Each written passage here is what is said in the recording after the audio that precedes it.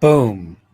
Hey folks, how are you doing? How's everyone feeling? Um I'm a little annoyed. I'm a lot annoyed by this case and we're going to talk about it cuz yeah, this is a messed up one. So, let's uh let's have some scotch for this one. We're just gonna have a little sip because this one is a really, really messed up case. We're gonna go through all the documents. We're gonna go through every little bit of documentary whatever that we've got so far. Um, I am going to also go through the press conference. Now, I'm just going to note here that normally what I do with these streams is that normally I run them ad free initially and then I turn ads on afterwards. That's not what we're doing today because I don't want to. First thing is I don't want to have to use all the cutesy words that YouTube sort of ends up requiring in order to avoid getting demonetized. Because, quite frankly, I think that the gravity of this case is one that doesn't that is not helped by that, and that I feel like it diminishes the case somewhat. So we're just going to talk about it candidly, because yeah. So, and that's going to get. I'm not even going to bother trying to turn ads on because there's just no way that that'll work. The other thing is that I am going to have some opinions, and those opinions are probably going to involve a lot of the F word, like F this guy, F this case, F these guys, F that guy. So that's going to happen. It's just there's not a whole lot of ways around it. So yeah, that's just sort of basic ground, things here. That also means that basically this is entirely super chat supported. So yeah, that is that's where we're at. So, what are we talking about today? We are talking about the case of Sandra Birchmore. Now, I've been meaning to do a video on Sandra Birchmore because prior to today's news, I had some people who sent me sort of links to this case and said, "Hey, this is a case you should look into." So I started looking into it, and the first thing I thought was basically this case is crazy, and some of this information has to be wrong. And the reason why I thought that is that it seemed like a case that was just so obvious that charges should have been laid that I was like, why do we not have charges yet? Why? Like, something's got to be wrong. So I was second guessing myself, and I was doing a lot of basically trying to fact check everything to be like, is this actually, like, this can't be what's actually going on, because this is so horrifying. This is so wrong. And this is so clearly and plainly wrong that obviously this should have been acted on. Like, if this is true, this is something that should obviously have already been acted on. Anyway, so I was still doing that digging. I was away for a week, and then we get back and we get the news. And the news confirms that all of those things that I thought couldn't possibly be true are absolutely true. And I also just want to say, I am going to give some points to the U.S. Attorney's Office for the fact that they have brought charges.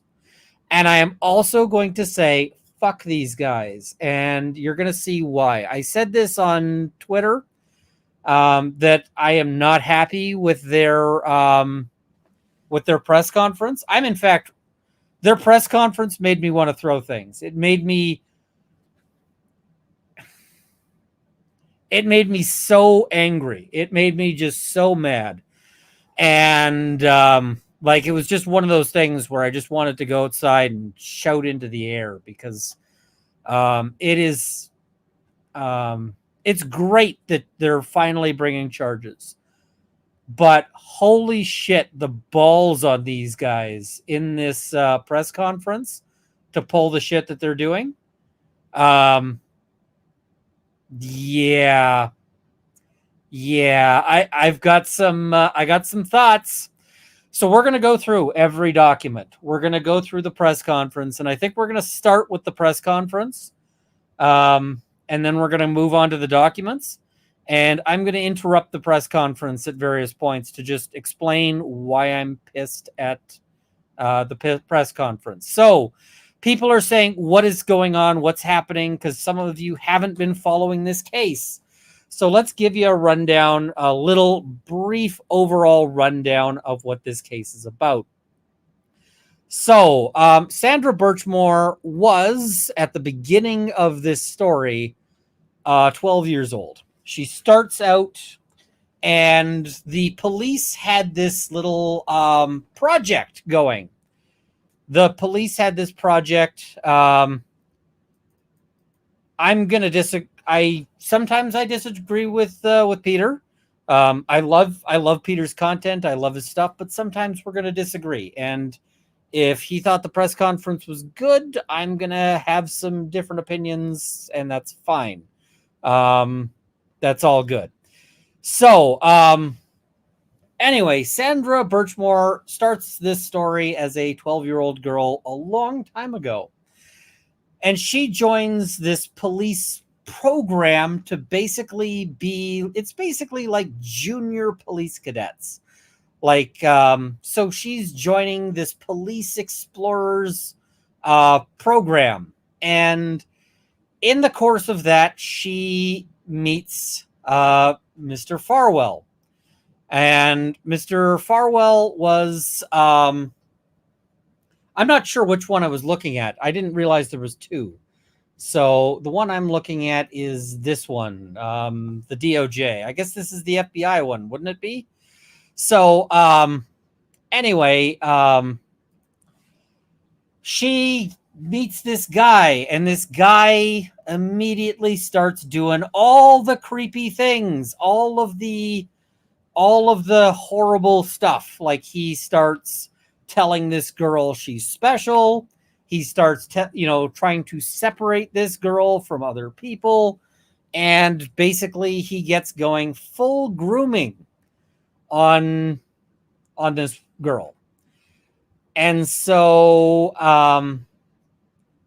at the point where she's 15, the way they describe it in some of these documents is he takes her virginity. I would say that's not an appropriate description.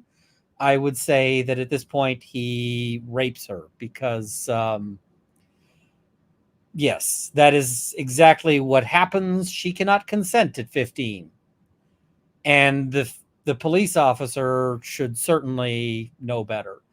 Now, he then later, in further, we'll see this later on, but he basically says that he was disappointed that she didn't indicate that he could have gotten away with more earlier, because he would have liked to have raped her at 13 if he could have. So yeah, he's an absolutely disgusting piece of shit. And we're going to get into just how much, because he is absolutely insane. So she is then found dead. And she's found dead after a period where people were starting to find out about their relationship. Now, at this point, she's an adult, but word about their relationship starts getting out, and he starts possibly looking at getting into some trouble. And then she turns up dead of a suicide. Now, again, we've hit all of the demonetization words in the first 10 minutes. So, yeah. But this suicide is extremely suspect, but it's ruled a suicide by one coroner, and a private secondary investigator who was hired says, yeah, there's no way this was a suicide. Not with these details. Not at all. She's 3 months pregnant with his child. And yeah. So the police conclude that it's a suicide and that they just move on. And so we're going to see them talking about all of this new evidence that has led them to I see people saying, can we get a trigger warning banner? We can. Give me 1 second, just creating a banner here. All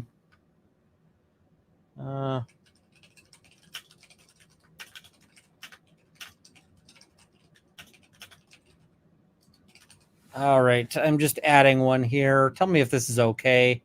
There we go. So, yeah, they say that they found all of this new evidence that led to him getting arrested and him getting charged. Now, we're gonna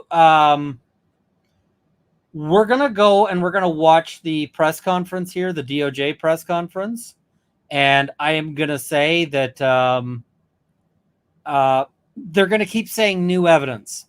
Let's consider just how many bits here might be actual new evidence versus how many bits here are completely not.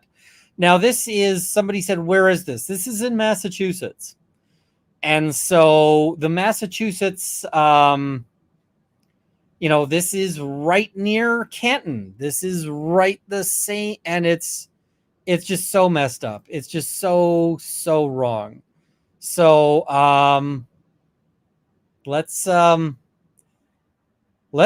have a watch. I'm gonna move myself up a bit so I'm not covered by the content warning here.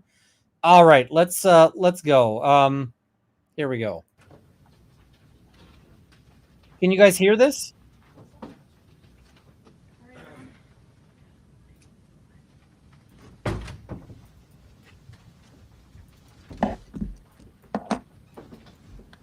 Can you guys hear it? Good afternoon. On February 4th, 2021, Sandra Birchmore was found dead in her Canton, Massachusetts apartment. The charges filed today in federal court allege that she was in fact murdered by Matthew Farwell 3 days earlier. Now, note, at this point, we're dealing with allegations, right? Everyone is entitled to the presumption of innocence and to be innocent legally until proven guilty in a court of law, until and unless. Now, the thing is that the until and unless here, the evidence in this one appears to be very strong. I'll also note that the presumption of innocence is a legal presumption of innocence. He is presumed innocent legally. That doesn't mean that this can't be a situation where we can form our own opinions. Because here, we can form our own opinions, and my opinion here is that it looks real bad. Really, really bad. So let's have a look. Let's watch. At the time of her death, Sandra Birchmore was a 23-year-old woman with her entire life ahead of her, and she was pregnant with her first child. We allege that Sandra Birchmore survived years of grooming, statutory rape, and then sexual violence, all at the hands of Matthew Farwell, who was employed throughout their relationship as an officer and then detective for the Stoughton Police Department. Now, let's be clear here. It wasn't just that he was, that he happened to be employed. as a police officer. He, in fact, used his position as a police officer to gain access to this child, and then he used his role as a police officer to help him conceal evidence, and he used his role as a police officer to help stop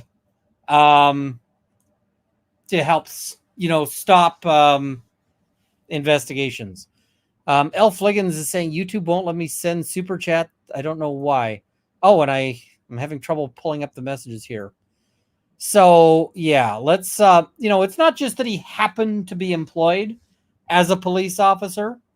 He, in fact, specifically used his role as a police officer as part of his methods here.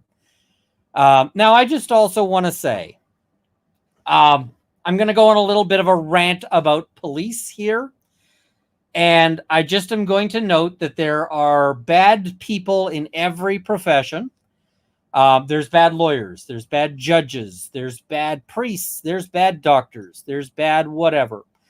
But what tends to make bad policing especially heinous and especially horrible is that police almost uniquely seem to get this special protection of their role, because of their role as police, that they get protection that wouldn't be afforded to anyone else, where they get a bubble of immunity and a bubble of protection, and that bad cops cover for other bad cops. This is the problem, where you get bad cops covering for other bad cops. And the issue that I'm going to take here is just how much bullshit cover he provides for other bad cops and for other failures here that is just astounding to me. Just astounding. So, yeah, let's keep going here. And when it became clear to Mr. Farwell that he could no longer control Sandra Birchmore, he allegedly silenced her permanently. This morning, Matthew Farwell was arrested on a federal grand jury indictment, charging him with one count of killing a witness or victim.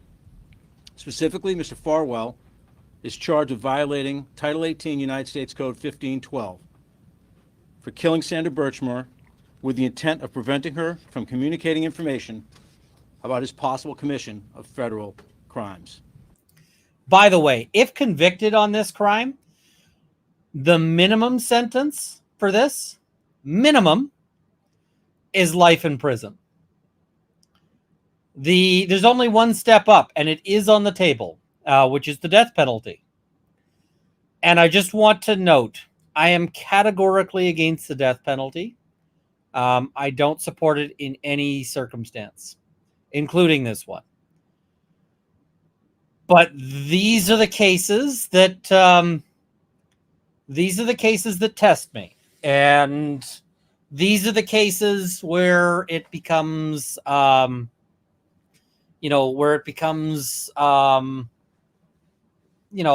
challenge.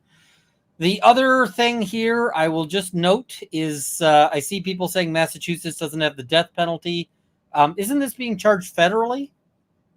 So if it's being charged federally, doesn't that put that on the table? I'm not sure. So if the highest he can get is life, then good.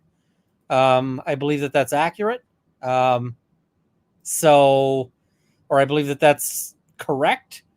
But here's the other thing. I think that this particular officer deserves to spend his entire life in custody. I think he deserves to spend the rest of it in jail in very unpleasant circumstances where he is, because if he does go to jail, he is going to be in protective custody for two reasons. One, sex offender.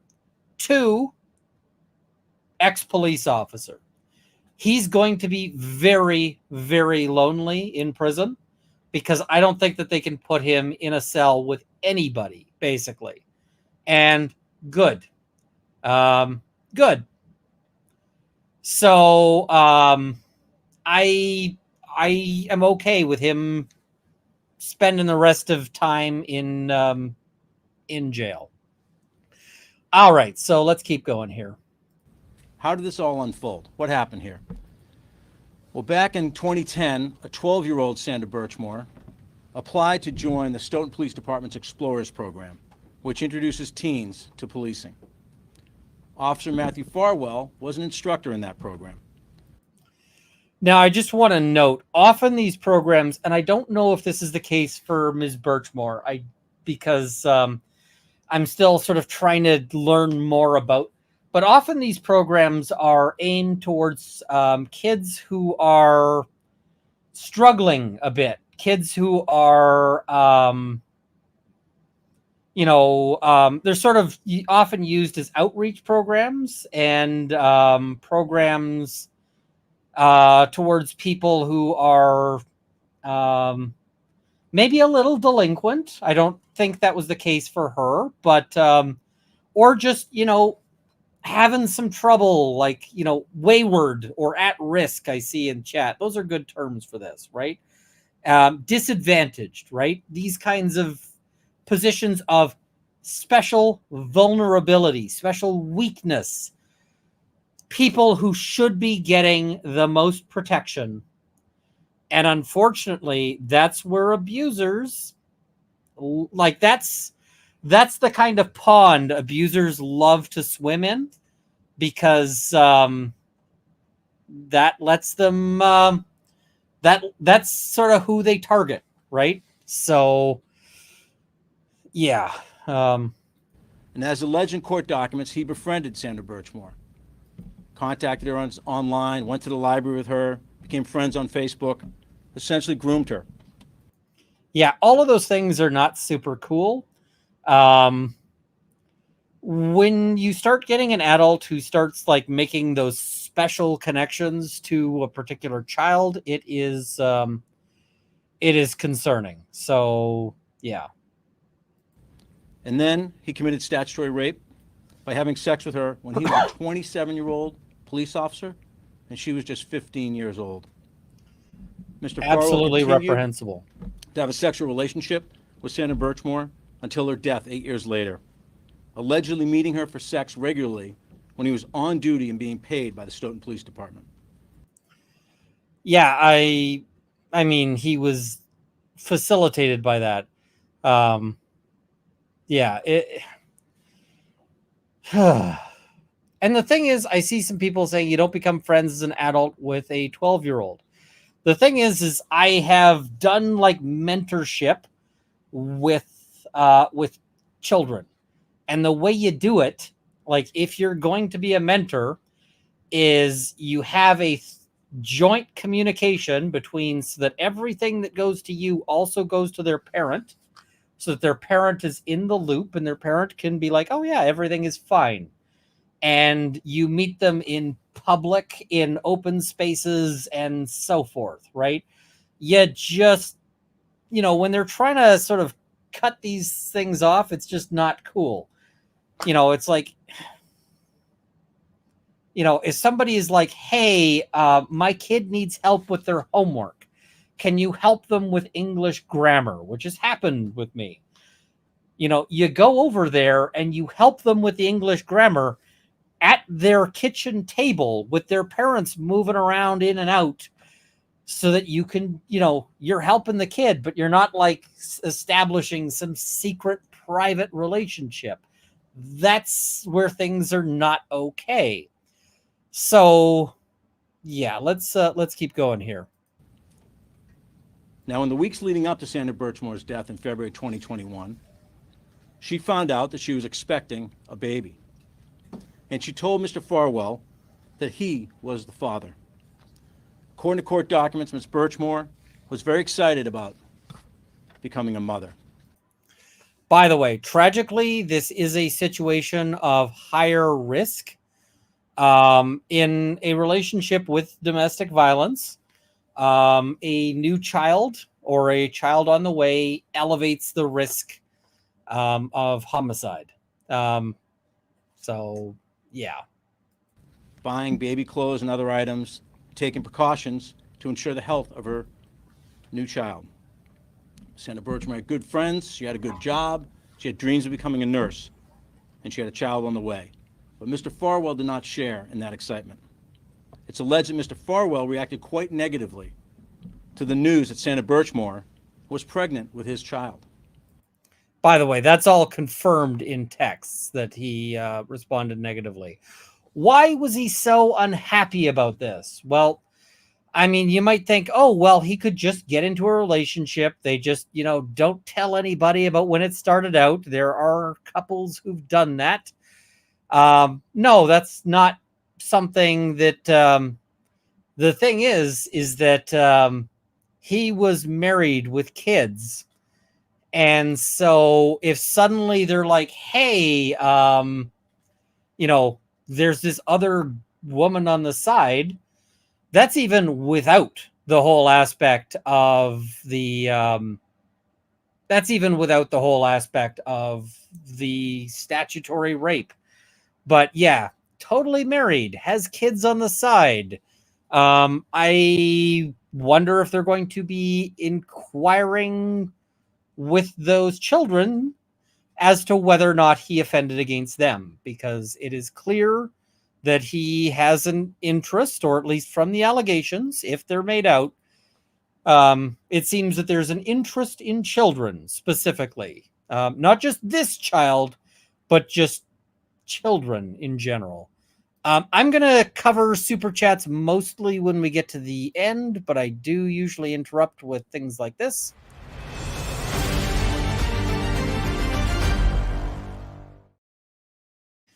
Catherine Fraser, thank you so much, saying, I'm donating to the Rage Fund. This case is a blatant misuse of power and influence. Sandra was an at-risk youth. Let me help you on the money issue. I know you hate donations. Thank you so much. We're going to talk about the connections or the potential impact on the Karen Reed trial as well. So, yeah, we're going to talk about that as well. Let's keep going here. And he acted angrily, it is alleged, when Sandra Birchmore started making requests of Mr. Farwell around doctor's appointments and ultrasounds and what information would be on the birth certificate. Specifically, she wanted his name on the birth certificate, and he was probably freaking out about the possibility of having his name on that birth certificate. So, yeah. And see, just because he had an affair with a 15-year-old doesn't mean that he's inclined to molest his own small children. The thing is that not only that, he communicated extensively that he would have liked to have been sleeping with her when she was 13, and he asked her to role play as a child. So if I was the police, I wouldn't assume that anything had happened, but I would certainly make inquiries. There is an appropriate way to do that kind of interview where you don't know if anything has happened, because you don't want to do what they call a suggestive interview. You don't want to do an interview that suggests to the police that, or to the child that something happened to them. So what they do is they put them into what they call a soft interview room. And a soft interview room will typically be like cushions and teddy bears and stuff like that. And they'll have a very specially trained interviewer ask questions that are sort of probing without being suggestive. It is easy to mess up, but I hope that they're going to put the right person on this to ask those questions, such that it could be discovered if it's true. And if not, then they can move on, right? But this happens. I have seen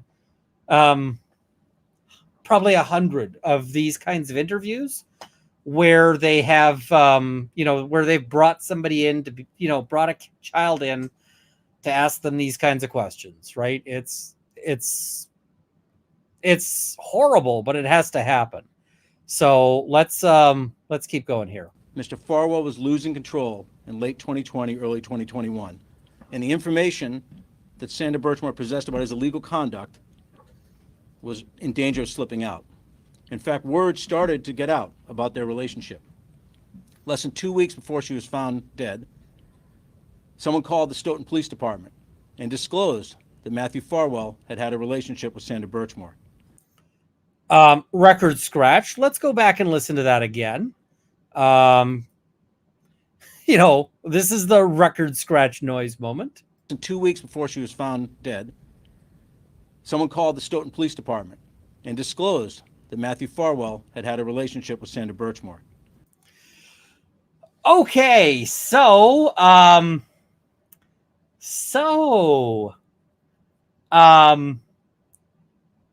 2 weeks before she's found dead, somebody calls the police department, and specifically they said not just that they'd had a relationship as adults, but that it went back to when she was a child. So they got a complaint that there was statutory rape of this child. And then this is 2 weeks before she dies. So they've got this report, and then she dies, and they're just like, no biggie. Keep in mind as well, when you hear the media and when you hear this, like, sack of crap, when you hear him keep saying new evidence, there was new evidence in this case. Well, this isn't new evidence. It's not new evidence that somebody called in 2 weeks before the death. That is as old as evidence as you can get, right? It's prior to the death, the police were told this. So when they start talking about new evidence, I want you to be really skeptical every time you hear that phrase, new evidence. Because what we're going to hear is that a ton of this was not new evidence in the slightest. And yeah. And when Mr. Farwell learned about that call, he became visibly angry. Mr. Farwell, it is alleged in these court papers, started to lose his patience, lose his temper, and the 6'4" Mr. Farwell started to be physically violent with 4'10" Sandra Birchmore. And Sandra Birchmore told her friends that Mr. Farwell had pushed her and shoved her and put her in a chokehold. She was scared. And during that same time, Mr. Farwell was allegedly planning Sandra Birchmore's murder. For the first time, he requested a key to her apartment. And she told friends that he was oddly inspecting the apartment and looking at the closet, including the closet that she was found dead in front of. So she thought it was weird. She thought it was very weird how he was looking around her closets and so forth, because at this point, the allegation that they're making here is basically that he was scoping her apartment out for where he could stage her death to look like a suicide. Wow. Right? Yeah. Yeah. And then it all came to a head on February 1st, 2021. Mr. Farwell went over to her apartment that evening, and he strangled Sandra Birchmore to death. That's the allegation in this case. And he used his knowledge and experience as a law enforcement officer to stage her death to look like a suicide. If you want, you can send things via PayPal. runkleofthebailey@gmail.com is also available. So, yeah. Now, like, they're saying, oh, yeah, we got this information from the friends. I'm guessing these friends didn't, just come into existence last week. I'm guessing that they probably either talked to them at the time or could have talked to them at the time. So, yeah. He allegedly attempted to cover his tracks to literally try and get away with murder. And he almost did, until today. Back in 2021, with the information that was available, Sandra Birchmore's death was ruled a suicide. Fuck you. That is not true. Fuck this guy. With the information that was available, it was ruled a suicide. Fuck off. That is not it was incorrectly ruled a suicide, and you should be looking into why. Because we're talking about a police force that we know likes to lean on the coroner. That came out in the Karen Reed trial. And this whole notion of with the information we had, it looked like a suicide. No, with the information that was available at the time, a competent, not even a competent cop, a competent 12-year-old with a sippy cup full of hard liquor could have solved this case. No,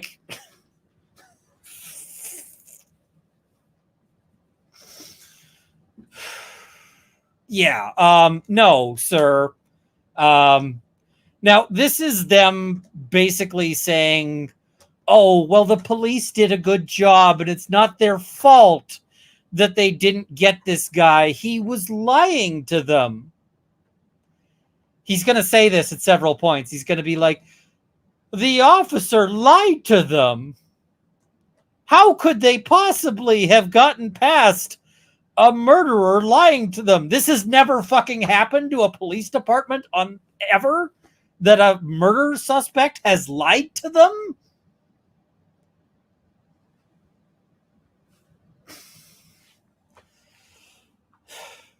Yeah. No, it is obvious that they,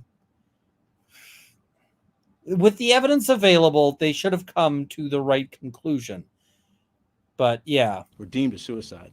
But over the last year or so, the FBI and our office have been working exhaustively with our state partners. We've uncovered critical new information, examined the existing information, all of which led to this federal grand jury indictment. If convicted on this charge, Mr. Farwell faces a minimum of life imprisonment. You were told that the relationship existed 2 weeks prior. Yeah. Okay. Giving voice to the voiceless, ensuring that no one is above the law, protecting the vulnerable people of Massachusetts, that's the highest calling of people in law enforcement.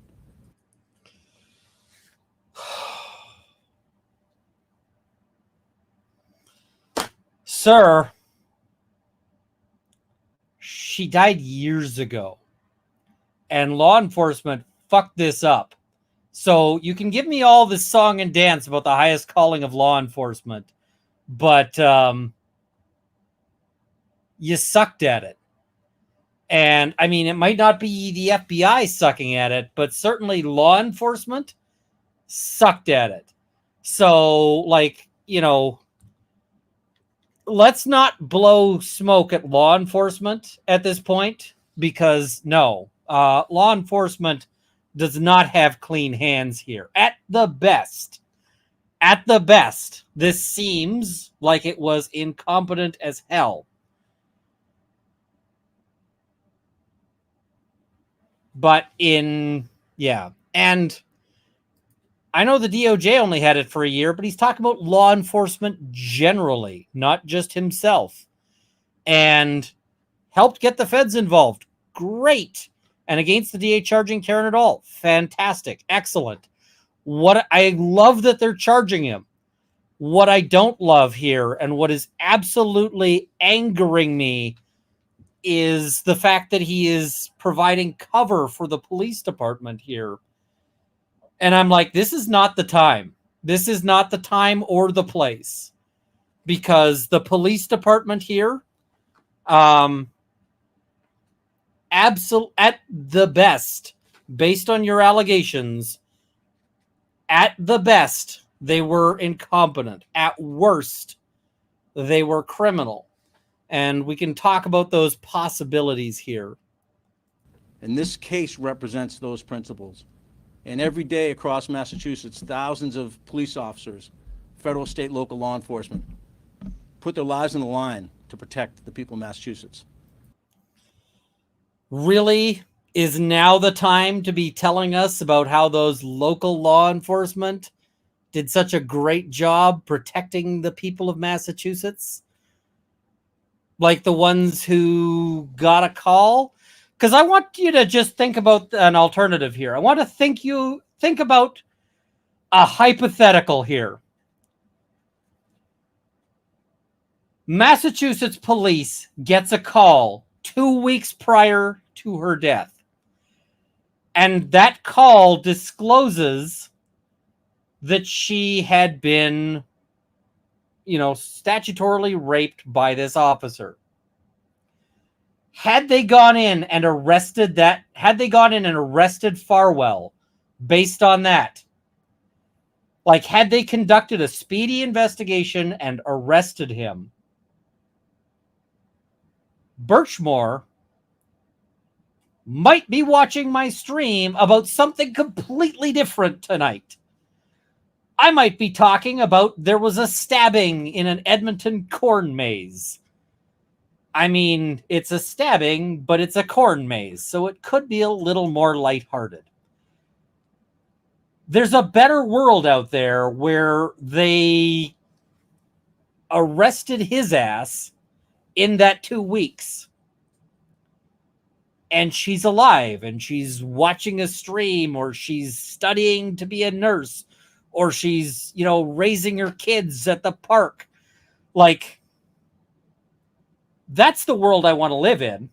Not this world here where you're now telling us how awesome the state police are. Fucking no. No. You had 2 weeks to save her life with the clearest of paths. They gave you a golden fucking road to save her life. And they didn't. All of this about how awesome the state police are can, no, you can take that, you can crumple that up and just toss it in the trash and then set it on fire, which I'm not going to do because it's my house. Yeah. Mr. Farwell violated those principles, and now he faces very grave consequences. It is disheartening to have to charge law enforcement officers, especially with crimes this serious. But it should not be disheartening, sir. It should be an absolute privilege and a pleasure to throw his ass in a cell. It shouldn't be that we do this reluctantly. It shouldn't be that there is a great sadness in our heart. It should be the best thing that happens is when we root out a bad police officer. This is the wrong approach. It's not, it's so sad. It's not disheartening that you're charging it. It's disheartening that it happened. Yes, but you should be absolutely proud of, yeah. So, yeah. Our job at the Department of Justice to investigate potential crimes without fear and without favor. We do in this office what we've been doing for decades with our federal partners like the FBI. We follow the facts, regardless of where they lead. We apply the law and the principles of federal prosecution. Full stop.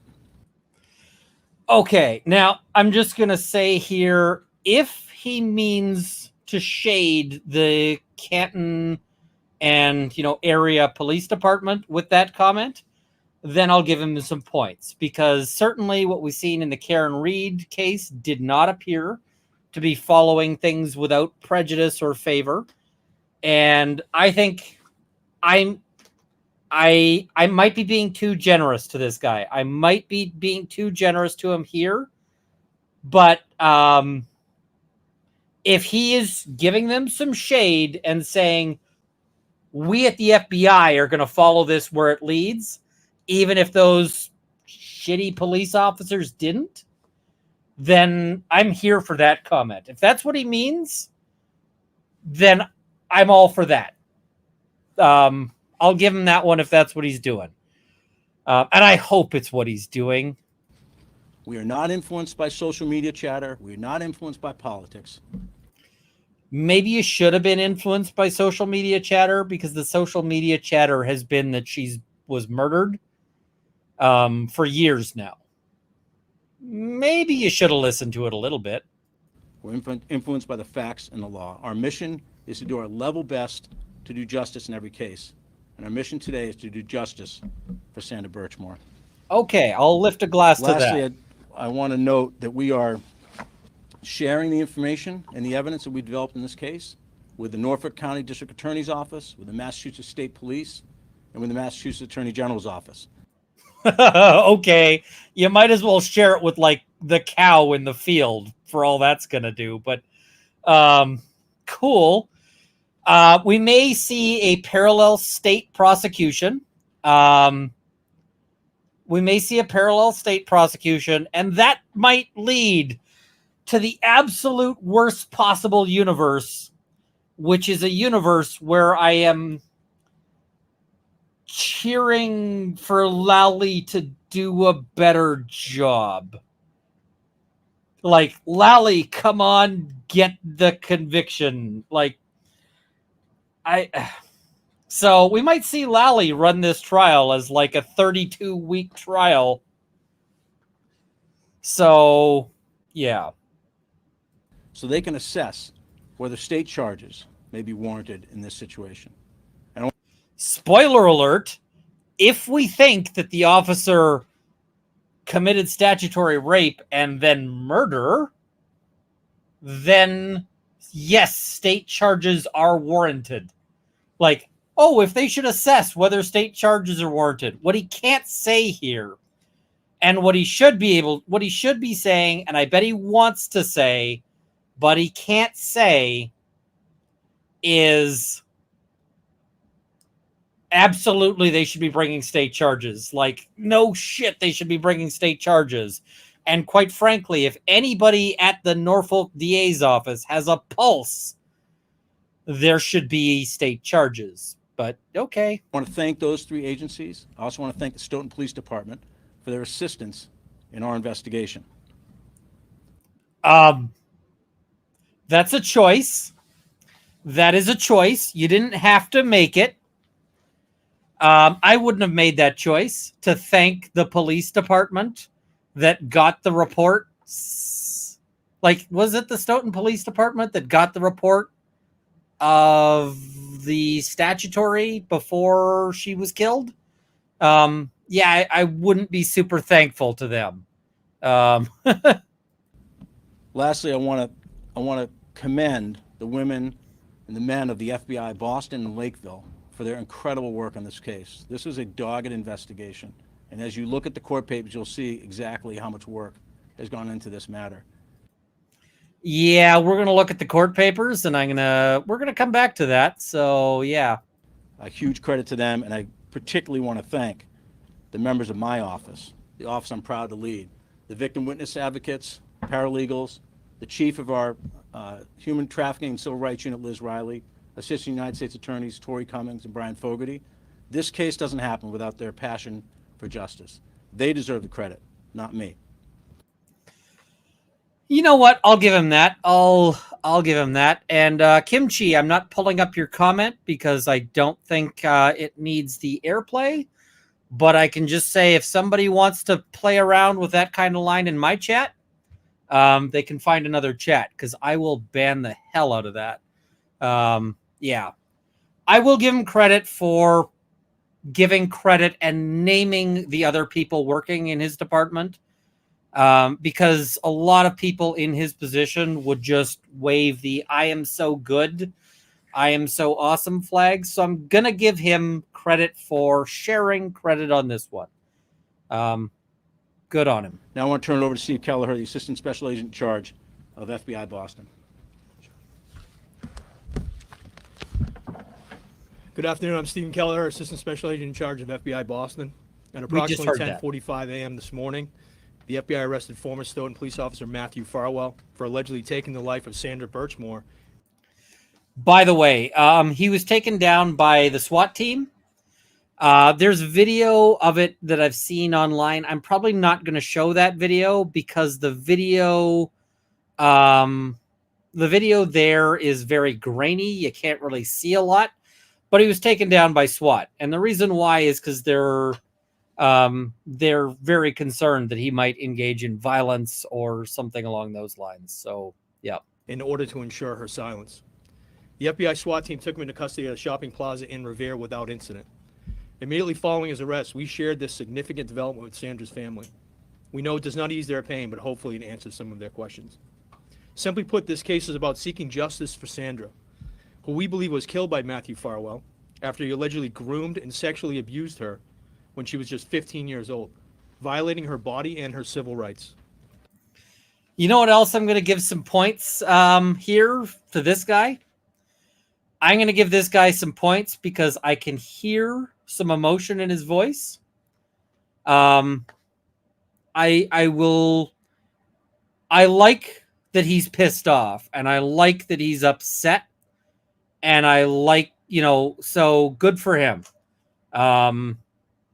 Because quite frankly, this is one of those cases where I had to watch this twice before I put this up here to show you guys.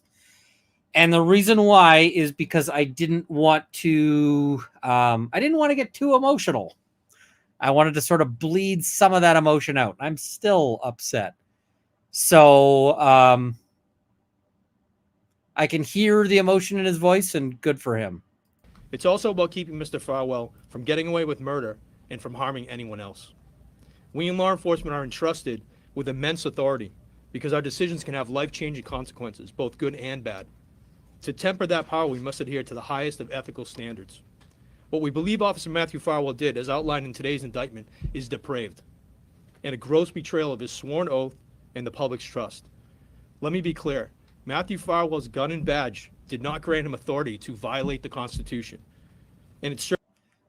But it certainly helped. I like what he's got to say here. But it's his gun and badge certainly helped him get away with things. Certainly didn't entitle him to sexually exploit, abuse, and rape a child before killing her and her unborn baby in an attempt to cover up his alleged crimes. What's also troubling is we believe Matthew Farwell staged Sandra's body and her apartment to make it look like she had died by suicide. And in the I can hear in this guy's voice that he is that he's angry and that he's upset. I can hear like the little undertone of him. There's certain places in his words where you can hear him like catching himself so that he doesn't possibly tear up. I'm there for that. I am 100%. I'm with you on this one. And I like that this guy is not mincing words. We haven't from this guy yet heard any of the sort of puffing up of things. But right now he's just he's coming in and like he's saying like this is a rape, this is a murder, this is grooming. So yeah. days that followed, this sworn police officer repeatedly lied to Massachusetts State Police investigators about the nature of their relationship.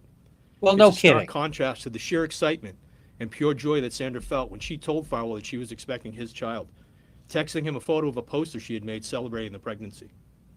Our investigation also uncovered additional evidence that is inconsistent with someone choosing to die by suicide. In the hours leading up to Sandra's death, she reached out to a photographer to inquire about booking a newborn photo shoot. This might be new evidence, right? This might be something that they could have discovered new. She also reached out to a friend about obtaining baby clothes. Also could be new. And at the time that she was in the middle of doing laundry when she died, with a load in the washing machine and another one in the dryer. Okay, there is no fucking way the load of laundry thing is new evidence.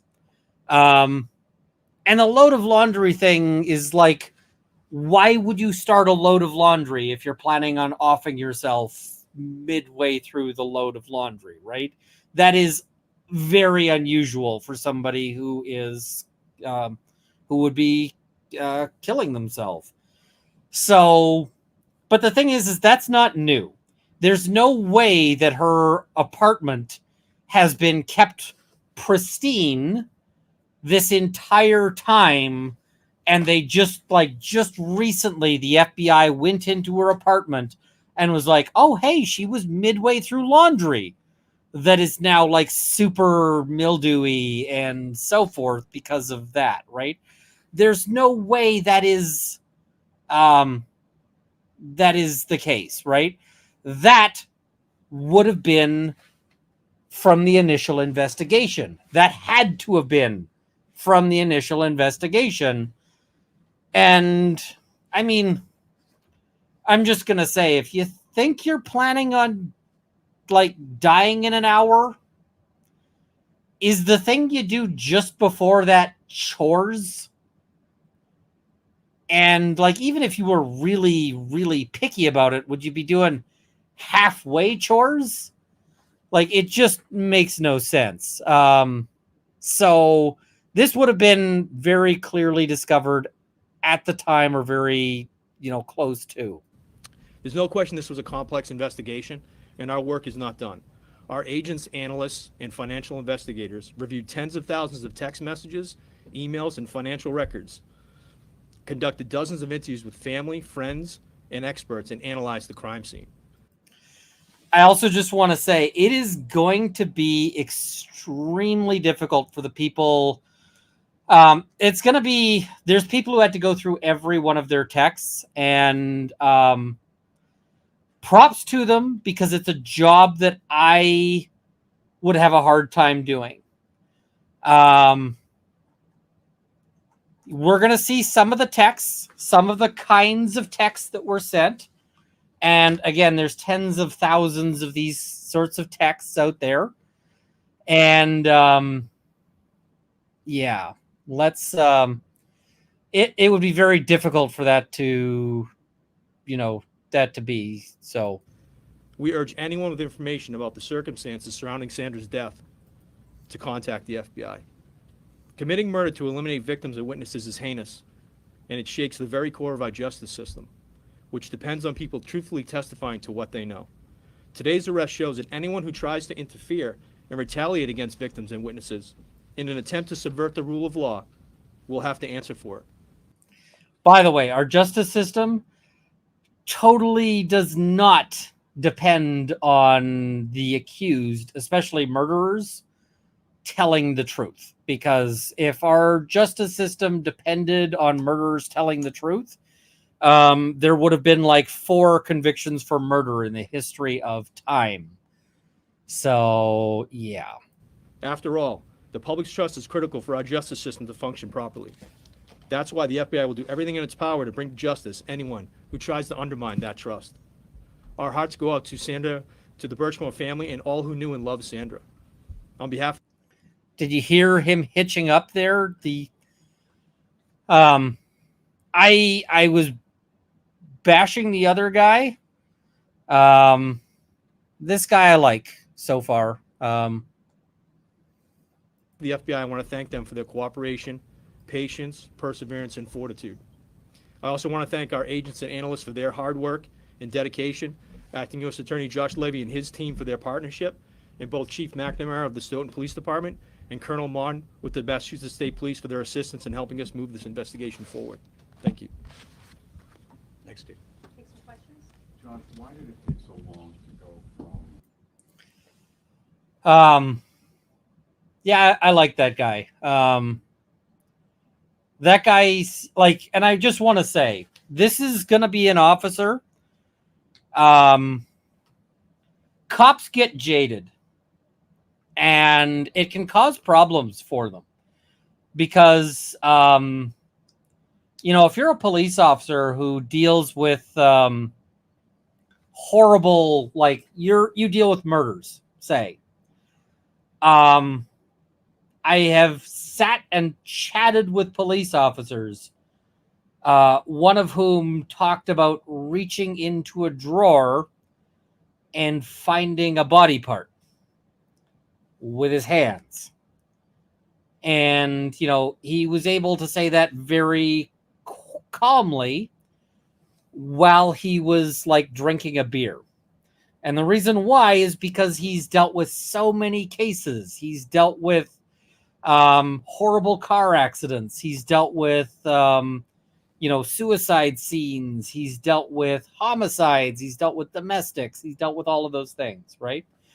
This is going to be an officer in that same kind of position. He's going to have seen tons and tons and tons of different horrible things. And this case is still getting to him. And I'm sure that the reason why it's getting to him is because I get the sense that this is a person who takes his oath very seriously and who is offended. And I might be just putting too much into his, into his head here, but I get the sense that he was offended by what this officer did, the betrayal there, and that he finds this to be a tremendously tragic and heartbreaking case, in part because of that. So, yeah. Suicide defining. Oh, hey, Court TV. I was wondering if I'd offended you. Good to see you. Well, I think when you have a chance to look through the court papers, you'll see how exhaustive this investigation is. Obviously, this is an incredibly serious charge. There was a lot of forensics and other evidence that had to be marshaled, expert witnesses, etc. So we move as fast as we can, and we also have a duty to get it right. And I will give them the points that I'll give them the points that they came to the investigation late. I appreciate everything his office has done. I appreciate all of that. What I don't like, and what really made me angry with this, is the situation, the way he's sort of providing some polish to the other departments who, quite frankly, screwed up in the most horrific ways. And Vez had a good comment here. Nobody should have been exposed to such horrible things that they get comfortable. One of the things that is one of the tremendous things that the police do for society is that they see a lot of that shit so that you don't have to. And I can say, as a criminal defense lawyer, some of the shit that I have seen in case files is horrific, is horrible. And I tell people who say, I want to do criminal defense, I say, okay, let's have a chat. Let's have a talk. Because you're going to have to see some things if you do criminal defense or if you do prosecution. And some of those things are things that you will never be able to forget once you've seen them. They, and there's basically two ways to deal with that. Way number one is to kind of get stone-faced to it and to get used to it. And the other way is that it burns you out and destroys you. So,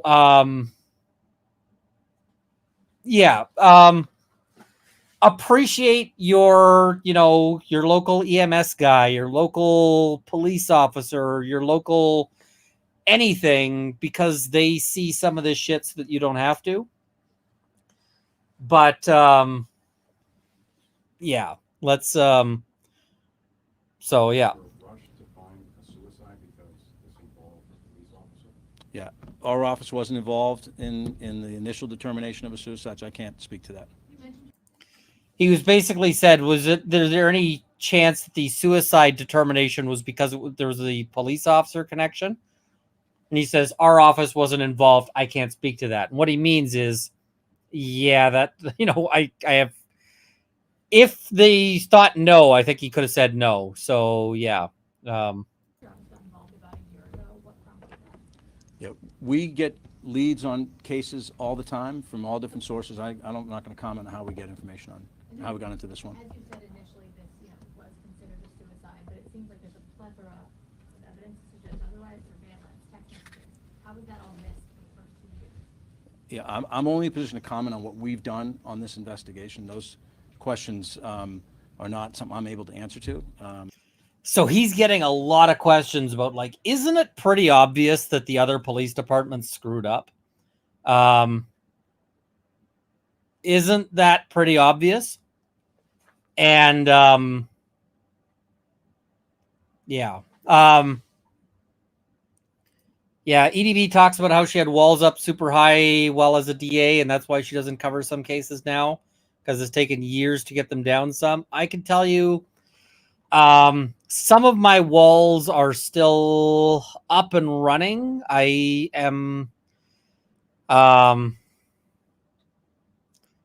there are times when those walls break down. And I can tell you those are rough. Those are not good times. So, yep. We like I said in my comments, we started pulling this string and followed the evidence and got new evidence to put together the case we put together today. So what evidence tipped you off? I'm sorry, sir? What evidence led you to think? It's you're never able to pick one piece of evidence that is the straw that breaks the camel's back. It's really an accumulation. We have to go in front of a jury, 12 citizens, and convince them beyond a reasonable doubt that Mr. Farwell is guilty. That's on us. He's presumed innocent today, and he will remain innocent. I appreciate him saying that. But it's all the evidence in combination makes that case.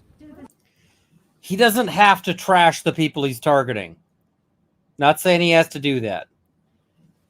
What he does have to do, or what I would, or the other choice, is that he doesn't have to talk them up, right? There's a whole gap between trashing and talking them up, and he could have lived in that space, but no, he talks them up. And I mean, I think that he may have to eat some of those words later on. And it is what it is. So, yep. Yeah. State medical examiner's office plan to change the cause of death on her death certificate, and did you determine who the father of her unborn baby was? No worries, it happens. I'll take those in reverse order. I'm not going to comment on the second piece. What we have alleged in the court papers is that Ms. Birchmore told Mr. Farwell several times that he was the father. And your question about the state medical examiner, obviously, they don't report to me, and that's a question better directed to the state medical examiner. They have texts that say as much. So, yep. He was mentioned here, but we've heard reports over the years of several other officers. Have you guys conducted any other ongoing investigations related to something? So I think Assistant Special Agent Charge Kelleher. Does this connect to any other ongoing investigations? Which sounded to me, the questions are pretty hard to hear. It sounded to me like that was a hint about the connections to Karen Reed.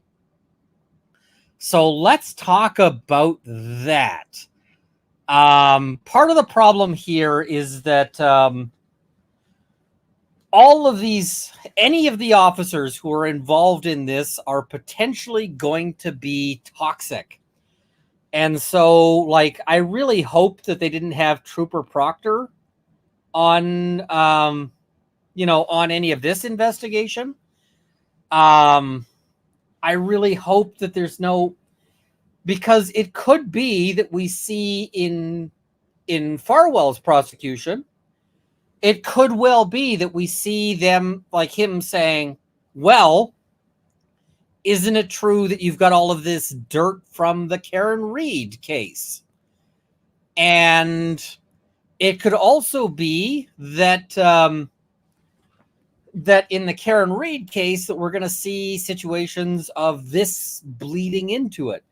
It's absolutely going to be messed up and absolutely going to be, Proctor lead investigator? You have got to be kidding me. I saw Gorino is involved. But like, let's say it comes out. I know one of the allegations is that Gorino said, oh, there was nothing recovered from the cell phone, and he found no texts and so forth. And then later the FBI finds 32,000 texts. I think that Gorino is going to be, he's going to have a hard time if he's testifying later in Karen Reed. It's going to be interesting. Alluded to the fact this is an ongoing investigation. I'm not going to comment on what the other pieces are that we're looking into, but it's an active investigation. Shelley. Here's the other question I have, and this could end up being huge, because wouldn't the police department have known, given that there was this investigation going on, wouldn't the police department have known that some of the officers were implicated in this investigation? And if they knew that, and they failed to provide that to Karen Reed's defense for use in cross-examination, I would be bringing an application to have the case thrown out on the basis of the Brady violation, to say, hey, you guys knew about some absolutely horrible stuff that we could have used to cross-examine a bunch of these witnesses, and you didn't tell us? You didn't feel like you had to tell us? Because if that's the case, then, then we're looking at a Brady violation that sounds to me a lot like the Brady violations that you saw in the Russ trial. So at that point, we might see an application saying, I want this thrown out because of this issue. I don't know at this stage, but we'll have to see what goes down. But it'll be interesting overall if that turns out to be a thing. It'll be really interesting if we end up with two Morrisseys ending up getting cases tossed. So, yeah. Eligible case, is that on the table, or is that already off the table? So, Shelley, you're absolutely correct. The maximum penalty under this statute, as charged, is a sentence of death. And whether to seek the death penalty in a federal case is decided at the highest levels of the Department of Justice. That decision has not been made on whether the death penalty was sought in this case, and that process will continue, but I can't comment on it beyond that. So they're basically saying they might have the death penalty considered. I am, in every case, I'm opposed to the death penalty, including the most horrific ones. This is the kind of case that tests me. But, yeah. Will there be a charge for 2 murders? Not at this point. It's just So here's the other thing, is that the federal court is limited a little bit as to what they can charge. And so it's a federal crime because it's the murder of a witness, right?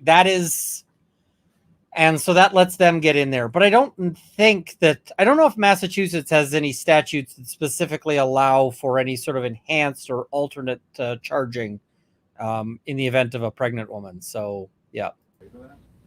Not going to comment on it. It's a process that involves a lot of people at the Department of Justice, and I'm not going to share my view on this. Did other officers in Stoughton or Stoughton government know about the grooming, the underage sexual contact that Matthew Farwell was having with Sandra when it was going on in those early 2010, 11, 12, 13? So the question she asked, which again was really hard to hear if you don't have good earphones in, were there indications that other officers were aware of the underage sexual activity going on? I'm not going to comment on information that's not in the public record. As you heard, this is an ongoing matter, so we're going to continue to look into this matter. And if there's other individuals that we develop evidence they've violated the federal law, we'll proceed. That is one hell of a cagey answer that tells me a lot. So what does he say? He says, I'm not going to comment on information that is not in the public record. That's not a no. That is not a no. And it's not an I'm not going to speculate. He gives a little hint. That's a little hint. I don't know if it was an intentional hint or an unintentional hint, but he gives a little hint that, yeah, that's something we're working on. And I am going to bet that more is coming. And the thing is, as much as I've said, fuck this guy, and I still stand by that with respect to the sort of like, you know, the new evidence and, you know, the police officers did a great job and all of that. I appreciate the hell out of him investigating, and I really hope he is pulling at every single string on this one. But that one felt to me like a to be continued in part 2. So, yeah. Can you touch on, I mean, murder, state usually is the one that handles murder charges. Obviously, feds have jurisdiction on many cases, but what made this one get to federal authorities, and do you think? So what the reporter who doesn't have a mic is asking is, isn't murder normally a state charge? Why are the feds charging this? And I think that's pretty clear, right? As much as he's talking about how great the state is, it's pretty clear that the feds are acting because the state didn't. And because the state didn't do a great job, right? That seems to be what's going on here. That the state officials watched this investigation? You know, there's a lot of overlap in the law between the federal government has jurisdiction over and what the state government has jurisdiction over. When someone comes to our office with credible information that a police officer may have been involved in a murder and underlying legal violations as set forth in the indictment, we're going to investigate that case every time. They come in different shapes and sizes, but that is our duty to the public, is to pursue credible leads like that and investigate them fully. To follow up on her question, we saw Lieutenant Toledo said earlier, this was Norfolk case first. You mentioned that they've been state partners throughout this. Does your office look into what may have went wrong in their investigation? This case about what went wrong for Sandra Birchmore and how she was treated by Matthew Farwell and how he violated her rights and ultimately killed her. That's what this case is about. It's not about what happens at other state agencies. This is about justice for Sandra Birchmore. This is the You know, I am going to give him some points as well for him saying the phrase justice for Sandra Birchmore, because that is what this is about. They were basically just asking, does this connect to Karen Reed? And he's like, I'm not talking about that. I am not mentioning what's going on, but justice for Sandra Birchmore. Okay. He's growing on me a bit more in the Q&A. So second major death investigation where your office has come to a different conclusion than Norfolk County DA. I'm sure you can't comment on that, but is that normal for federal prosecutors and state prosecutors to reach different conclusions on investigations? So I'm here to talk about one case. We got about 1,000 cases in the office. I'm not going to comment on any other case in the office. So what was just asked was, he said, oh, there's another case currently in the news where your office reached a different conclusion than the state DA's office. And he says, oh, I'm only here to comment on one case. What is the other case that would be there? Karen Reed. The reporters, I'm sure, were told not to ask about Karen Reed. I suspect that they were like, because nobody's directly said Karen Reed. I suspect that they were told not to ask Karen Reed, but they're trying to ask Karen Reed without saying Karen Reed. That's really what's going on right now with these reporters. I would just caution you to not extrapolate too much from one case out of all the things that are happening in our office. This district has brought a charge of killing of a witness. I can't think of any others. I'm wondering if there are others. Yeah. I don't know the answer to that. That's a question. That's an answer we could get for you, but I don't know the answer to it, Shelley. We bring charges of obstruction of justice frequently, as you know, but I'm not pulling one off the top of my head that matches this. Sorry. That's okay.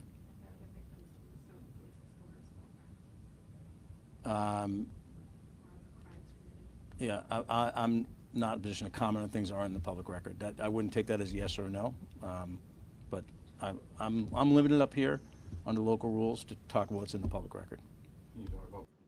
So I like that he's. I also appreciate that he's being a little cagey, but he's like, yeah, there's stuff that's not public and can't tell you what it is.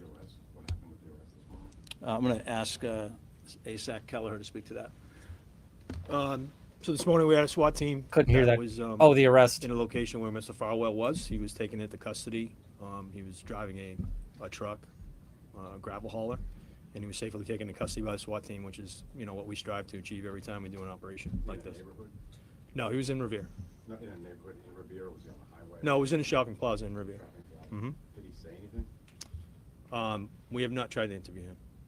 That, dump truck you're driving, is that his new employment, presumably? That's interesting. They haven't tried to interview him yet. If you're wondering why they would have taken him at the shopping plaza in Revere, as opposed to like at his house, I very strongly suspect that they followed him there, or they knew he was going to be there, and that they specifically conducted that operation in a place where he was less likely to like hole up.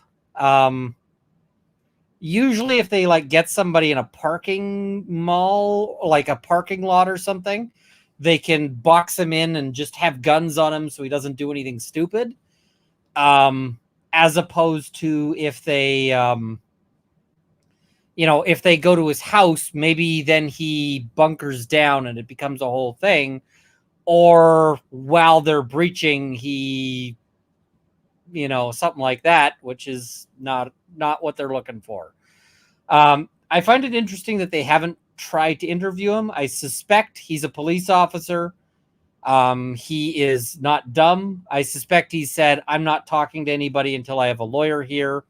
And yeah. Again, I wouldn't comment on that here at this time, but he was driving the dump truck when he was arrested. Before your agency got involved, there were other agencies investigating this. Can we expect to see any fallout from those lead investigators from other agencies who were responsible for finding justice in this case and not? I think the juncture we're at right now is that we are working with state agencies. We've developed, as I said, new information that we're going to share with our state partners. They're going to make decisions about what charges are appropriate under state law, if any. Can you tell us who the lead investigator was in this case before your agency got involved? I can tell you the lead investigator was for our matter, which was the FBI. I don't know.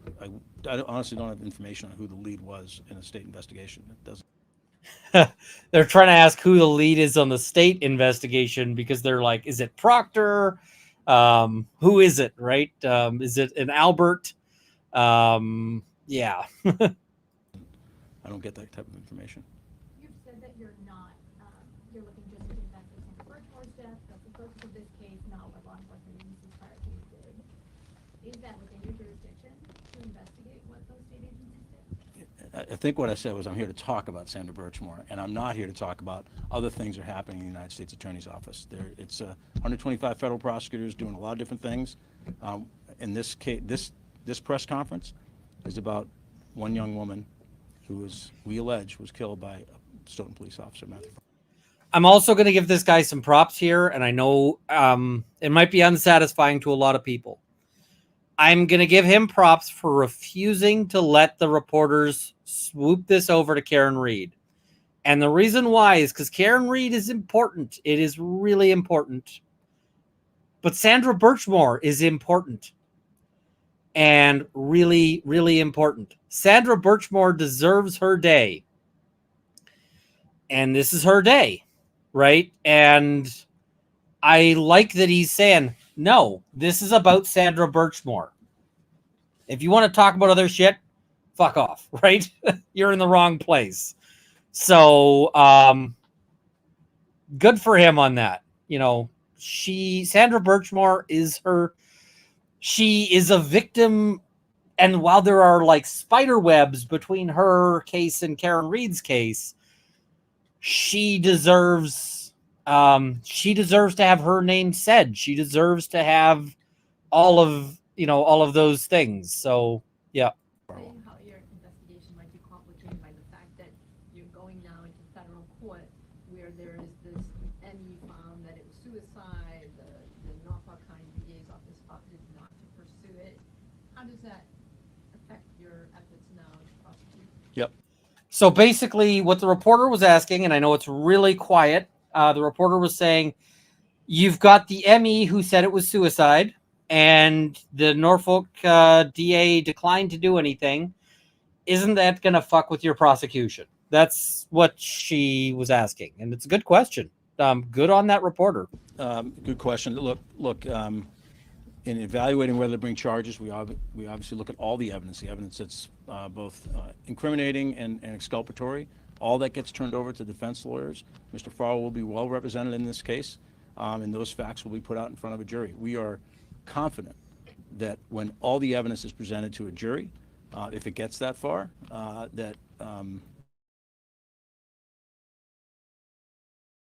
securing a conviction. Have you done your own, have your own person do an autopsy? We- Come to a different conclusion? I know there's another one out there that's already been reported on. That's correct. There's an expert witness. I don't want to get into exactly what that person did or didn't because I don't want to mischaracterize it, but it's in the court documents. Who has a tremendous amount of experience in this field and has So they're talking about the independent autopsy. reached a different conclusion. Just a couple more questions. And just to be clear, you're not going to comment on the other two officers who had sexual relations with these prisoners? That's correct. How unusual is it for a police officer to be charged with a capital offense involving sexual crime? He might be getting accounts. He might be getting a lawyer through the police union. The police union may not have a choice about that. It might be that they just provide counsel to everyone who's charged. That might be how that goes. The other thing is that from all indications, Farwell was an individual who probably owned his own house and so forth. And I'm guessing Farwell's probably going to be going through some family issues. Because if I was his wife, I'd be having the divorce papers drafted right now, right? Like right now. But yeah, he's no longer a cop, but I'm guessing he's got assets. Oh yeah, if he's not a cop, then he probably isn't going to get. He might still be if it was for stuff that happened while he was a cop. I don't know. Someone said the wife is sticking by him. Yeah. So I'm a defense lawyer. I've represented a lot of married people who get charged with bad shit. So, hypothetical, scenario, because this is sort of an example fictional case, right? You get Guy. He is charged with possession of child porn. And, they say he has 1,000 pictures on his hard drive and like 17 videos, right? And they say he didn't produce any of them. He just downloaded them. So it starts off and you get the wife who's there saying, I support him, whatever. 3 months later, the wife isn't there anymore. And he's like, yeah, she's filing. So it tends to dissolve over time. It's unusual in my experience. I don't have a full handle on how often this has been done nationwide, but it's an unusual situation. And that's partly why it's so incredibly disturbing. It is that. Do you have any words of caution to departments that have police explorer programs based on what you learned from your investigation about how this was able to unfold? So the reporter just asked, do you have any words of caution for programs who have for other departments who have similar programs to this Police Explorers program? I'm just going to note the other thing that happens with these programs is that some of these programs end up being dumping grounds for bad police officers. And I can't say that that's what was happening here.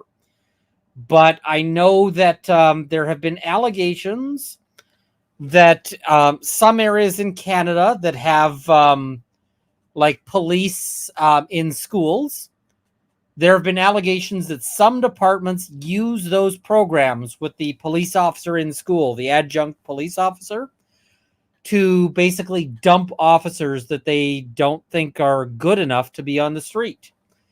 So, they're saying, do you have any cautions for those? So, yeah. Yeah, I'm going to stick to my swim lane. I'm not an expert on police explorer programs. Good for him. So I really don't have any intelligent answer to that question. Thank you. Thing is, sometimes the volunteers aren't super volunteers, so yeah. But it might be that he volunteered because it gave him access to young victims, or maybe even got into it because he had good notions. So, yep.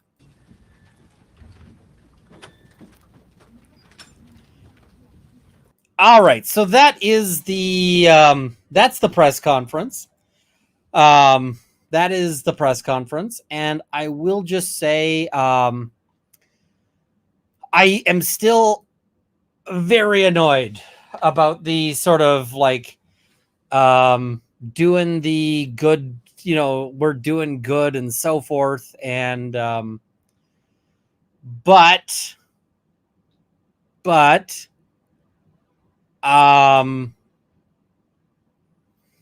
the guy did kind of grow on me a little bit more towards the end. I really liked the guy in the middle. I thought he was great. Levy grew on me a little bit as we went. So I will give him some points for that. Because, yeah, fair ball, right?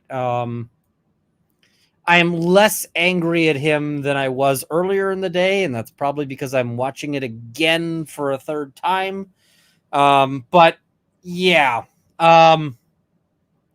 what do I want to see here? Well, I want to see them. I want to see them go through these police departments like a fucking firestorm. I want to see them ripping out every single person who had a hint, a clue, a whisper of this, and being like, yeah, we're going to see if we can bounce you off the front step. Because,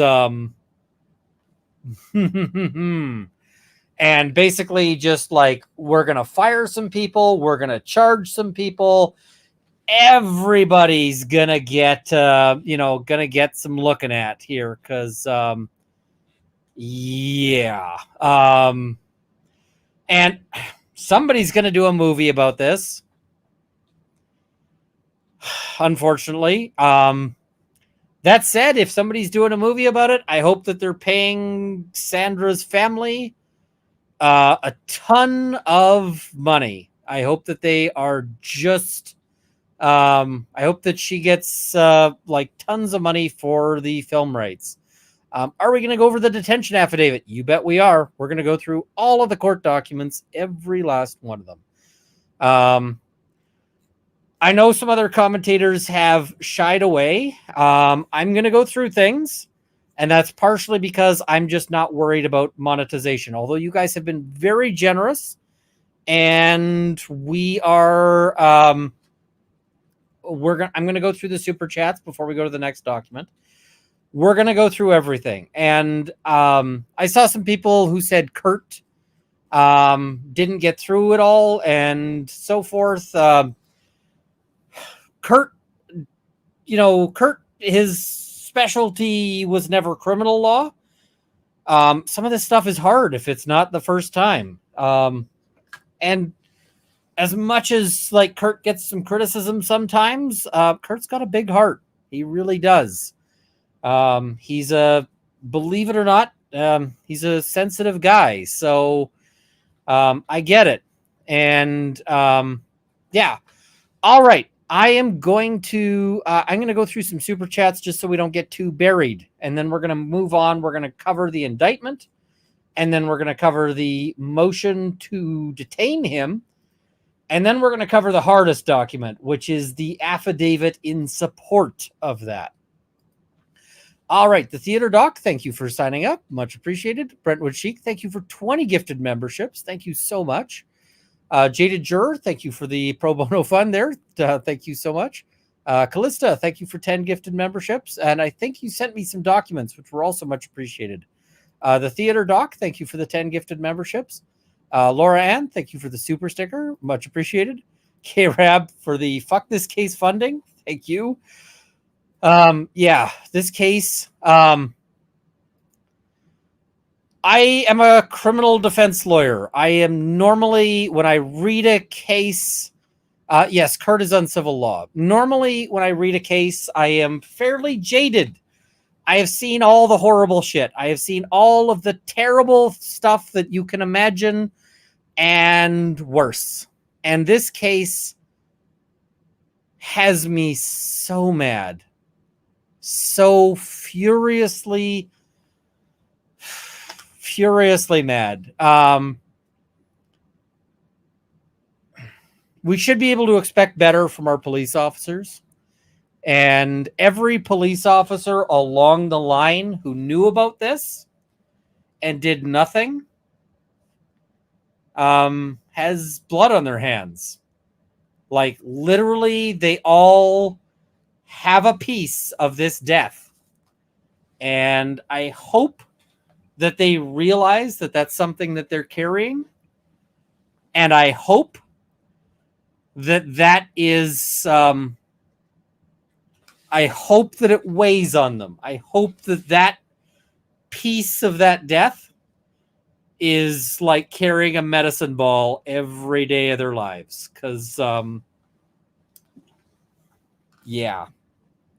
Lori Lenny, this is to start the swear jar fund. I think we're going to blow up the swear jar. Kalani Clifton for the Fuck This Guy Fund. Thank you so much. Vez from Quebec, Cursey Words Fund. Thank you. RK, just finished reading the filing. F this guy. Yep. Yeah. Raven 254 for the fuckery of it all. Absolutely. Kim Farnham, monetization be damned. Yep. I thought really hard about doing this one and, talking about like, bad touch and whatever. And it just doesn't, seem right. This is a case that, like, I'll talk about like somebody who was caught at the border with bad pictures or whatever else. No, it doesn't seem right to say anything other than Sandra Birchmore was raped and murdered. Because if we fudge it, then we make it sort of better for the cops. We make it nicer on, Farwell, this absolute sack of filth. So needs to be said, I think. So yeah. Blue Eyes Fairy, the swear jar overfloweth. Thank you so much. It's much appreciated. Jaded Juror, sorry, I forgot the swear jar. It's appreciated. Thank you guys so much. I really, really do appreciate it. Jetty Jess, glad I could make the live and send you the docs. The affidavit has the text and made me so angry.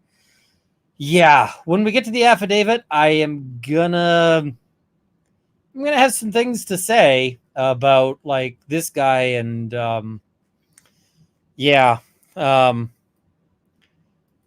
Ms. King of anything. Thank you for the video. Some things are just bad. Yep. Rhapsody in Blue 111. Thank you for the new membership there. Oh, liking the natural look. Thanks. You're pretty sharp yourself. The musical pun. Christina B. I'm here for spicy runkle tonight. We are breaking out the hot sauce. Rainman YYC.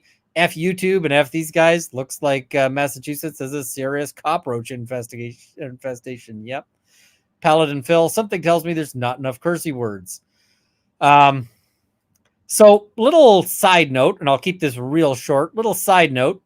I once volunteered at a mental hospital with people with schizophrenia who had to be institutionalized because they just could not function outside of outside of society. And I can tell you that they can swear in a way that I have never heard from anyone else. And I really, at a case like this, I really, really wish I could swear like they do. Because, yeah, when I got started volunteering, one of the first things to happen to me was this very tall woman, like 6.5 feet tall, with no hair except for a fringe around her head, but like baldness mostly, ran up to me and grabbed me and yelled in my face a series of profanity that included the phrase, "You shit fuck Jesus." And I couldn't even parse the rest of it because it was just so out there. And I was like, I'm not even mad. I'm just kind of impressed. And then she got tackled by like 4 orderlies. So it was like, yep. I wish I could learn to swear like they. So, yeah. I just don't. I can't get my brain into that state. So, Rainman YYC, thank you for the 5 gifted memberships. I hope you're doing all right. K Squared, thank you for the 5 gifted memberships. Much appreciated. Scorpion Ian, she lived in Canton, died in Canton. Canton's a horrible place. Jetty Jess, make sure you like and share the stream so word gets out about Runkle's coverage. Thank you so much. Elf Liggins, YouTube won't let me send a super chat. This will have to do. I don't know what's up with YouTube. Lori Lenny, everyone help with the Rage Fund if you can. I appreciate it. Tough Cookie, thank you for the 5 gifted memberships. Much appreciated. Callista, federally, the death penalty can be on the table. It happened in the Boston bomber case, same state. So I don't think they're going to seek it, but they might. It's possible. CSI Canton says he can date his hand. I don't think his hand deserves it. Well, maybe. L. Fliggins, thank you for the super sticker. Much appreciated. Annabelle Feinstein, life without it is essentially it. Feds haven't used their ability in decades. POTUS has to sign federal execution since OKC, who volunteered to end things. Fair. Carazola X, great to hear. Now indict the McAlberts. We'll see. I mean, this may have ripples. Kat, thank you for the super sticker there. Much appreciated. Victorine, thank you for joining up. Much appreciated. Bus stop person number 27. Thank you for the super sticker and the username that given me a smile. Philip Martin, thank you so much. Players in the SB and Karen Reed cases overlap. Sick Venn diagram. I'm going to have to map out who's who in all of this. Burberry, she was an at-risk youth from an unstable household, raised by her mother and grandmother who passed in a short time, and she idolized the police. Fuck, that's tragic. Oh, this case is just going to make me sad and angry. And yeah, Lori Lenny, I'm so happy he's finally being charged. Her family has fought for years. The crossover of officers that work this case and Karen's is interesting. I'm going to have to dig into that. Lori Marie, thank you for the new membership. Much appreciated. Ohio Palm Mom with the palm there for the demonetization tip jar. Thank you. Carazol X, Runk, I think the death penalty should be on the table, but only so they can give him something to avoid by ratting out the corruption in local precincts. But then if he's doing it to avoid the death penalty, is that ratting out not suspect, right? Because wouldn't you give a whole bunch of names, even maybe bullshit names, to avoid that? I don't know. I'm not sold on it. LTL, so Greg says LTL Media on YouTube has the video of him entering her apartment before her death. Ooh. Yeah. Mispronounced name regarding appropriate interview. I'm not convinced Massachusetts law enforcement is aware that those two words can be used together. I hope I'm wrong. Fair. Fair. And I got to roll this.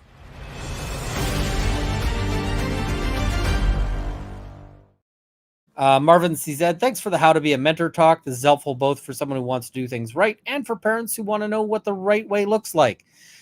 Yeah, parents, it's okay for your, it's okay for, like, you know, your kid to have adults in their life. The issue is when they start separating, like trying to separate things out. And I just want to say, so I went to CrimeCon, and one of the things I liked, or one of the people I met in CrimeCon who I liked, I've got to find their, I've got to, I'm coming back to that. One of the people I liked was there's somebody who I didn't think I was going to like. She wrote a book, and I want to get in touch with her. I've forgotten her name. I'm going to have to go through and look at the presenters at the CrimeCon. But she wrote a book about like how to spot grooming. And I thought I was going to hate it for two reasons. One, grooming has been used as a sort of blanket term to describe everyone in the LGBT community, which is entirely unfair. But the other thing is that there's lots of people out there who see grooming in every parent or every adult-child interaction. And that's not accurate. But this woman wrote a book, and I really want to get a copy. I should have bought a copy at the time. I'm going to go back and buy a copy. But it's a book basically talking about what grooming actually looks like. And it actually was a really good book. So I want to get that. I want to do, maybe I'll try to get her on to do an interview, because I was actually impressed by that. Because, yeah. Dislike people. I don't know if you want me to pull this up, but that's horrible. Let me know if there's anything I can do. Okay. Reach out to me on Twitter. Let me know if there's anything I can do.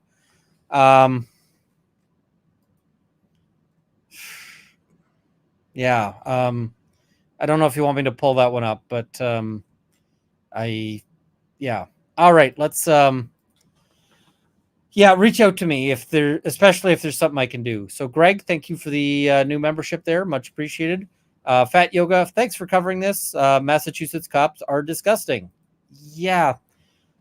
Mispronounced name, thanks for the 5 gifted memberships. Much appreciated. And I don't know how to read the symbols. This is a bluestone wall. Yeah, it kind of feels like it. I'm curious about the symbols there.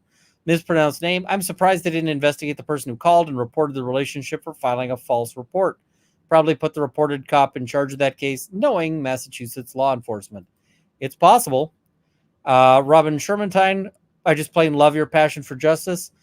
Here's the thing. It's I'm a criminal defense lawyer, but some people are guilty. I defend the heck out of people, and but you know, sometimes you recognize things. So yeah. Anna Sonoda, I'm just pulling it up to see if that's the person.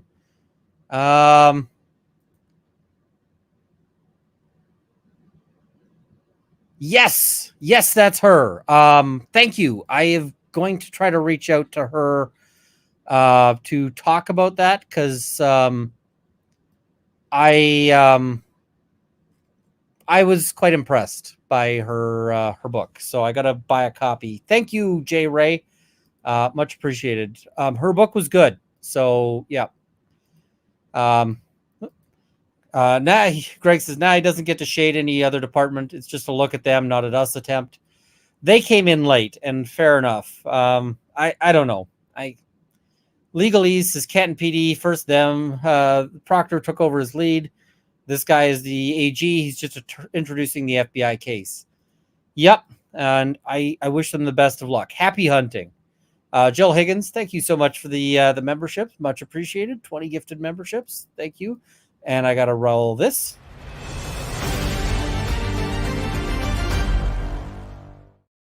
Baby Gator says bus stop rando and stuff. Thank you so much. Just got off work late, so playing catch up. Donation for the Cursey Words jar. Thank you so much. Lori Annie, thank you for the gifted membership. Much appreciated. CS Tears, daughter molested by her step-grandfather, 12 to 16. Asks her why never told us. A friend of hers told a counselor. Now has schizophrenia and multiple personality disorder. Her brain's trauma response. Thank you for covering mental illness and sexual violence. Well, thank you so much. And I saw a lot of you in chat, some of you with super chat, some of you not. I want to say I saw all of the people, including the other folks. And I just want to say, all of you, one of the things I know can be very difficult is that people who report at like 14 and so forth, they often encounter police officers who, by requirements, are fairly standoffish, right? And one of the things that a lot of people want to hear is they want to hear somebody who is angry on their behalf. They want to have somebody who recognizes that what happened to them was fucked up and was not okay. And absolutely. And I'm also just going to say, every time I hear somebody say, that this 12-year-old and then later 15-year-old had a sexual relationship with this officer, I'm like, no, they didn't. He groomed her and raped her, and this was fucked up. And the thing is what often happens, and is that you've got children who are engaged in something that looks consensual from and the thing is it's not, because the kids don't know what the fuck is going on. And so what you'll see is people who at like 15 are going, oh, it's wonderful that this older person is interested in me. And, and this could be male and female. You've got women like Sandra Birchmore who might be going, oh, this cop is interested in me. Or the other thing you see is teenage boys who are like, I am so cool, I'm sleeping with my teacher. And then they turn 20 and they realize just how fucked up that was, and how fucked up they are, and how difficult it is for them to have relationships and to trust people and to anything into their later lives. And, so they deserve to have people who are angry for them. And yeah, it's, there's a video I saw with this guy who's talking about and he starts off sort of bragging about how he was sleeping with his teacher. And then it sort of gets to him kind of breaking down the boundaries of that. And I thought that was a really good video. I don't have it right now, and I can't play it right now because I'd get a copyright strike. But if you can find it, it's a good video. All right, we got 35 more. I got to get through them. Jesse 28, my niece said something about wanting to work for the sex offender unit at the sheriff's office. I cautioned her that there's some things you can't unlearn. Absolutely. you'll see pictures, you'll hear stories, and it changes you. And the other thing is that you start learning signs of things. There is somebody I was talking to who basically reached out to me and they said, "Hey, I just want to know if this is cool. My, this guy with my kid." And I was like, "Well, tell me about it." And eventually I said, "No, get your kid out of there. I don't think that's cool. I think that's a problem." And anyway, they later sent back to me to say, "Hey, so that guy that you said get your kid out of, later got busted for abusing a bunch of other people, and they interviewed my kid, and nothing happened." And I was like, "Aren't you glad?" And that's one of those things where I'm just like, I am glad I had the knowledge to say this is a danger thing. But the problem is, to get to that knowledge, you got to hear some shit. And yeah.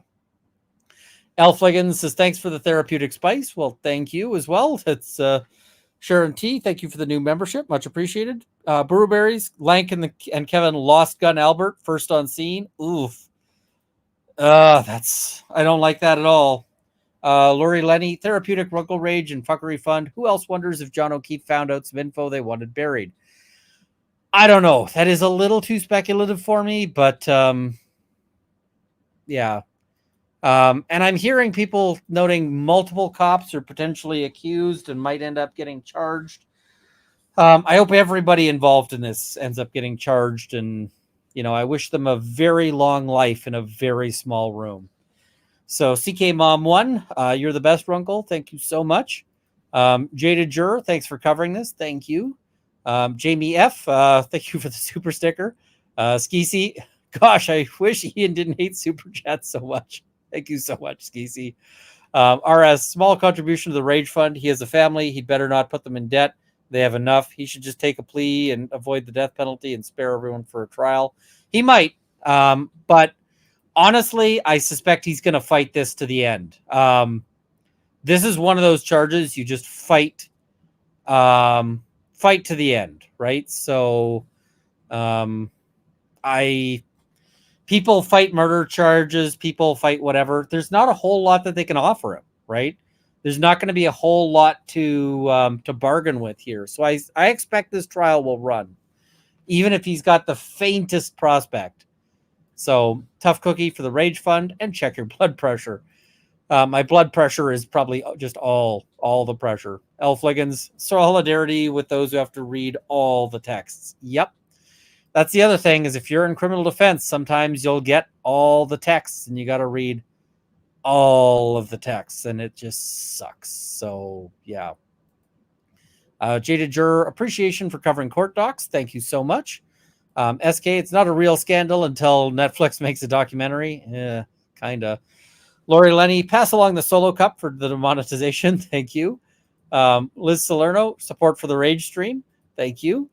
Doctor Who, bunch of numbers. Queue up NFA, fuck the police. And 2, I was informed the only groomers could be gay trans. Obviously false accusations against the cop. Sarcasm. The thing people don't want to hear is that most people who abuse against children are actually heterosexual. It's mostly, and that's just because they kind of reflect the population in that regard. Just is what it is. Linda Santiago, I do believe Kurt is a sensitive guy. It shows. He is a sensitive guy. It doesn't always show to everybody, but he is. Cindy Collins, thank you for the 5 gifted memberships. Much appreciated. Jessica Carlson, thank you for saying the words. It matters. Thank you. Polly Claire, thanks while we have monetization. Thanks for your dedication and values. Thank you. Pere, thank you for the super sticker. Much appreciated. Patty Jack, thank you for the swear jar there. Thank you so much. Kristen M96, swear jar fund. Hate that this is a case that has to be covered, but glad I get to hear from you. Yeah, I saw this one and I was just like, I am mad at this case. I am mad. I am disheartened. And you know what? It has not been the best of times right now. I'm trying to get together. I'm stressed because I'm trying to get together. It's applying, like I'm applying for loans, which is a hassle. But I'm also Dr. Moo. If you don't know, Dr. Moo, he's been a long time viewer and supporter and so forth. I had the tremendous honor to meet Dr. Moo at a meetup in Vancouver. Dr. Moo is suffering with cancer. It's not looking good. I'm worried about that. Pants, who is a longtime viewer, also has a tragedy. I gotta say, I almost broke down. I saw the video with the police officer who shot that dog. I did not like that video. I'm a little. There's some other stuff going on. There's people who want to kill me. There's all sorts of things. So life has been stressful, and yeah. Kimchi says, I hate everything about this case, but I appreciate the way you cover it. How do you avoid compassion fatigue after all this time in criminal law? It's tough. And the thing is you got to do things to keep your compassion fatigue. But the thing is what keeps me going, like me personally, what keeps me going is the compassion. And I see terrible injustice through the world. And what keeps me moving is that occasionally I have the chance to do something about it. The world is often a really dark and horrible place. But every once in a while, you get to just poke a little hole of light through that darkness and get to see that shine through. And you get to say, I did that. That one little spark of light in this darkness, that was me. And that's what keeps me going. When I'm having a rough time, I try to find something to do, something to help people out, some way to make things better. And there's always just so much to do, and there's always so much more. Because the other thing you got to be careful of is that every time you reach out to do something, there's a bottomless pit of need in the universe, and it's easy to fall into that and get buried. So you gotta kind of walk that edge, right? You got to keep the compassion without letting it eat you, and that's tough. I'm trying to find a way. And I mean, the thing I really, really want to be able to do at the end of the day, I'm really hoping the life I'm trying to build is the life where I do this as my main income, but also do pro bono law as the side thing, and ideally just get a spot that's like out in the middle of the woods where I can get an internet connection and occasionally just ride out from the wilderness, from the woods, to be like, I'm here to help. That's really what I want to do.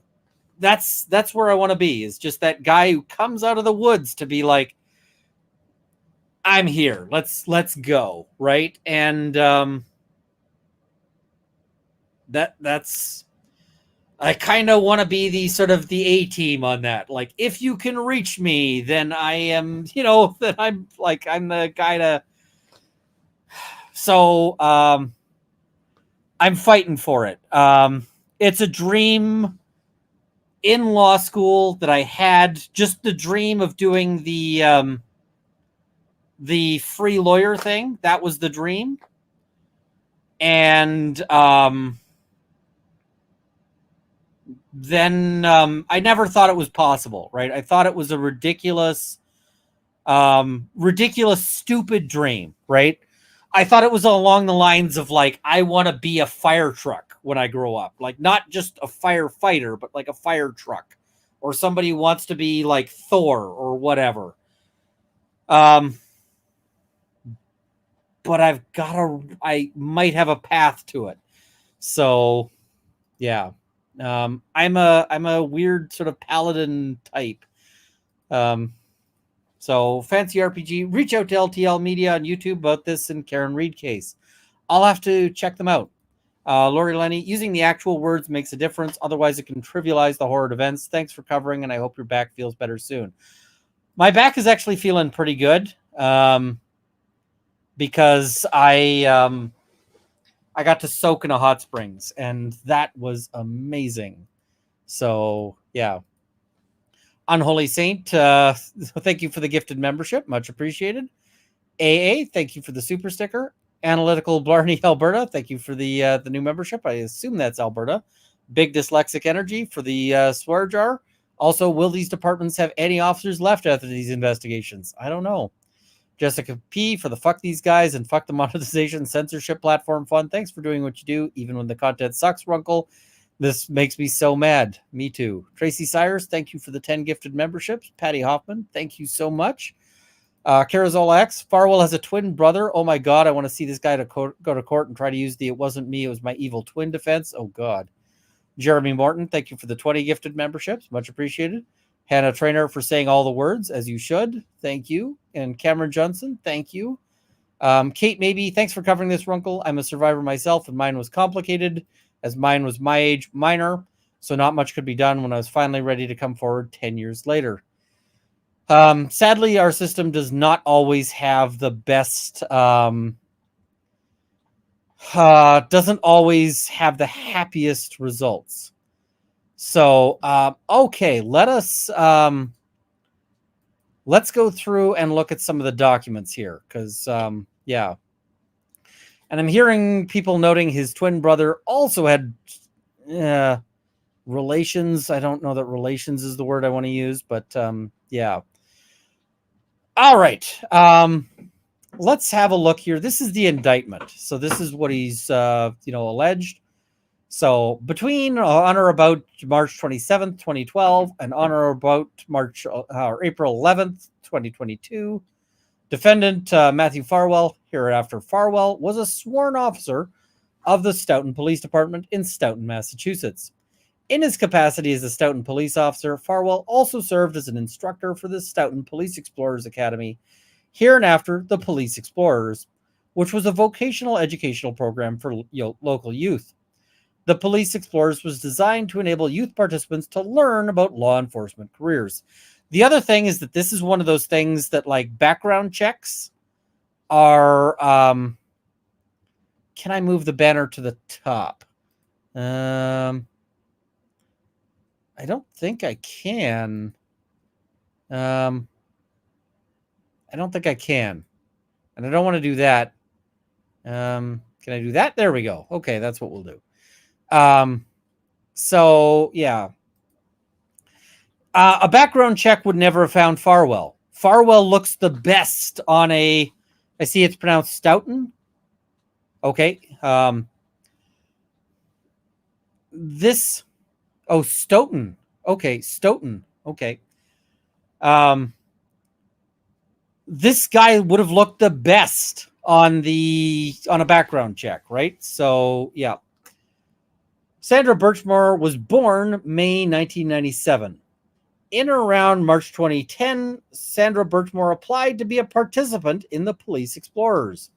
At that time, she was 12 years old. She began participating in the program in or around the spring of 2010 and remained in the program in or around 2016. Prior to in or around 2012, Farwell was a Police Explorers volunteer. He became an instructor when he started working for the Stoughton Police Department in 2012. I can't shrink the trigger warning. It just is what it is. It comes in one size. Before Birchmore attained the age of 16 years old, Farwell engaged in sexual intercourse and other sex acts with Birchmore. We're going to hear a little bit about the other sex acts. I'm warning you. And yeah. Yeah. Farwell's sexual contact with Birchmore continued until in or around early 2021 when she was murdered. The Stoughton, I'm getting different. Stoughton Police Department required employees, including police officers, to accurately report their time and attendance in order to receive wages and overtime. During some of the shifts when Farwell was supposed to be performing his duties as a Stoughton police officer, he was instead engaged in sex acts with Birchmore. He failed to disclose that information to the Stoughton Police Department, and he took steps to conceal his conduct from other department employees. So, you might be saying, why is the federal government, why are they making a big issue, Stoughton? Yeah. Why are they making a big issue of like him engaged in wage theft, basically minor fraud? Well, they got to throw this in, even though, you know, it kind of seems like this is not the main event, right?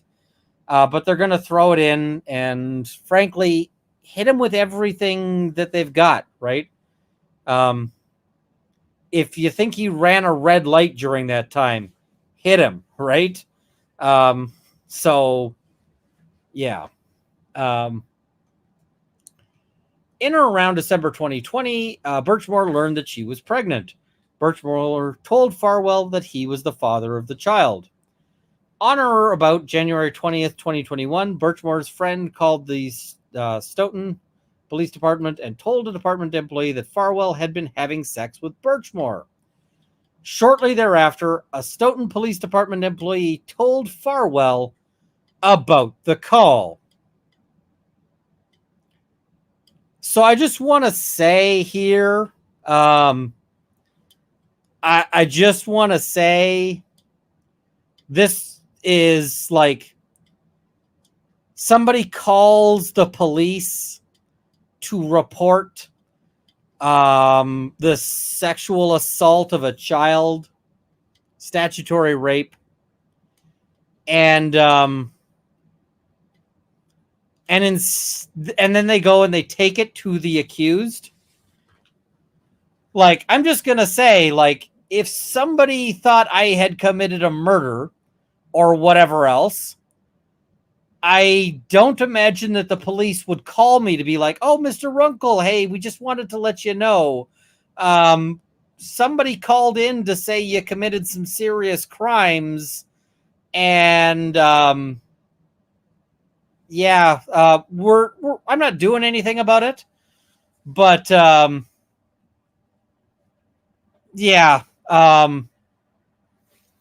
this is gross, right? This is just absolutely...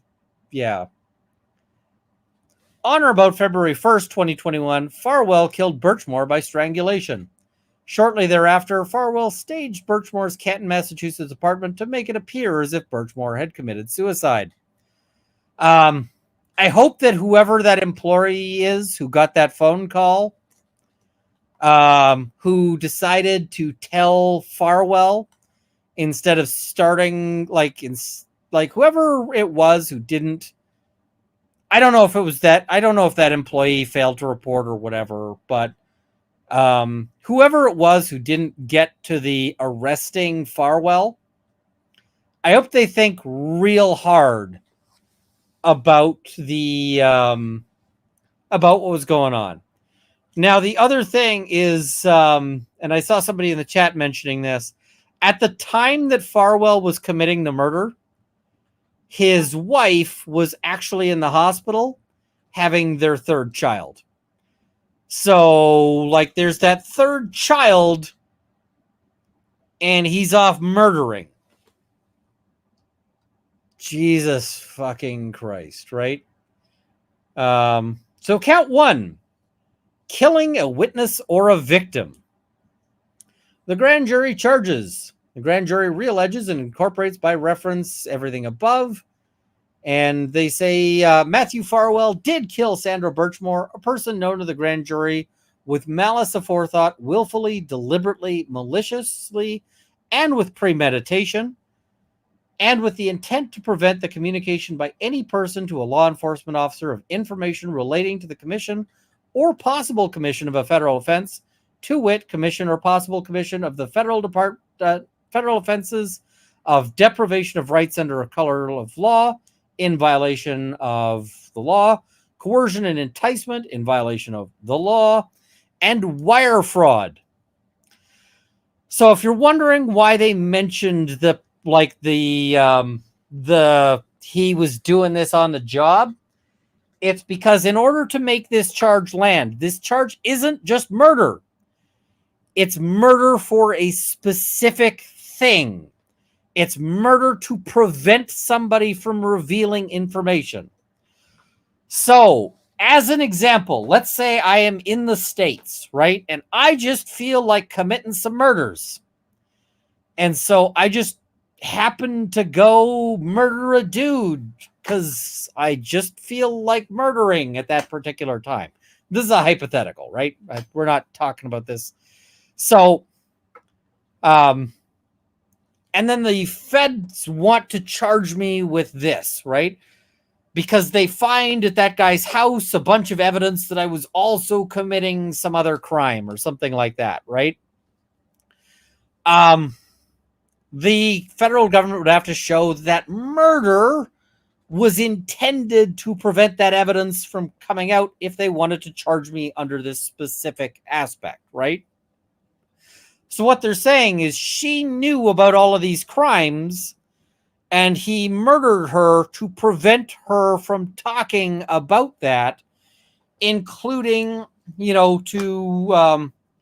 so the wire fraud here might kind of seem like and talking at movie theaters where it's like so-and-so is accused of like murder and rape and, tearing the tag off of mattresses, right?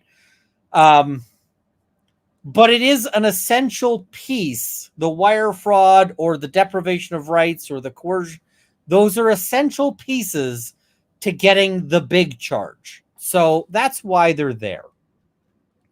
And that's it. Just one count. One count.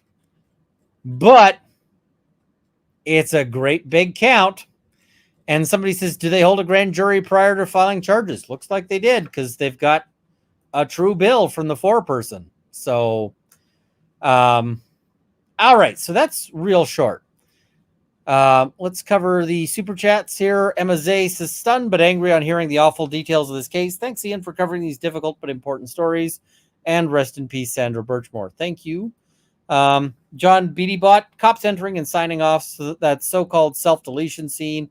Have some explaining to do. Evil SOBs. Thanks for covering this difficult case in depth.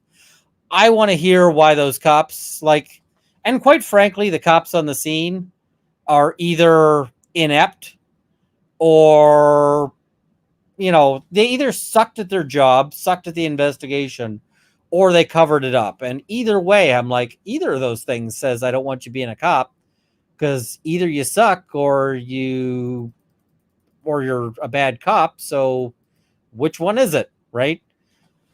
If you're corrupt or shitty, either of those gets me to you shouldn't be a cop. So, all right, United States motion for and memorandum in support of pretrial detention. What does this mean? This means that they want him to be held in custody pending his trial. And you might be saying, why the fuck do they have to do this? Shouldn't this be obvious? Well, in many Western countries, it is expected that you will get bail on charges unless the government shows that there's a reason for you not to get bail. And one of the reasons for not to get bail is that you could be a danger to the public or that you could be inclined to flee justice And so those are potential issues. But the government has to argue that. The government has to show that. The government has to show that. Zelda, I don't know why you're having trouble on the super chats. It might be if there's certain words, YouTube doesn't like certain words. So you might have to tiptoe around certain words. Was it Laura M? If I am biggin, then I it doesn't work out very well. Well, maybe I can hide here. Maybe this is. Yeah, this will work. Okay, we'll just move here. Hopefully, I'm not quite so tiny. All right, so let's have a look here. Now, this one I feel is going to be super fucking obvious at the end of the day, right? I feel like this one is gonna be really obvious as to why this guy should be detained, but we gotta argue it, right? So defendant Matthew Farwell, a former Stoughton police officer, has been or Stoughton, or I'm not sure how Stoughton has been charged with killing Sandra Birchmore to prevent her from communicating information about his commission or possible commission of federal crimes in violation of the law. I'm not going to read out the abbreviations and so forth. The government moves to detain Farwell pending trial because he's a danger to community. They missed a word, and poses a serious risk of flight and obstruction. The court is authorized to conduct a detention hearing and detain Farwell on each of those independent bases because Farwell has been charged with a crime of violence that carries a mandatory life sentence. All right. So sometimes the court is not allowed to detain you right off, but here, because he's charged with something super serious, they're allowed to try to detain him right at the beginning. So there we go. First, there's the serious risk that, if released, the defendant will obstruct or attempt to obstruct justice. That risk is not merely theoretical. And what I mean by that is that so any particular accused could be seen as having an intention to obstruct or attempt to obstruct justice, right? Because, let's say you are charged with, I don't know, possession of a knife when you're not supposed to. I gotta sell this knife, by the way. It's a Runkle of the Bailey knife. I gotta sell it. But let's say you are charged with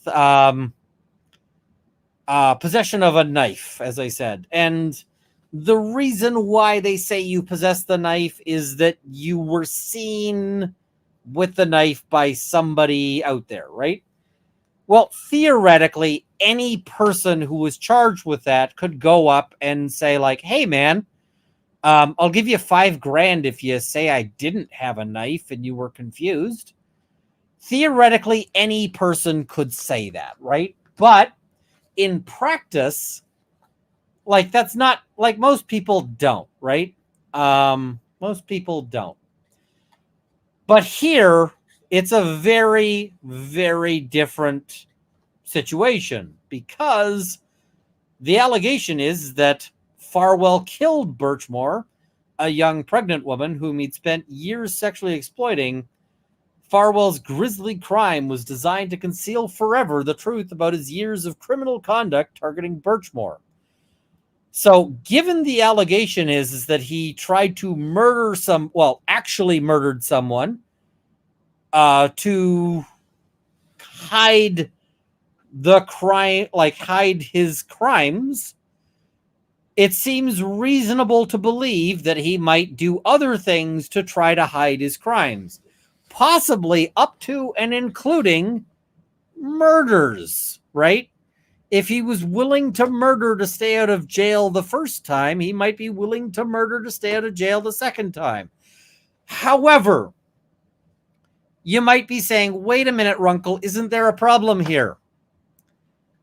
And you might be thinking, the problem is that he's entitled to the presumption of innocence. So how can we say he's a murderer who is murdering, to hide his crimes if we're assuming he's innocent of the crimes in the first place? And our system has an answer for that. And the answer is basically, as much as we talk about the presumption of innocence, in actual practice, we kind of ignore it a little bit for these kinds of things. Yeah. All right. So, moreover, even if apart from his murder of Birchmore, Farwell has tried to destroy and conceal evidence of his criminal conduct. Prior to her death, Farwell instructed Birchmore to delete from her phone evidence that he had sexual intercourse with her before her 16th birthday. After the murder, he researched how to delete data from his own phone. And he took steps to conceal the murder, including by repositioning Birchmore's lifeless body and staging her apartment to make the young woman's death appear to be a suicide, and lying to Massachusetts State Police detectives who were initially responsible for investigating Birchmore's death. I.e., he's done all of this stuff to hide crimes. All of the things.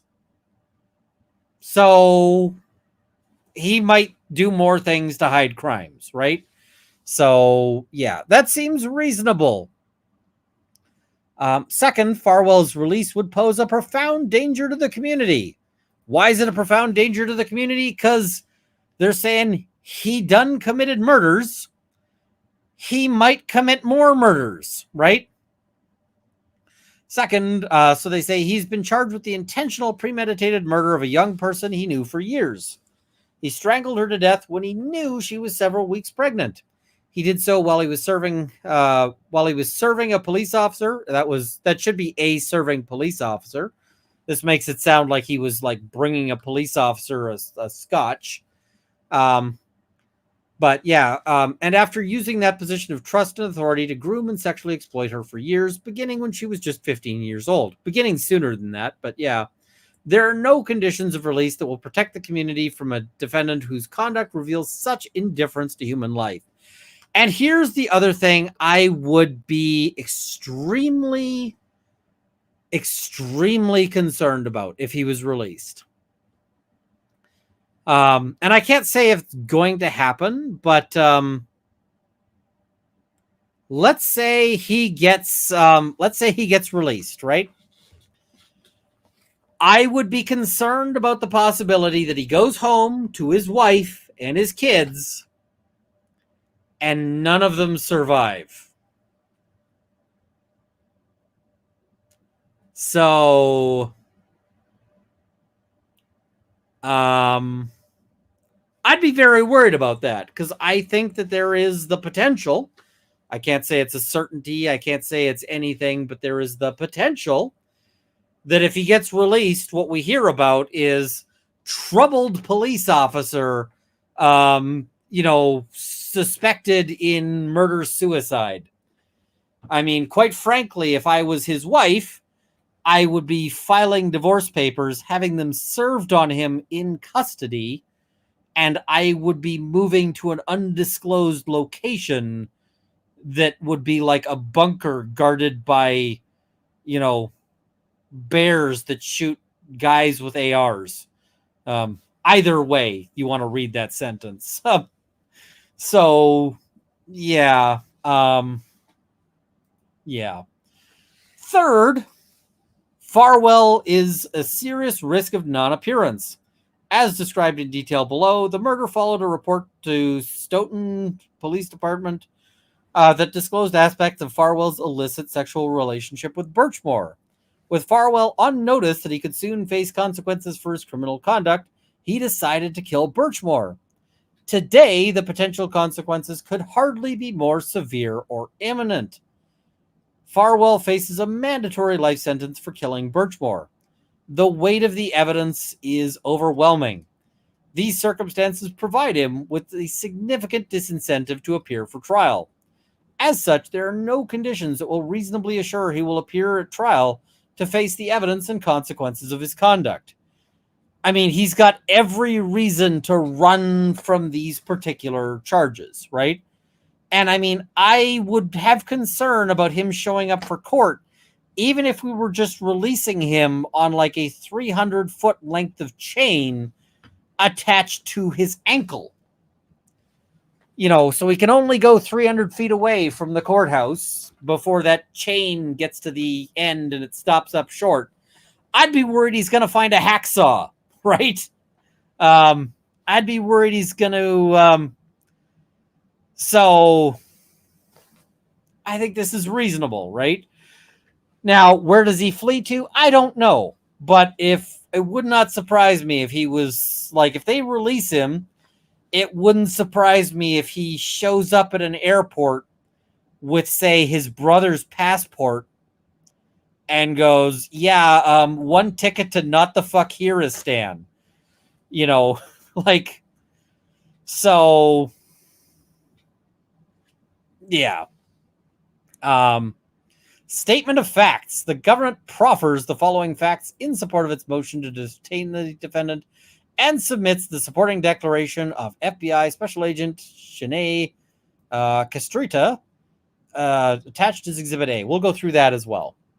So, the defendant, Farwell, is 38 years old and resides in northeastern Massachusetts. Now, I just want to say, 38 years old, that gives him lots of time to enjoy his luxury jail cell. Good for him. With his spouse and children. Both he and his spouse possess licenses to carry firearms. There are 10 firearms registered to their home address. Now, it would not surprise me if they had some additional firearms, right? Because it wouldn't surprise me. This guy seems like he might well have some 3D printed guns. He might well have like completed an 80% lower so that he doesn't have to register it. But he's got at least 10 guns. Now, I can tell you, I have more than 10 guns in one of my safes. I've got more than 10 guns in my closet over there. They're all locked up, but there's more than 10 guns in there. So I got lots of guns. I like shooting. So 10 guns is rookie numbers.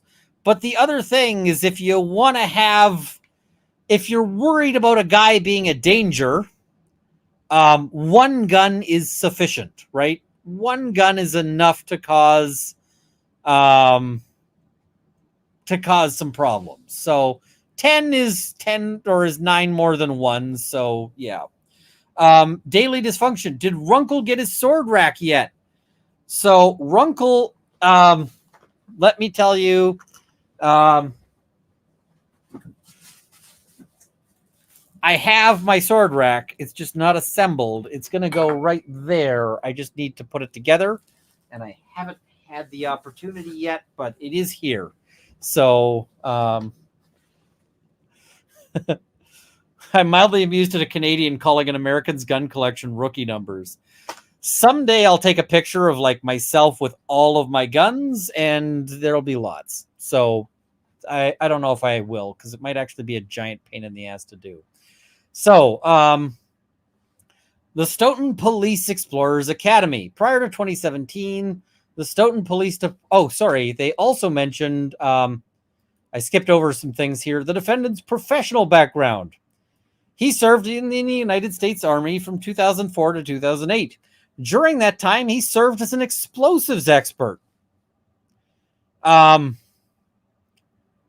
Okay, so he's got guns and he might know how to make a bomb. I am so demonetized.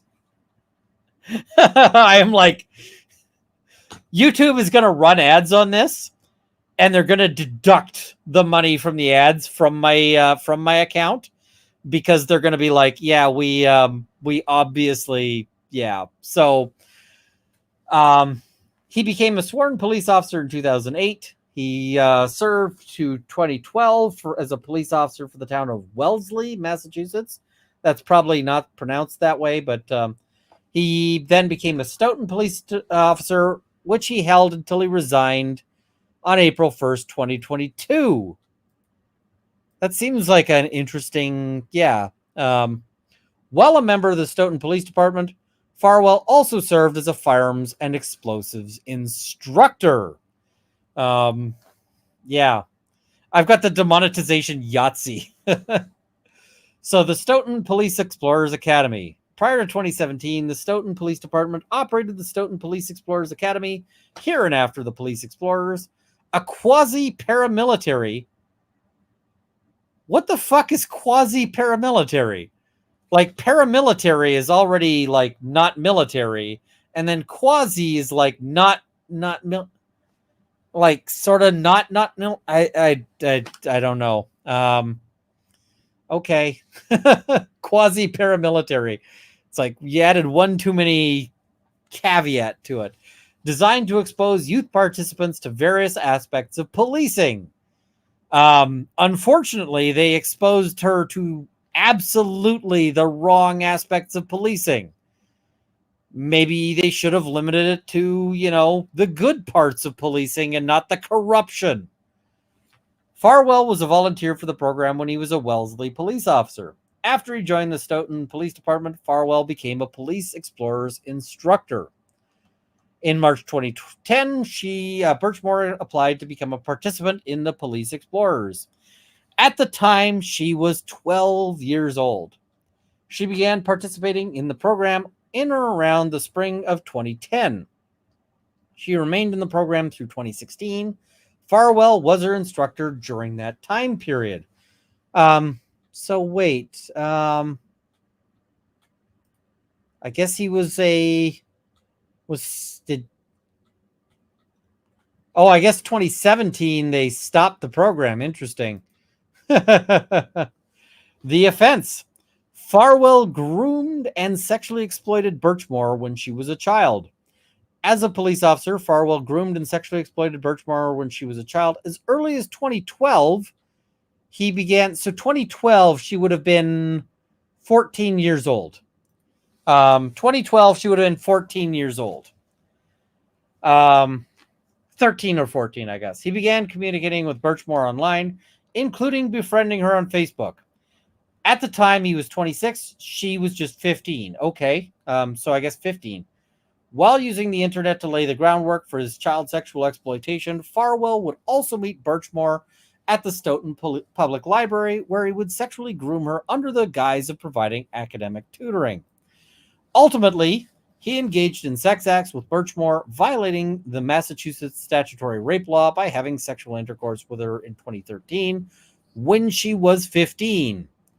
And of course, you'll notice that they're noting violated Massachusetts state law, but he hasn't been charged for state crimes yet. This act of statutory rape had several attendant aggravating factors, such as the age disparity between Farwell and Birchmore, and Farwell's position of power and trust. Because not only is he a police officer, which is inherently a position of power and trust, but he's a police officer who is her teacher, which is even more so a position of power and trust. So Farwell continued to exploit Birchmore when she became an adult. By the way, some of this is going to be rough. If you haven't been able to read the thing at the bottom, we're going to do this as well.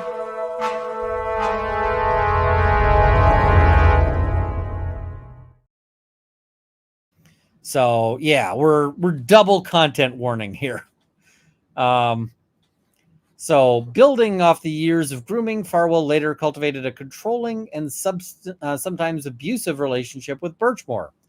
He tracked her location with his cell phone, and as voluminous text messages demonstrate, he engaged in sexual violence. By the way, so I have a program on my phone that lets me know where my wife is. And you know what it is? It's that I open up the texting app and that I send my wife a message and I go, where are you at? That's the program for me to know where my wife is, because it's just not, you know, and my wife doesn't have like a location tracker for me either. Somebody's like, hey, does your wife have your password for your phone? And I'm like, no. I talk to clients on that phone. Nobody has the password for my phone except like, because that would be messed up, right? If a client is sending me a message, the client needs to know that that message is coming to me, not to like my wife, not to some rando. Yeah, yeah. C. Farwell had sex with Birchmore while on duty. So Farwell exploited Birchmore while on duty as a police officer. At times, he met Birchmore to have sex with her while he was on duty and being paid by the town of Stoughton. By the way, this is not cool, right? Your employer is paying you to work, not to illegally rape children. At least I assume that was not part of his job duties. So, yeah. Of course, these are facts that Farwell concealed from the Stoughton Police Department in an effort to continue receiving his salary, notwithstanding his misconduct. Yeah, no shit. I mean, sometimes the allegations are kind of obvious. It is fairly obvious that he didn't go up to the police department and was like, hey, I was illegally raping that girl that I met from the Police Explorers. That's okay, right? Yeah, no kidding. He was lying about that shit. But they got to put it in there, and it is what it is. But yeah. In December 2020, Farwell learned that he'd impregnated Birchmore. In October 2020, Birchmore told Farwell that she wanted a child of her own. Farwell and Birchmore reached an agreement. He would try to impregnate Birchmore in exchange for her silence about his criminal conduct, i.e. child sexual abuse and years-long extramarital affair. By the way, if you're getting blackmailed, the only way to get out of the blackmail, really, is you either go to the cops or you just take the risk that information's coming out. But yeah, this is the dumbest blackmail plan ever, because it's like, to keep my affair secret, I'm going to have a baby to, like, how is this going to keep the affair secret? Because absolutely, if they have the baby, she's going to apply for support. How do you hide from your wife that you're paying child support? Like, no, this is stupid. And literally, once the baby is born, at any point, they can just do a DNA test and be like, oh yeah, right, that's your kid, right? Now, I have my suspicions here, and I'll feel like a bit of an asshole for saying them, but I'm going to say them anyway. My suspicion is that Birchmore wanted him to treat her properly and wanted her to be like, hey, or that she probably wanted him to be like, hey, I want you to be a real partner. And she might have thought a baby could do that. Babies are, let me put it this way. If you have a problem and you think a baby's going to solve it, the baby ain't going to solve the problem. It's going to make the problem worse, unless the problem that you're trying to solve by means of having the baby is, I have too much money and time and too little stress. But yeah. Okay. In late December 2020, just a month before Birchmore died, she learned that she was pregnant. Birchmore told Farwell that he was the child's father, and Farwell responded poorly. Yeah, it sounds like he's just basically trying to weasel his way from one shitty half-ass non-solution to another shitty half-ass non-solution, right? And meanwhile, she is gonna be fucked up. And what I mean by that is that she's gonna be fucked up because she is, she's been groomed her entire life. I don't know, so yeah. Was it? Wait, are we speculating that Sandra wanted to be pregnant to trap Farwell? Please tell me that I misunderstood. I think she thought that Farwell would want to be with her if she had his kid. That's my suspicion. That's my guess. I don't know for sure, but a ton of people think once we have a baby, it's going to solve the relationship problem. I don't know for certain. It's not trapping. It's just he will stay if this happens kind of thing. I want him to. So, Lovely Beth says, what leads you to believe that? Some of the texts, some of the discussions. If she's not wanting to have Farwell stick around, then it would seem weird that she would want his baby as opposed to just a baby. Right? So, I don't know.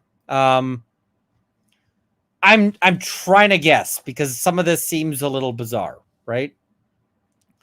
So he became physically violent with Birchmore. He told multiple friends that Farwell had pushed and shoved her, grabbed objects from her hands, and put her in a chokehold. So in January 2021, Farwell learned that information about his years-long illicit sexual contact with Birchmore had been disclosed to the Stoughton Police Department and others.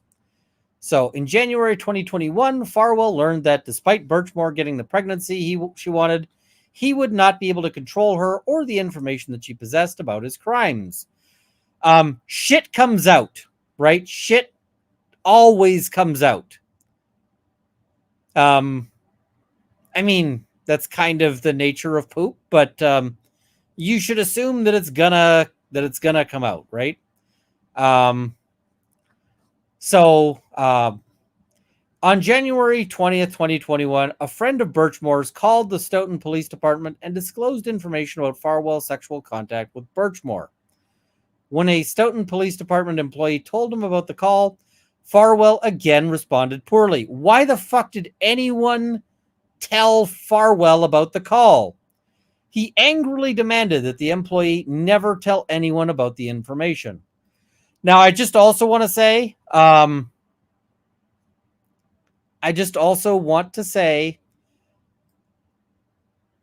if that friend of Birchmore's is feeling guilty, she shouldn't. If a friend of Birchmore, if that friend is going, oh shit, did I set this off? Nope. You tried to do the right thing. And you're to be commended for trying. Had it succeeded, you might have saved her life. So, yeah. In late January 2021, Farwell began planning the murder of Sandra Birchmore. By late January 2021, text messages between Farwell and Birchmore reveal that Farwell was enraged by what he perceived as Birchmore not upholding her end of the pregnancy for silence agreement. Moreover, he had learned that Birchmore had shared with at least one other person some of the incriminating details about his sexual relationship with Birchmore. And that information had been disclosed to his employer, a law enforcement agency. Yup. In a text on January 20th, 2021, he asked Birchmore, what else do I have to worry about now? Which other friend will do something tomorrow? An allusion to his fear that she may disclose more information about his possible commission of federal crimes, coercion and enticement, deprivation of rights under color of law, and wire fraud. On January 24th, 2021, Farwell started to take important steps to obstruct justice by killing Birchmore. I feel like the obstruct justice is the small bit. And yes. Oh, and somebody's saying, can I gray mode? I don't think I can right now. I will try to set that up so I can do it later. So I can't right this second, I don't think. Yeah, I don't really have a way to fix that. Sorry, just because of how it's opened. He asked Birchmore for a key to her apartment after previously being reluctant to having in his possession that kind of tangible proof of their relationship. Women out there, just for the people who like, and this is not for the people who are in like a grooming, fucked up sexual torture, coercion thing. This is for the women who are dating guys. If the guy you're dating doesn't want to have any evidence that you exist, don't date that dude, because that dude is he's married, or he hates you, or whatever else. But that is that's bounce him. In this case, he doesn't want to have any evidence that connects him to her, because while he wants to continue sleeping with her and also continue like some fucked up shit, we're going to see the fucked up shit. But he doesn't want to have any evidence because it connects him to crimes, not just the marriage thing, right? So, yeah. So on January 26, 2021, Farwell also started casing Birchmore's apartment, the future crime scene, searching for places to carry out the murder. He inspected her bathroom and closet, places where items could be hung. His behavior was strange enough that Birchmore told multiple friends she was concerned. I'm going to be really interested to see what those conversations were. Like, did she say, hey, I think this guy's trying to kill me? Because unfortunately, there's a lot of women who suspect that their husband's going to kill them before he kills them. And yeah. Now, on February 1st, 2021, Farwell decided to act. For him, that day provided at least two advantages. One, a blizzard was approaching Greater Boston, ensuring no one would notice Birchmore's absence from work for several days. I'm just trying to remember, when did John O'Keefe die? What was the date of that?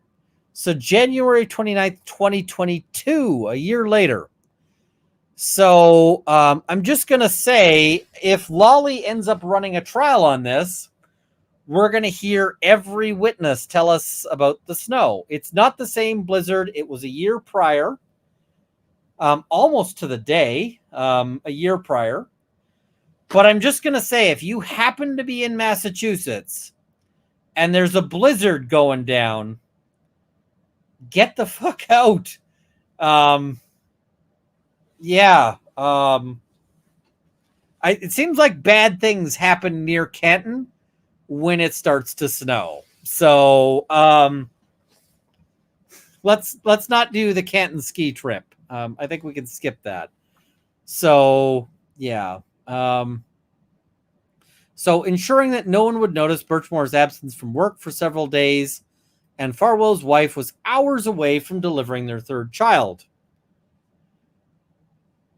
If your wife being hours away from delivering a child is an opportunity to do anything other than be with your wife, something is messed up in your whole priorities world, right? If you're like, oh yes, this is the time I can play Xbox games, then, that is messed up. Let alone murders. But like just anything, right? If you're like, oh, now I can read that book I've always wanted to read. No. So therefore, Farwell texted Birchmore to tell her he was coming to her apartment. And if you thought COVID-19 wasn't going to be mentioned here, it's going to be mentioned. He entered her apartment wearing a face mask, despite being well known as a resistant to COVID-19 mask mandates. We're going to end up hearing witnesses testify about whether or not this dude wore a mask for COVID-19. You know how much I'm not looking forward to trial details about whether or not he was freaking masked? Like 0%. 0%. And I need to get I want to try to get my media credentials, because I kind of want to go and see if I can cover this one in person, and get media credentials to sit and observe the trial. So, yeah. And he murdered Birchmore, the 23-year-old pregnant woman he'd exploited and used for years, by strangling her to death. Within minutes of silencing Birchmore, video surveillance footage shows him leaving her apartment. Now, I'm just going to say, video surveillance footage is usually written over frequently, right? Usually it's written over by, maybe it's written over in 2 weeks. Maybe it's 1 week. Maybe it's 30 days. Maybe it's written over every 60 days. But I can just say, they're not going to have that surveillance footage at an apartment building for 3 years. So when we've heard all of this stuff about the new evidence on the, all of this new evidence, right? Well, how's this new evidence? Wouldn't the police have had to have had the evidence of him leaving the crime scene immediately around the time of death? I'm sorry, the dude who had been in a relationship with this guy is leaving the scene at the time of death? And it's like, and you didn't stop to think, maybe murder, right? Maybe murder. Because, again, I feel like the 12-year-old with a sippy cup full of booze could have solved this particular crime, right? You don't need to be Sherlock Holmes. You can be like, yeah.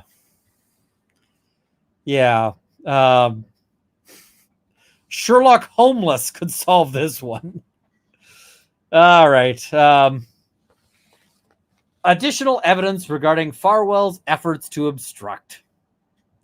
In addition to the obstruction crime alleged in the indictment, there's evidence that Farwell took steps to conceal his criminal conduct before Birchmore's death and later to obstruct the murder investigation. So, A, Farwell directed Birchmore to delete electronic evidence of his crimes. So, before Farwell killed Birchmore, Farwell directed her to delete evidence of their sexual relationship. By the way, if you are ever in a sexual relationship where it is important or necessary or important to delete evidence of it, whatever side you're on, get out of there, right? Get out of there. If you're thinking, I need to tell this person to delete our texts, just stop it. And if somebody else, like your partner, says delete our texts, get out of there, right? Get out of there. So, this was evidence that he raped Birchmore when she was 15 and that he'd engaged in sexual violence. For example, in February 2019, by the way, this is going to be gross. Yes, this is fair. Pictures being deleted is different than texts. Hey, I sent you a sexy picture, don't keep it. That is different. And if somebody sends you a sexy picture on like conditions that you don't keep it and don't share it, then that is a sacred trust and do not share that shit. So, all right. Sharing that shit is a crime, by the way, in many places, including all of Canada. So, for example, in February of 2019, Farwell exchanged text messages with Birchmore in which they discussed her virginity, and he acknowledged that it was a big thing to get to be the first. Side rant. Who cares? It's probably a better thing to get when somebody's got experience and knows what they... But, I don't know. It seems like a lot of guys are worried that they may not hold up to if there was competition. So, moving on. In March 2019, the defendant asked Birchmore, "What would you have done if we never used a condom and I never pulled out?" That is gross to ask somebody at 15. Birchmore reassured Farwell that she would have still finished school, smiley face. A few months after that, on June 15th, 2019, Farwell directed Birchmore to make sure all of their text and Facebook messages had been deleted. Because, Facebook totally deletes things. In another text message conversation, Farwell discussed the first time he and Birchmore had sex. Farwell sent a text indicating he would have liked to have sex with Birchmore when she was even younger, saying, "You should have told me, we could have fucked so much sooner." After sending that text, Farwell quickly instructed Birchmore, clear that out, baby. And when she confirmed that she did so, he texted, "Good girl."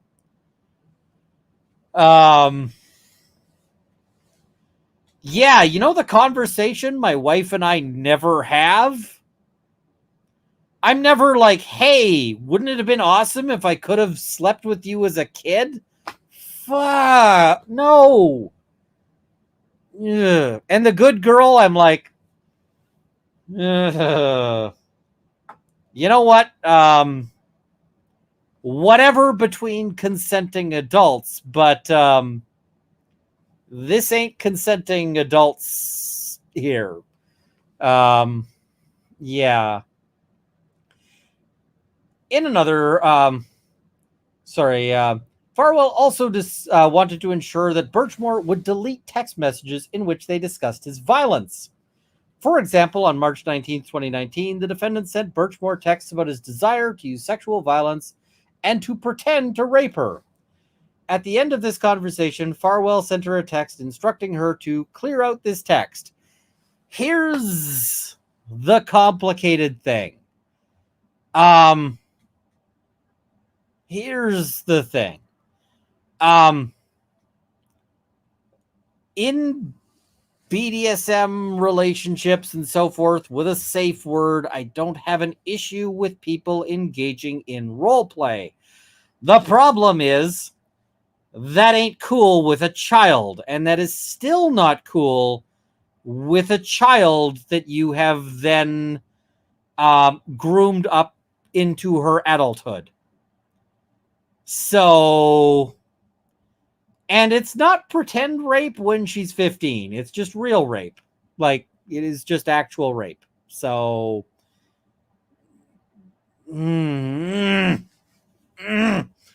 so yeah. I feel like you can't pretend to be doing something you're actually doing. So, Farwell tried to prevent a Stoughton Police Department employee from further disclosing information about his crimes and immediately confronted Birchmore for sharing incriminating information. In the weeks before Birchmore's murder, Farwell previewed some of the steps he would take to prevent witnesses from disclosing information about his crimes. On January 20th, 2021, Farwell reacted angrily when Person 5, then an employee of the Stoughton Police Department, confronted him about a call he or she received regarding his illicit sexual relationship with Birchmore. Person 5, by the way, they're like keeping this person's name secret. That suggests maybe they think this person's in danger. Farwell directed Person 5 never to mention the topic to him again and not to tell anyone else. Farwell then began frantically texting with Birchmore. He wrote, "You also told me no one knew about us, yet he/she claimed we are fucking. i.e. they're trying to protect person 5's identity. You have no idea how bad what he/she did is. I literally can't believe this is even real life. Like, what else do I have to worry about now? Which other friend will do something tomorrow? Within days of the foregoing text messages, Farwell was asking Birchmore to give him a key to her apartment, but to keep it secret. Within days, he was scoping out her closets and bathrooms, and within 12 days, Birchmore was dead. Yeah, I mean, that's real fast to start. That's real fast to start thinking, I'm gonna kill her, right? Like, he's, I guess,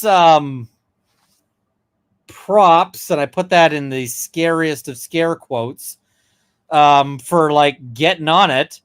Me, I have decision paralysis when I like am trying to decide whether to buy a blue suit or a black suit. Blue or a gray suit. I'm like, I don't know. Let me get back to you on that. Which model of gun I want to buy, I'll agonize for months. He's like, yeah, no, I'm just gonna get on the murdering. I feel like this guy is really, really fucked up. I feel like the little part of his body that's supposed to contain a soul, I feel like maybe when he was like forming that little soul receptacle, like a bird shat in that and just filled it up. So yeah, or this possibility. Johnny Osprey saying he probably had this as a backup plan for a long time. Might be that he was considering killing her for a while and then was just like, no. Sincat says, is the Runk drunk tonight? I am not. In the course of 3 hours, I have had 2 drinks. Not even. This is mostly full. So, no, I'm sober. I'm just an asshole. And why am I an asshole? Because I am pissed the fuck off. Not pissed, just pissed off. So, yeah. After killing Birchmore, Farwell repositioned her body and staged her apartment to make it appear that Birchmore had committed suicide.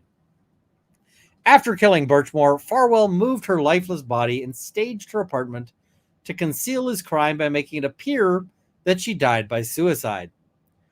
As described in more detail in Exhibit A, notwithstanding the fact that the first responders found Birchmore in a seated position with a strap around her neck and doorknob, Dr. William Smock, I think this is the private doctor, determined that Birchmore's death was a homicide. Now, by the way,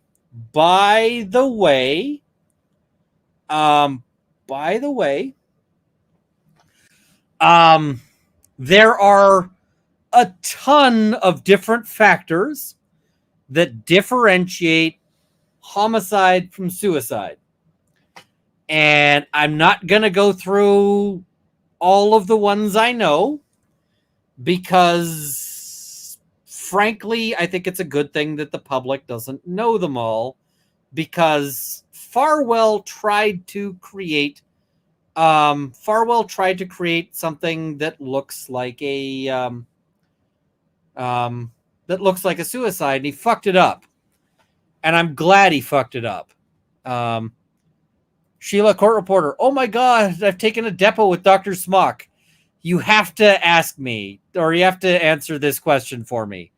Did anyone do this when Dr. Smock walked in? I would love to talk to Dr. Smock. I'm sure he can't talk about this case, but I'd love to talk to him just about being a medical examiner or something like that. Or if he can talk about the case, that'd be fantastic. But I doubt he can. He's got to be an expert on this, so he's going to have to keep super quiet. Dr. Smock cited Birchmore's hyoid bone fracture, the pattern imprint injury on her chest, abrasions on her nose, and the broken necklace. Hyoid bone is sort of in there. It tends to get broken when you get strangled in a violent confrontation, and it tends to not so much be likely to get broken if you strangle yourself via ligature strangulation, as was noted in this case. So, pattern imprint injury on her chest, suggesting like somebody grabbed her and was like engaged in, a struggle. Abrasions on her nose. How do you scrape up your nose if you're not fighting for your life? And the broken necklace. Why would you break your necklace if you are, engaging in a ligature kind of thing? You would just take it off, nicely, or you just leave it on and it would be found on you at the time. So among other evidence, by the way, is probably them not revealing all of the signs that led him to conclude with a reasonable degree of medical and scientific certainty that Birchmore's death was a homicide. These specific injuries and evidence are consistent with Farwell suffocating Birchmore by strangulation and then hanging her lifeless body from her closet doorknob, which he'd inspected days earlier, to make it appear as if she took her own life. Why would he inspect it? Well, because it would look really weird, for instance, if that doorknob wasn't strong enough to sustain this, right? So let's say he hangs her up on the doorknob and the doorknob breaks. It's like, well, shit, right? How am I going to make it look like she strangled herself if there's nothing she could do that on, right? So, yeah. After the murder, Farwell searched for ways to conceal his years-long relationship with Birchmore and his communication with her on the day of the murder. Here's the other thing. I'm just going to say something a little like, I'm hearing from the chat, and I don't know for certain, but I'm hearing from the chat. I'm hearing from the chat that, and I got to sneeze a bit here. Got a bit of a sneeze there. Okay. I'm hearing from the chat people saying his wife is sticking with him. Right? So, if his wife would stick with him through the rape and the murder, then she probably would have stayed with him through just the rape, right? Like, if he'd just gone to his wife and been like, hey, I've been seeing this girl on the side and there's a kid and threesome, his wife probably would have been like, okay, fine, whatever. Because if she's fine with the murder, like, what else is it's hard to imagine her not being fine with any of this.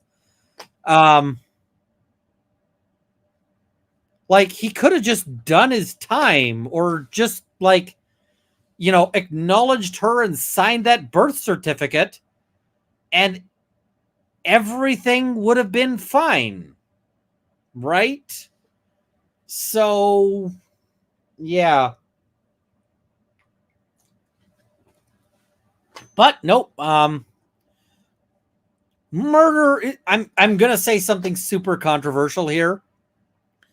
Aside from situations like wars and so forth, like aside from actual Hitler, murder is never the answer. Now, if you do happen to get a time machine, you have my permission to murder Hitler. But short of that, murder is not the answer. We're going to just keep the Hitler exception just in case. But yeah. So controversial position. Murder does not tend to solve problems. It tends to just mean now you've got another problem. Right? So yeah. What is it? Look into the Homolka case. I should do something on Homolka. It is a rough case, though. Maybe Stalin, fine. Baby Hitler, you should just teach to paint. So, all right. So, after Birchmore's death, Farwell gave limited consent to search his personal cell phone to law enforcement officers who were investigating the death. And interestingly, they didn't find shit. how did they not find shit on this phone, right? How did they not find anything on the phone? It's messed up. I want to hear the FBI tell us about that, because what the fuck? So, however, on February 9th, 2021, Farwell used his work cell phone to make and delete 2 Google searches. First, he searched for and deleted, "Can delete iMessage be recovered? Hi, Celebrite." And Celebrite is a tool that forensic examiners use to extract data from cell phones. Hint, they can. Then he searched for and deleted, "Can you revoke consent in Massachusetts?" Maybe you should have originally searched for, "What is the age of consent in Massachusetts?" That might have helped a little bit. Yeah. I'm surprised he didn't Google luxury prisons for the rich, but yeah. After the murder, Farwell lied to Massachusetts state police detectives. Of course he did, right? When Farwell met with Massachusetts state police detectives who were investigating Birchmore's death, he lied to them. His multiple false statements reveal a deliberate effort to minimize his relationship with Birchmore and avoid consequences for his misconduct. Yeah, I mean, I feel like this is not shocking that he would lie to them. Like, a murderer didn't tell you the truth? Holy shit, no! Yeah. Like, listen, we understand the rape and we understand the murder, but lying to the cops, holy, no. That is the least of things, right? People lie to the cops all the time. You want to watch somebody lie to the cops? Pull them over for speeding, and they'll, the officer will be like, "How fast were you going?" And they were going 30 over, and they'll be like, 5 over. And the officer's like, "Great, that's still a ticket." So, yeah. So Farwell falsely told detectives that his sexual relationship with Birchmore began in 2020. According to his own text messages with Birchmore, it actually began in 2013 when Birchmore was 15. Yeah, fair enough. You would not tell the police that you were committing the statutory rapes. Farwell falsely told detectives that he only had sex with Birchmore 2 or 3 times in the previous year. According to text messages, he had sex with her at least 10 times in the 13 months prior to her death. And I'm just going to say it was a little bit more, I'm going to guess that it was a little bit more than 10 times, because they have 10 times that were memorialized by text. And I'm just going to say most of the sex that I've had in my life, and I'm sorry if I'm breaking anybody's image of me as like pure and, as like the drifted snow. Most of the times I have had sex in my life have not been commemorated by text message.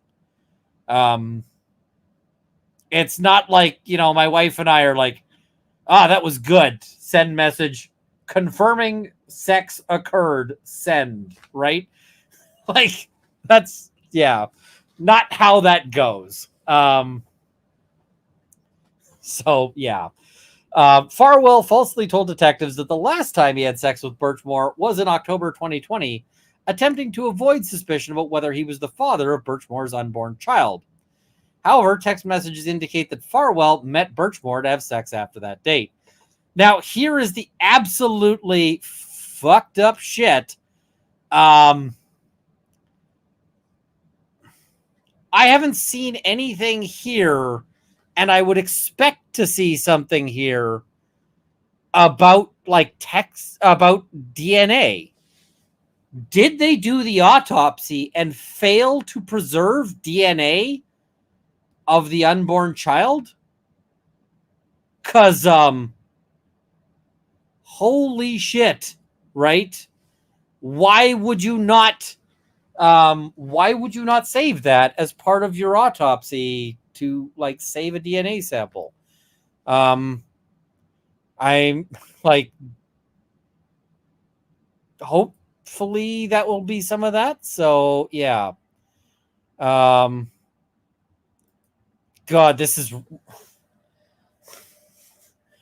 They didn't have any solo cups to collect it. Oh my God. Oh my God.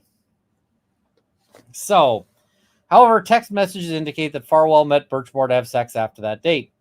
Farwell falsely told detectives that he had not seen Birchmore in the week before her death.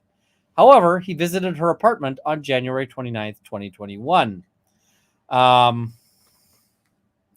And Farwell falsely told detectives that he'd been trying to distance himself from Birchmore. However, approximately 10 days before her death, he asked her for a key to her apartment and told her he would come over to give her hugs. I'm going to be a little bit dark here because I kind of need the dark sense of humor to keep my sanity. He did come over to give her hugs, but hugs should not be like the neck hug. Do the full shoulders hugs, not the neck hug. Neck hug is bad. Yeah. About 3 days before her death, Farwell told her that he would engage in sexual activity with her.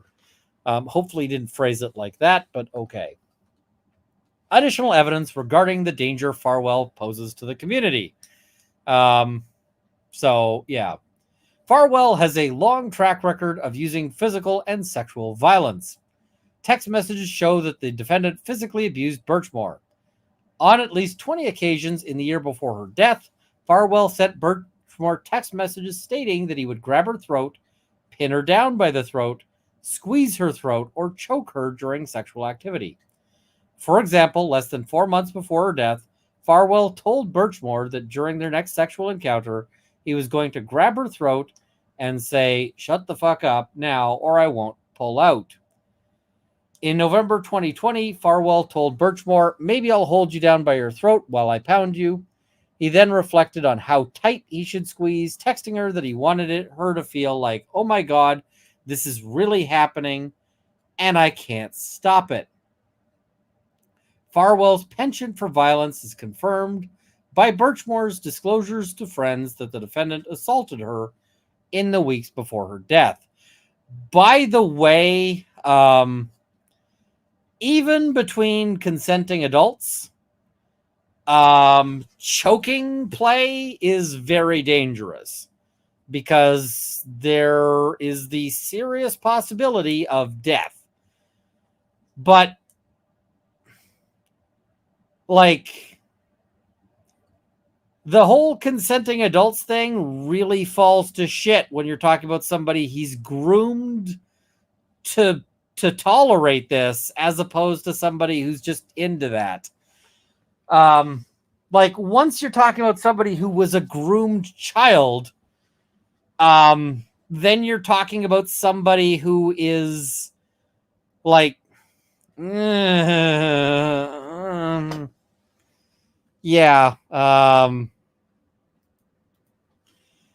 And I'm worried that we're going to see an argument that he says, "Oh no, this wasn't a murder to cover up things. I went over there, we had kinky sex, I was choking her, she was down to that, she died by accident, and then I staged it because I panicked." You could very well see that as his defense. You could very, very well see that as his defense.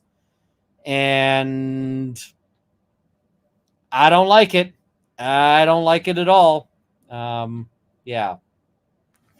Additionally, text messages between Farwell and Birchmore's own journal entries reveal Farwell's efforts to punish her with violent sex acts. This violent sexual punishment started as early as 2013 and continued until 2020. The evidence indicates that the defendant used violent sex acts to punish Birchmore for getting bad grades, lying to him, or being sexually active with other people. The evidence indicates that Farwell's efforts to control Birchmore also included directing her to use her phone to share her location with him and admonishing her when she failed to do so. Again,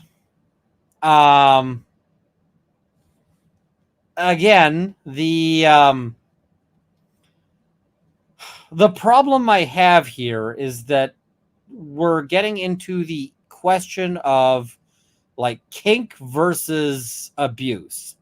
And in his case, he's got no defense because, again, if you've been grooming someone since they're a child, there is no overlap between kink, or there is no air between kink and abuse because you got her all fucked up, right? This is not cool. I don't believe that this consent is okay whatsoever. But one of the things who, like, let's say you got two 30-year-olds who've met each other. There's no grooming. There's no anything. They've got proper consent.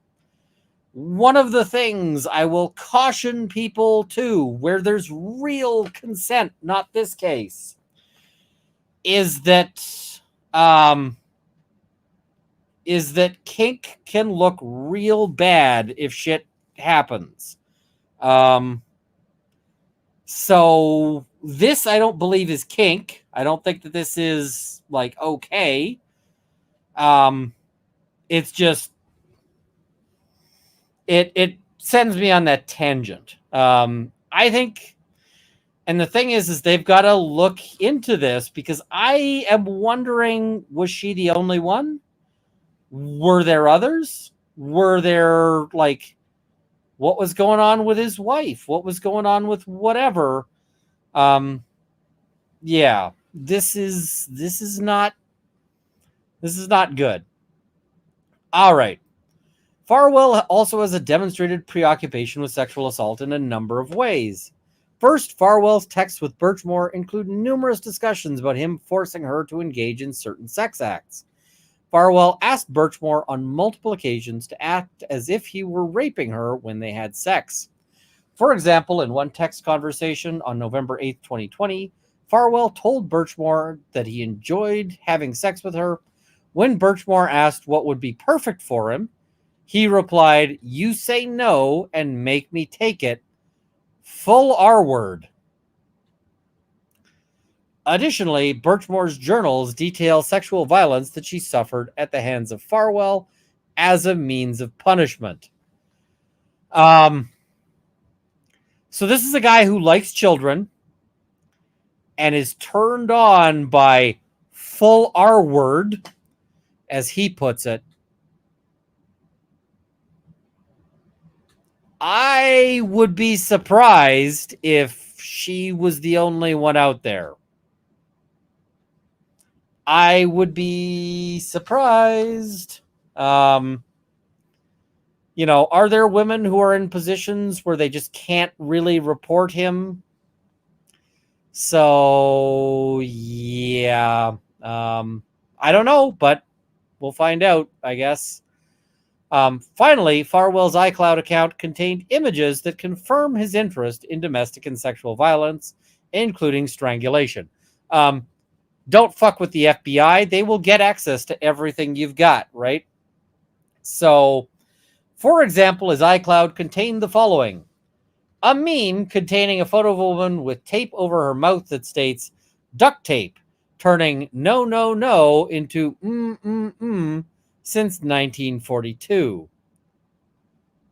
Yeah, that's gross, but maybe he just thought it was... No, that's not funny. An image that states, "When she says, 'Choke me, daddy,' and you get carried away, and now she's dead." You know what? Maybe he's downloading memes off of 4chan. Okay. But gross. A screenshot of an image saying that she could not sleep, followed by a man choking her, saying, "Good night, bitch."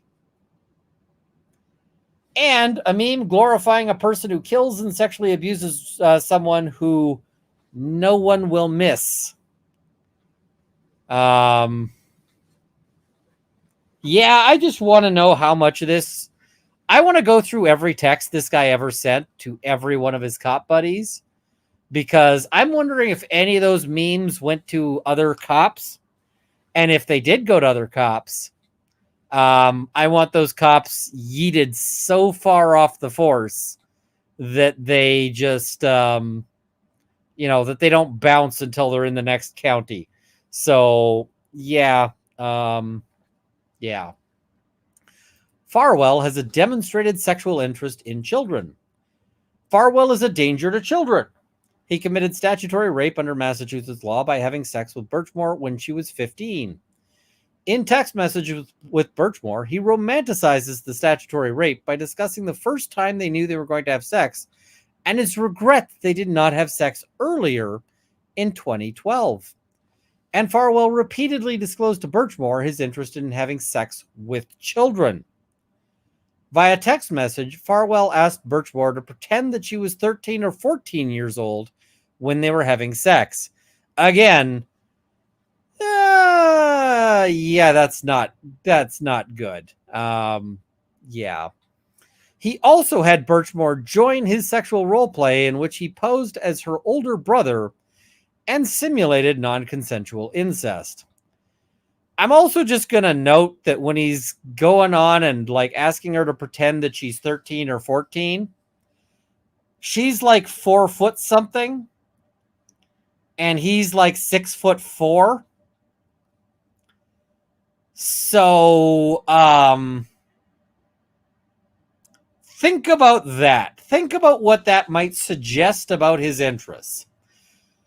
Friend of mine in law school, I've been out of touch with her in forever, but a friend of mine in law school was a very tiny woman. Very, very tiny woman.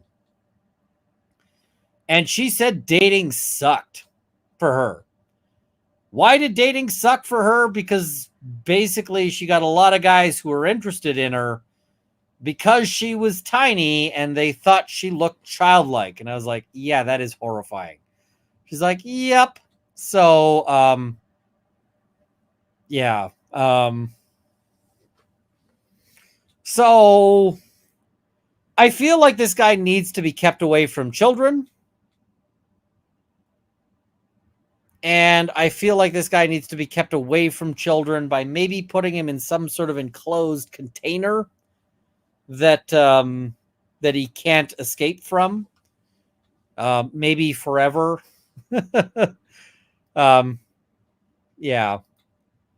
He can go in the temporary forever box until he goes into the forever box. So, yeah. Yeah. C. Farwell is a firearms and explosives expert with access to many guns. I don't know that he's going to like blow up a child. Like, I don't think that he's going to use his explosives expertise against children. But, yeah,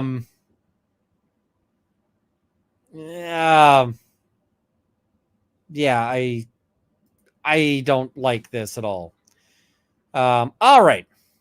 The Bail Reform Act authorizes the court to detain Farwell on 3 independent bases: danger to the community and risk of flight and obstruction. So Congress empowered judicial officers to release or detain defendants pending trial.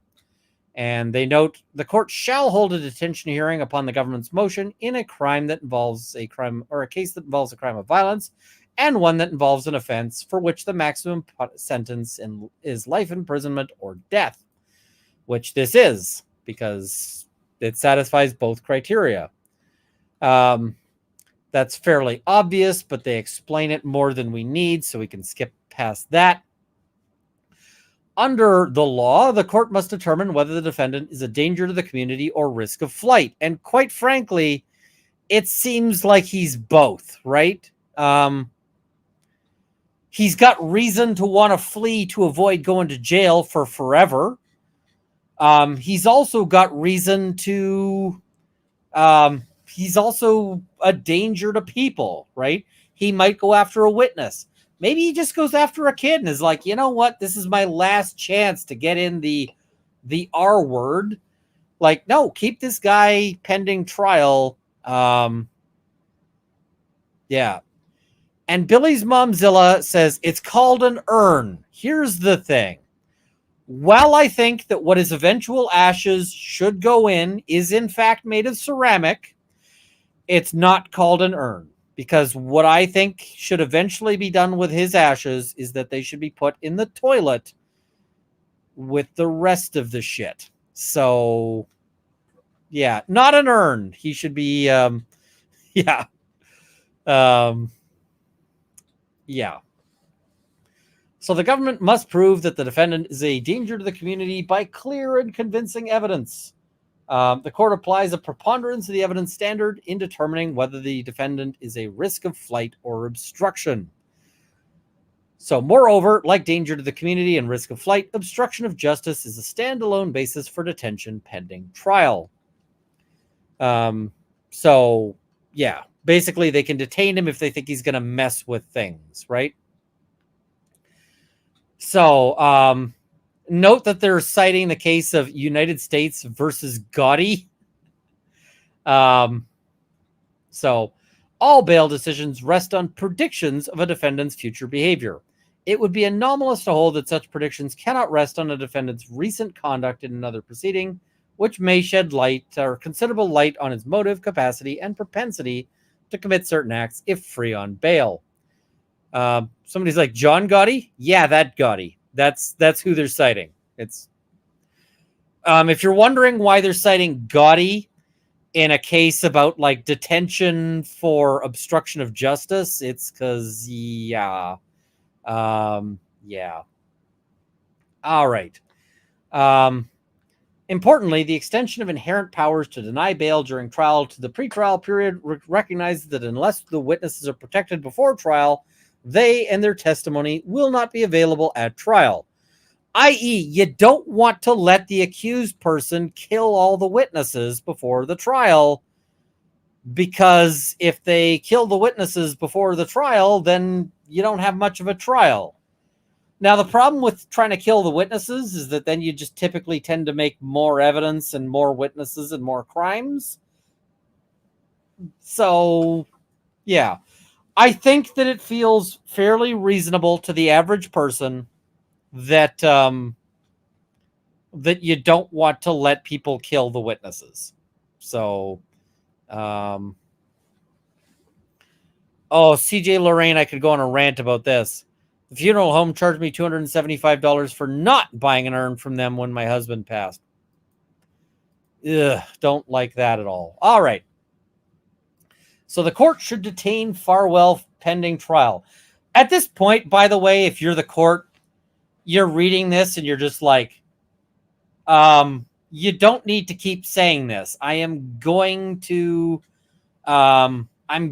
detain, right? We're good. So, yeah, we're good. So Farwell killed a young person to cover up his own crimes that he committed while he was employed as a police officer. That chilling act of obstruction of justice followed his previous attempts to destroy evidence. In addition, Farwell is violent. He used that violence both to harm his victim while she was alive and to obstruct justice by killing her.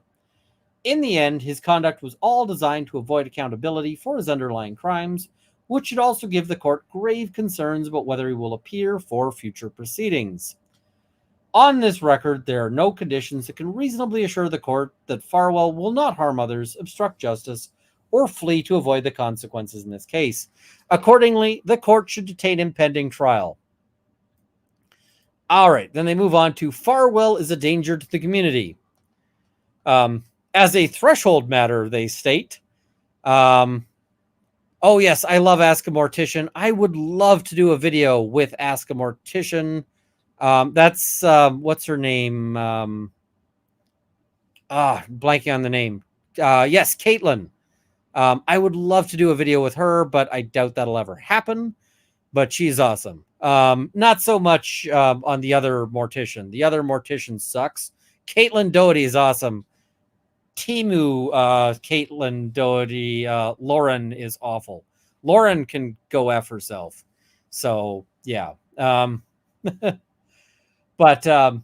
yeah, I mean, this kind of goes without saying that if somebody's charged with murder, you can kind of assume that they are maybe dangerous. Murder, by its nature, involves violence and bespeaks danger to others. No shit. Here, the defendant took another person's life. That singular act demonstrates the risk that his release poses to the entire community. But there's more to it. And I'm just going to say,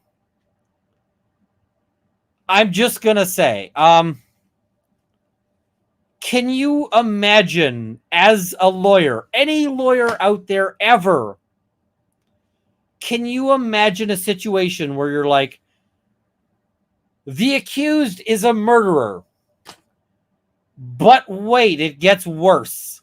But wait, there's more than the murder?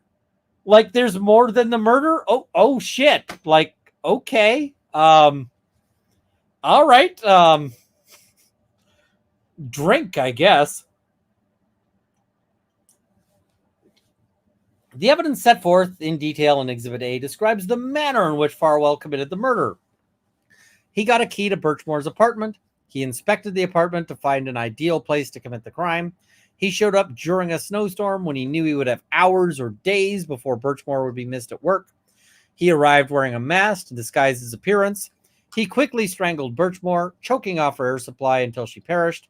He moved her body and tied a duffel bag strap to the closet doorknob to make it look like Birchmore had done this to herself. And he quickly left her apartment. The crime required planning and a unique willingness to take risks to cause irreversible harm. Release conditions cannot safeguard the community against a defendant who has displayed this type of commitment to harming others. So not only is there a murder, but there's a murder where it was planned.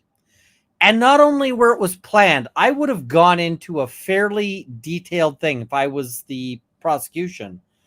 I would have gone into a fairly detailed thing about, like, he has special police knowledge that he's willing to use to commit what he hopes are untraceable murders. So, yeah. Second, Farwell killed Birchmore after engaging in domestic violence. The court has noted that a willingness to strike loved ones offers probative evidence of a tendency to violence and dangerousness towards others. Now, I don't know that this is necessarily true because the easy assumption is, if you're willing to hurt someone you love, what would you do to someone you hate? But the thing is there's lots of people who commit domestic violence who don't commit any other kinds of violence. So I'm not sure that that's necessarily true, but yeah. So they note, in fact, a study found that a single episode of strangulation was associated with a 750% increase in the risk of becoming a victim of a completed domestic homicide in all ethnic groups. Noting that non-fatal strangulation is an important risk factor for homicide of women. Why is this? Well, because the guy who grabs your throat and starts choking you when he's mad, if that is the case, that guy will eventually fuck up and choke you to death. So, a guy who is choking you in anger, get the fuck out. You are going to die, right? You are going to die if you stay in that relationship. So, yeah. Here, not only did Farwell choke Birchmore during sex on several occasions, but in the week prior to her death, she reported to friends that he assaulted her when they were discussing her pregnancy. Farwell's interest in and glorification of violence towards women was clearly displayed in the images agents recovered from his iCloud account, i.e. the memes. So the memes are part of why they want him to send him to jail, but not most of it. Third, the court should have heightened concerns about him because he's got weapons experience and 10 firearms. I don't know that this is the biggest sell for me, but okay, throw it in. Absolutely put it in. Absolutely put it in. Fourth, Farwell is a danger to children. Unlike many exploitation cases in which there's no evidence of hands-on sexual contact with children, here Farwell enticed and sexually abused Birchmore when she was 15 years old.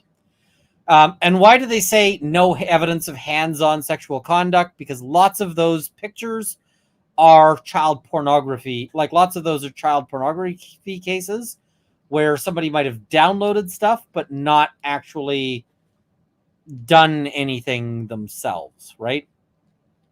So, yeah. But, here he wrote in a text saying that he wished he had sex with her even earlier. They show that he maintained his sexual interest in children for years. He wanted Birchmore to pretend to be 13 or 14 years old when they had sex. And he initiated child sex, incest, role-playing that further confirms that he remains a danger to children, just as he was when he began grooming Birchmore more than a decade ago. I don't think the guns on its own is a big deal. The guns combined with the violence in the children is a big deal. So Farwell remains a risk of obstruction. For the last 3 years, Farwell may have believed that he'd gotten away with killing Sandra Birchmore. Now that he's been charged and some of the evidence has been revealed, circumstances have changed. He now knows that, if convicted, he faces a mandatory life sentence. These new circumstances provide a great incentive for him to further obstruct justice. Because, of course, he's going to want to, not get convicted, right? The court is in the unique position of having a wealth of information about what this defendant has done in the past when he believed there was a risk of criminal consequences. Because they've got his 32,000 texts. When Farwell feared that Birchmore might reveal information about his commission or possible commission of federal crimes, he killed her. When a Stoughton police employee told him that he or she had received a call reporting aspects of Farwell's illicit sexual relationship with Birchmore, Farwell sprung into action, directing that employee not to talk about the information and frantically admonishing Birchmore for revealing the information. Throughout that final year or two of Birchmore's life, Farwell directed her to delete communications that could incriminate him. When state police detectives interviewed Farwell, he lied to them. By the way, this is why never talk to the cops, because anything you tell them, they can use against you, because the cops can assume that you lied to them even if you were telling the truth, right?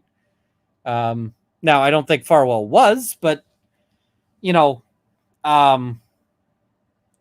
if you thought, and I don't think so, but if you thought Farwell was innocent, then he lied to the cops would be wrong, right? So, yeah.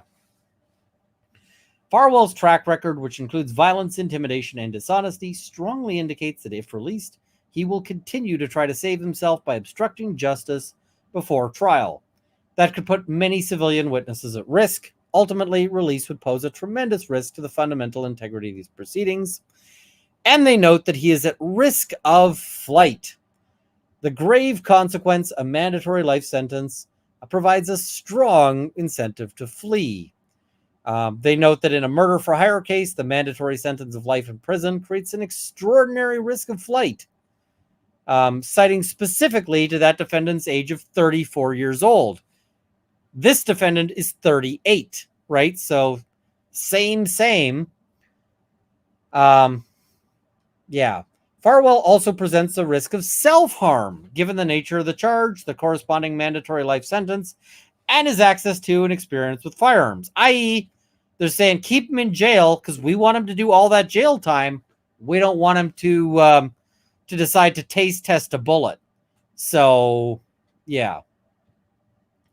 Courts have held that defendant's risk of self-harm is an appropriate part of the court's assessment of whether the defendant is a risk of non-appearance. So, conclusion, keep him in jail. And that seems like a reasonable conclusion. For real, you could cut workday streams shorter and do a Saturday night stream, which is much needed. Nothing going on YouTube lives on Saturday night. I'll probably do a Saturday night live stream this weekend. I don't know if I can this weekend. I definitely can't next weekend. Maybe I can.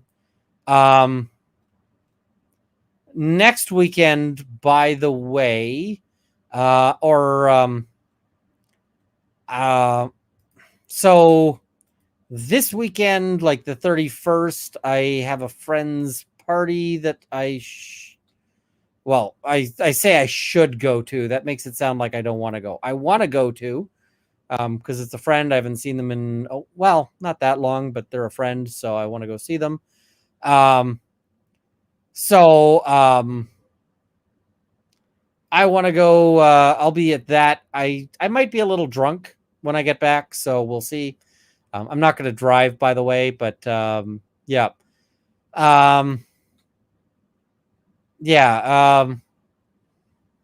So we'll see. Then the weekend after that, the weekend of the 6th or of the 7th, the weekend of the 7th, I am going to be doing the Battle of Alberta. And the Battle of Alberta is is a big 3-gun match. I am getting ready. I'm practicing my reloads.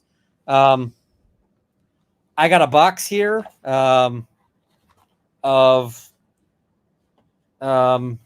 dummy loads. These are dummy shotgun shells, and they say dummy on them in big letters because they're fakes. But yeah, they're I'm practicing my reload so that I can reload faster. I would love to try to stream that, like just so you can see me loading very, very shittily, but I don't have a good way to do that. So yeah, we'll see. We'll figure it out. All right, let us go through the super chats, and then we have one final document to cover, which is going to take us to late tonight. We're going to go until we stop going. We're going to go until we stop going because we got an affidavit to go through.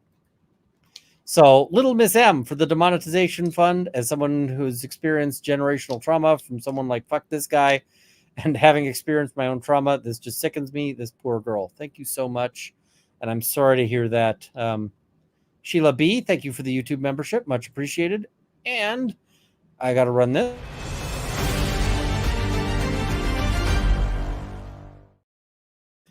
Becca Lynn says this case is infuriating. I cannot be in chat for it. I don't know if ever, but I am here and will be here. Bless you for not shying away, but covering and confronting every detail.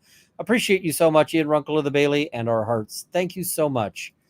Fancy RPG says late response. I respect cops and medical staff immensely. My dad is a retired ER surgeon, and he had that talk with me and his own PTSD. He's so strong. Yeah, it's a rough job. It's not one that I suggest people take on lightly. There's a lot of responsibility.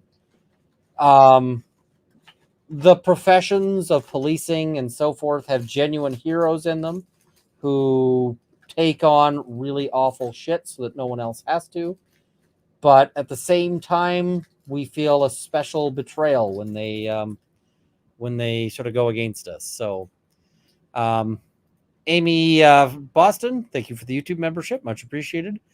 Cindy Collins, did you hear about the Newfoundland cop who took 10 years to finally be convicted and sentenced for raping a woman while literally on the job? Doug Snellgrove, I did hear about that. It messed up. Becca Lynn, thank you for the YouTube membership. Much appreciated. Ian Paler, the employing department failed massively here. No kidding. Billy's Momzilla, thanks for covering this. You're angry. I'm angry. We're all angry, and we should be. I agree. Lori Lenny, more for the demonetization fund in a solo cup. Thank you. Fair. Brewberry, CCTV footage isn't new. It's been out for over a year. It's one of the first things Lank requested. She was bringing a new baby seat in before she died. Shit. Catherine Fraser, you've used all the forbidden YouTube words to help counter the demonetization and because you hate super chats. Thank you so much. The ghost motion for wood chipper, looking for a second. Again, I'm not big on the death penalty, but yeah. Nick Starro, I'm against the death penalty in principle. In some cases, my objections are shouted from the rooftops. Others, they're whispered privately. This case is the latter. Fair. Valentino Wolf, thank you for the 10 gifted memberships. Much appreciated.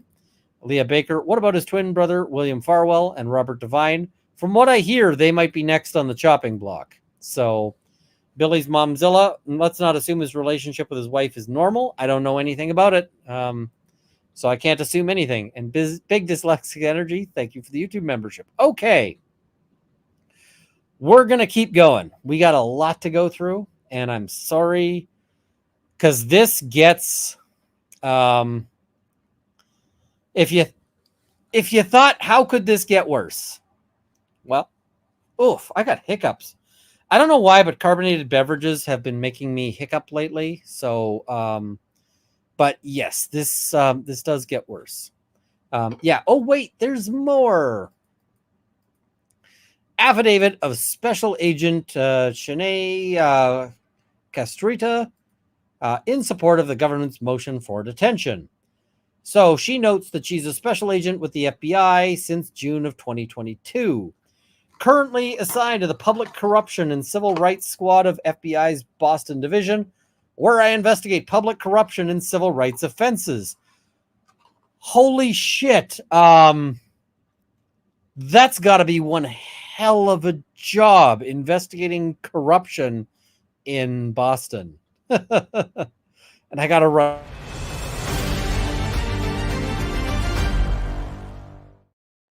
Otherwise, it's going to be forever before I cover it. Big Dyslexic Energy says, I immensely appreciate your tact and compassion while covering this. I hope his family has a lot of support and the burden the youngest will know. Heartbreaking. Yeah. I hope that these charges are a comfort. I hope that these charges are a comfort to the family, that finally that their daughter might be getting some measure of justice.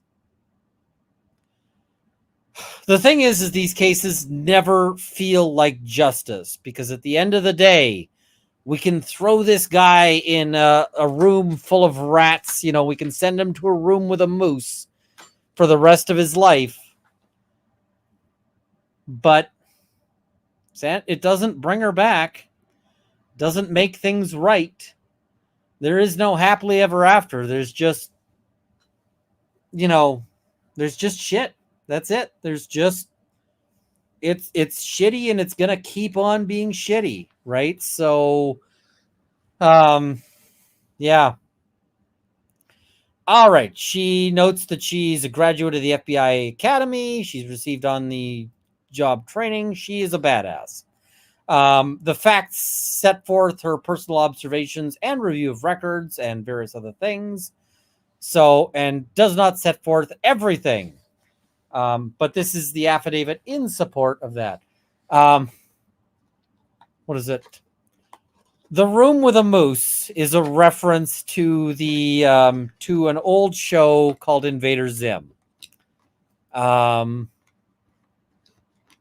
cannot run the clip here because I will get a strike, but Google Invader Zim, watch all of Invader Zim, and eventually you'll see the Room with a Moose reference. And yeah, it's kind of a thing there. Yeah.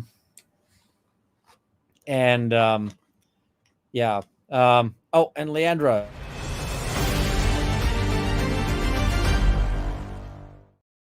Hoping this goes through this time. Thanks for giving a voice to our anger. Thank you. All right. So submit this affidavit, for his crimes. We're going to skip over some of that to overview of the investigation. On February 1st, then Stoughton Police Detective Matthew Farrell killed Sandra Birchmore. Farwell committed this murder, at least in part, to prevent Birchmore from disclosing to authorities information regarding his commission of crimes. Some of this we have already heard, so we're going to skim over this because it's a little, it'll be a little repetitive, and there are 45 pages. So we're going to skim over the bit of that. Next, people will be calling Samurai Jack old. So a lot of this we've already seen. It's referenced here, but we're going to get to the sort of important bits where they're providing new and more detailed evidence. So electronic messages between Farwell and Birchmore indicate that Farwell sexually abused Birchmore when she was a child. By the way, we're going to go through some absolute horrible shit. I will not fault anybody for dropping out. We are at 24:35, and this is going to be the first time I give you guys a warning where I hope my viewer count drops. because some of the shit that we're going to see from text messages here is difficult. And if you are a person who's vulnerable, if you're a person who is, has a background here that might, then maybe this isn't for you, right? And that's perfectly okay. There's nothing wrong with that. But I don't want anybody watching this and going, Runkle, I didn't know. Runkle, why didn't you tell me? Because I'd much rather that nobody sends me an email saying, Runkle, I couldn't deal with it. I had a breakdown. Whatever. Somebody says, can you run the spicy time video? No, the spicy time video is for fun. This is not the spicy time thing. This is more, I guess, this.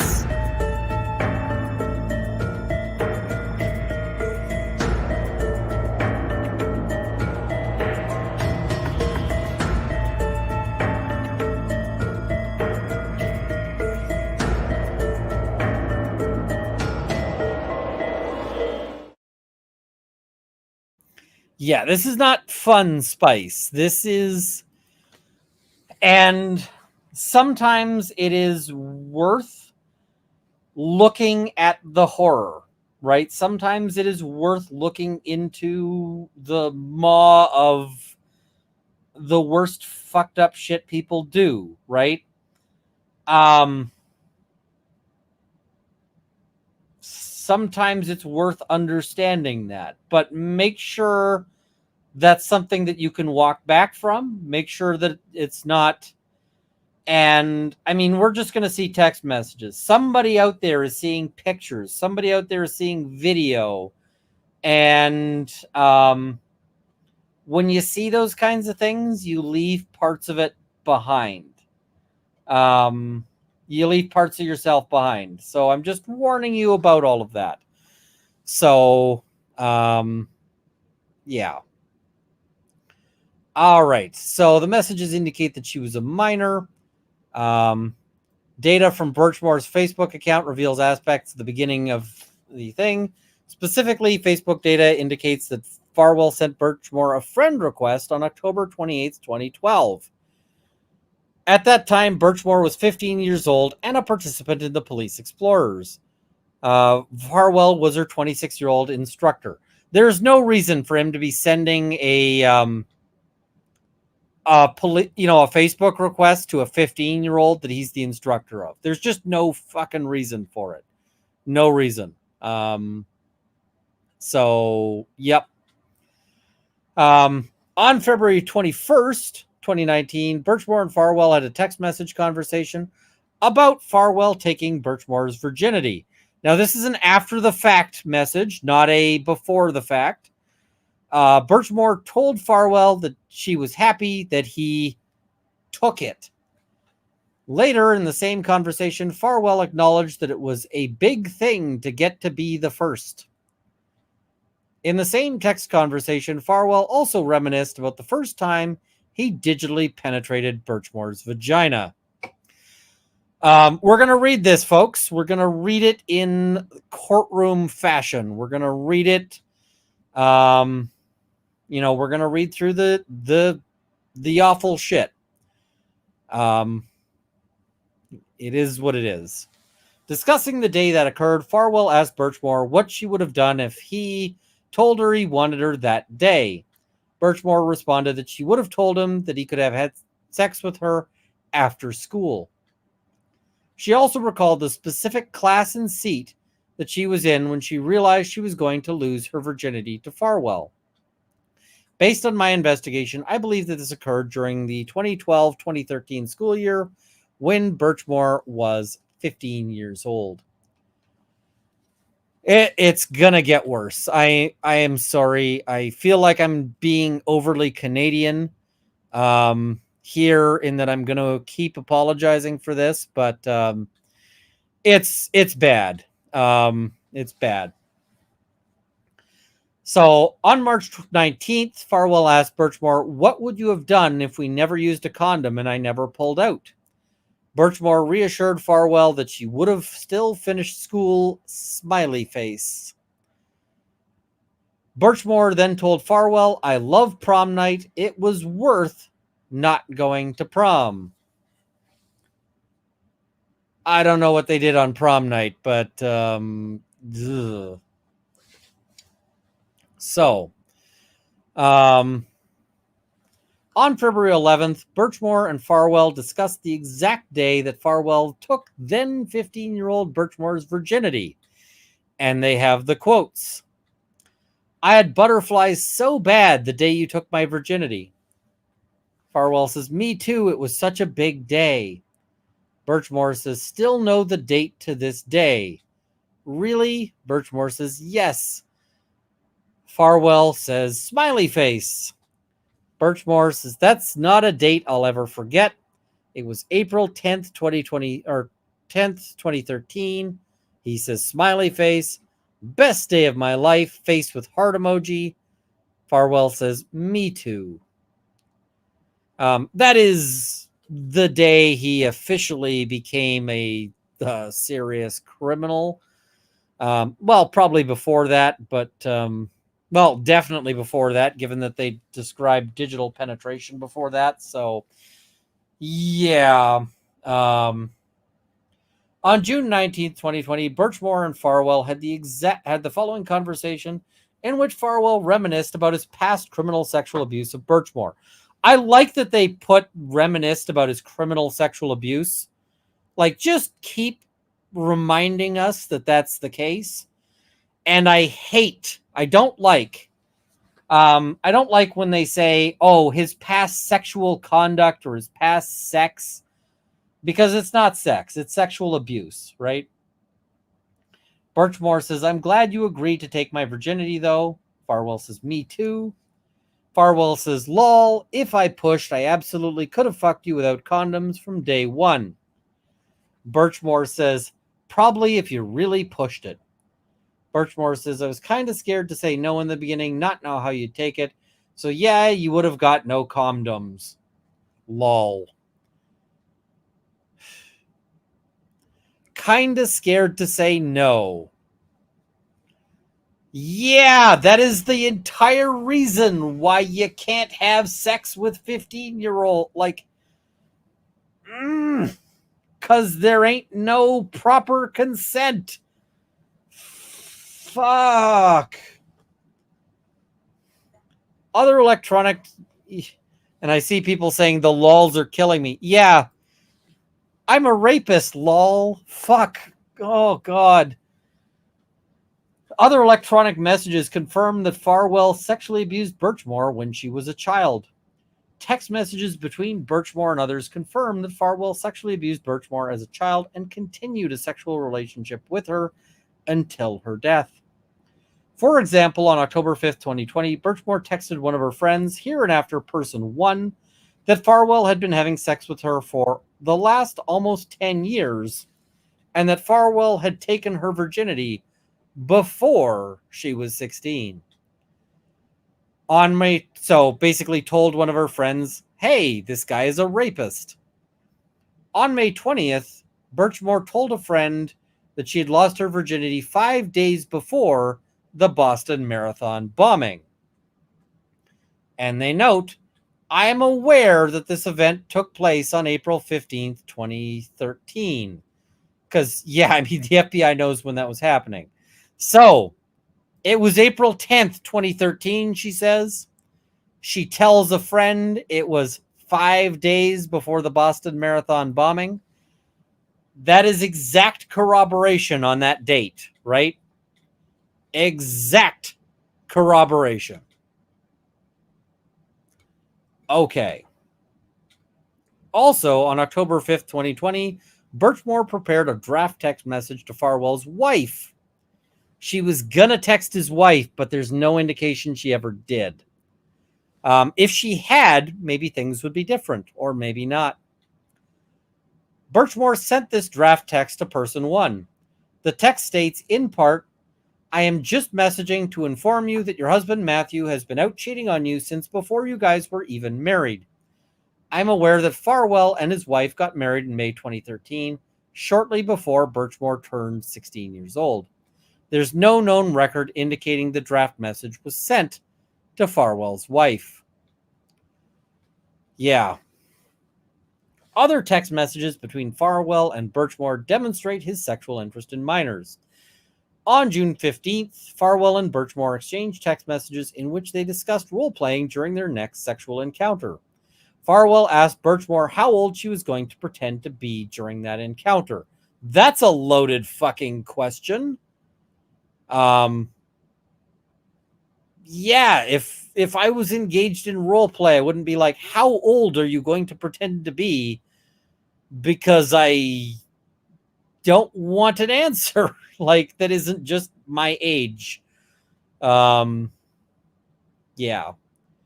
When Birchmore responded 14, Farwell responded with a smiley face emoji.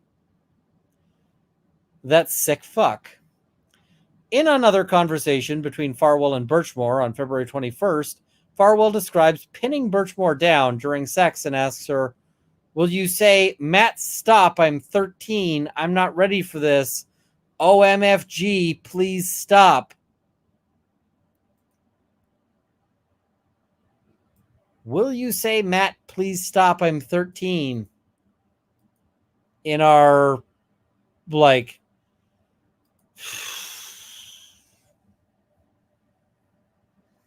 This is the kind of case that makes you want to bleach out the inside of your skull with, number 6.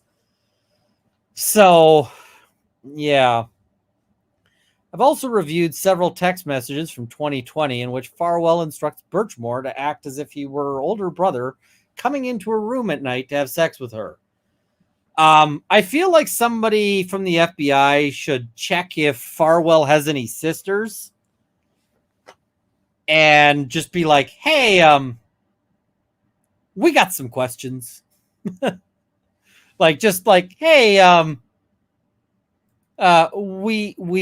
we'd like to know some things. So, yeah. Witnesses confirm that Farwell cultivated a close relationship with Birchmore when she was a child. Agents have interviewed one of Birchmore's close friends, hereinafter Person 2. Person 2 indicated that shortly before her death, Birchmore revealed to them that Farwell started having sex with Birchmore when she was 15. Agents have also interviewed one of Birchmore's relatives who described being aware that Birchmore would meet with Farwell when Birchmore was a minor. Specifically, this family member indicated that around the time Birchmore was a freshman in high school, she would tell them that she was meeting with Farwell so he could help her with homework. Yeah, no.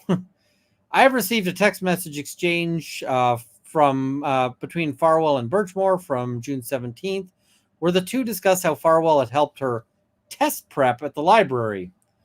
Farwell told Birchmore that she should have told him that she was interested in having sex with him that day. Birchmore told him that she was scared to speak up. Farwell then asked her, "Did you think I wouldn't want to fuck you?" Birchmore responded, "Yes, and like, 'cause of my age, I didn't want you to be like, no, WTF. Farwell then told her, "I understand that. And I can tell you, if a 15-year-old came up to me and was like, I want to fuck you," it would be like, cool, I am never going to see you again. We are never going to interact. Like, goodbye, gone. Like, ninja smoke vanish and just gone. Go into witness protection if necessary. Like, so, yeah. In a conversation from April 5th, Farwell told Birchmore that he knew he wanted to take her virginity when he started helping her with schoolwork. Gross. Additionally, on February 21st, 2020, Birchmore and Farwell reminisced about when they first became sexually active. Birchmore, "I listened better back then, though." Farwell, "I wish it had been a year sooner after helping you study at the library." Farwell says, "You still listen and give me whatever I want, baby." Birchmore, "I didn't even make you wait a year after that."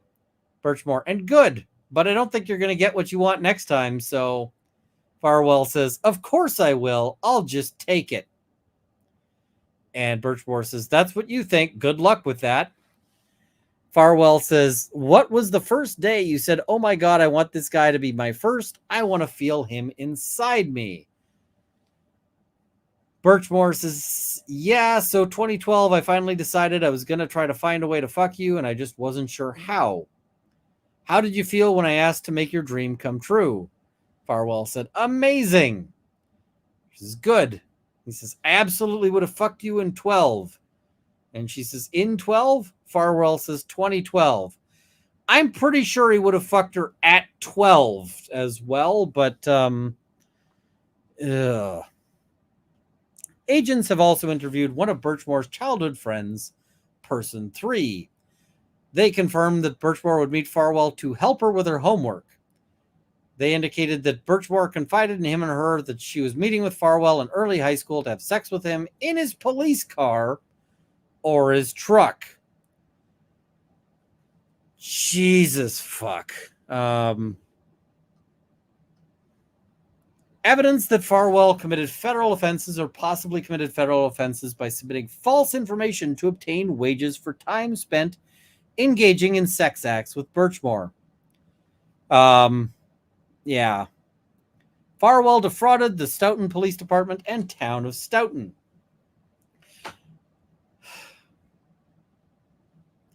On multiple days, Farwell engaged in sex acts with Birchmore while on duty as a Stoughton police officer. To cover this up, Farwell falsely represented that he had worked certain hours when in truth and in fact, he was not working. Why? Because he was raping. Rather, he was engaging in sex acts or spending time with Birchmore. Accordingly, Farwell's misconduct was also part of a scheme to obtain wages from the Stoughton Police Department, an agency of the town of Stoughton, through false statements or material omissions regarding the hours he was on duty and working as a police officer. So basically they're saying, listen, he was not being a cop because he was busy being a rapist. And while he was being a rapist, he was willing to collect money for being a cop, even though he was just being a rapist instead. And that authorized him, and that therefore he's committing fraud. I guess he just didn't have, he was having some scheduling problems. Like, how do I fit my family and my police work and my raping all together into a day? It's just, it's hard to fit all those things.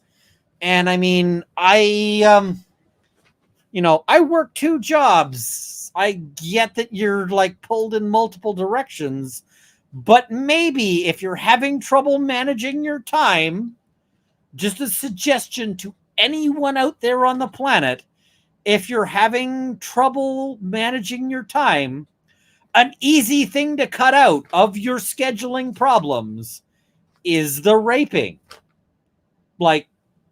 And then that should really make your day a little easier.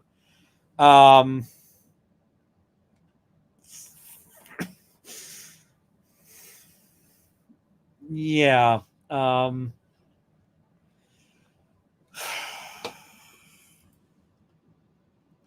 Farwell's text messages with Birchmore indicate that he had sex with Birchmore while he was on duty as a Stoughton police officer.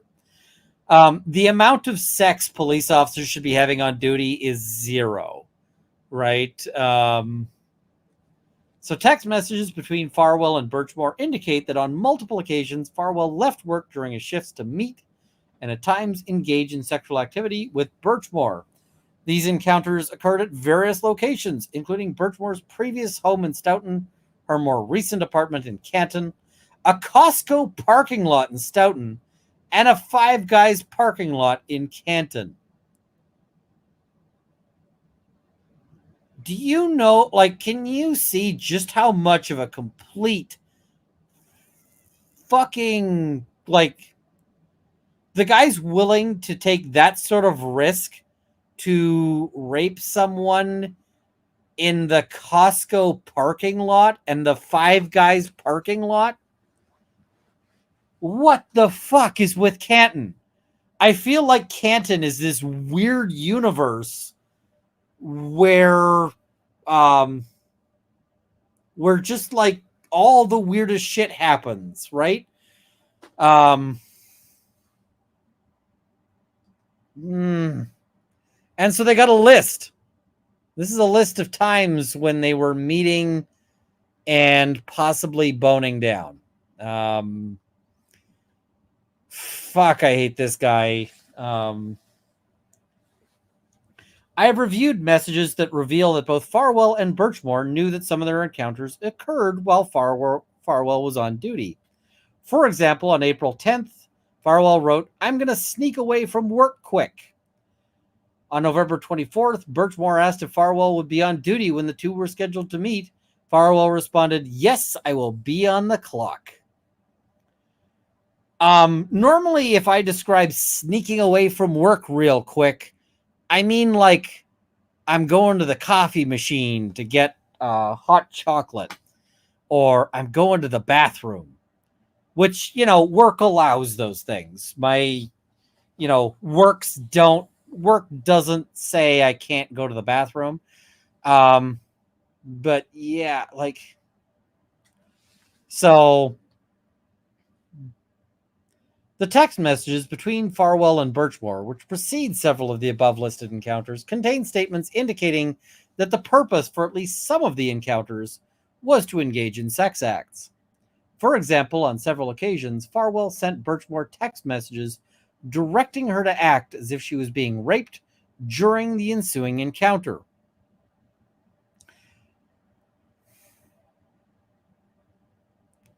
Yeah.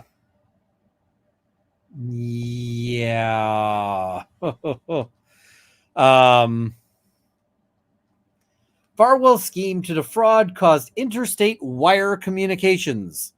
This is where they get to the wire fraud, right? So now the thing is it's actually surprisingly easy to commit wire fraud in the modern era.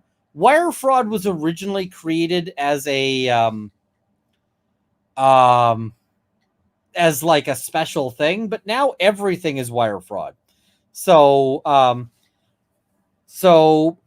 of Stoughton pays Stoughton police officers on a bi-weekly basis, which is fairly common.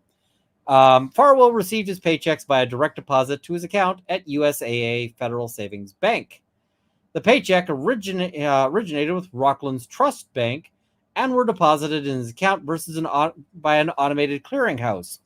Each automated clearinghouse transfer originated outside of Massachusetts or traveled to another state before terminating in Farwell's account. So did you catch that? The wire fraud, the wire fraud here is that he is committing the fraud, and that the fraud is involving, wires like telecommunication, and that it's interstate because the company that they were using to handle payroll is out of state. And somebody asks, is this a super unique way to catch a wire fraud case? The thing is no.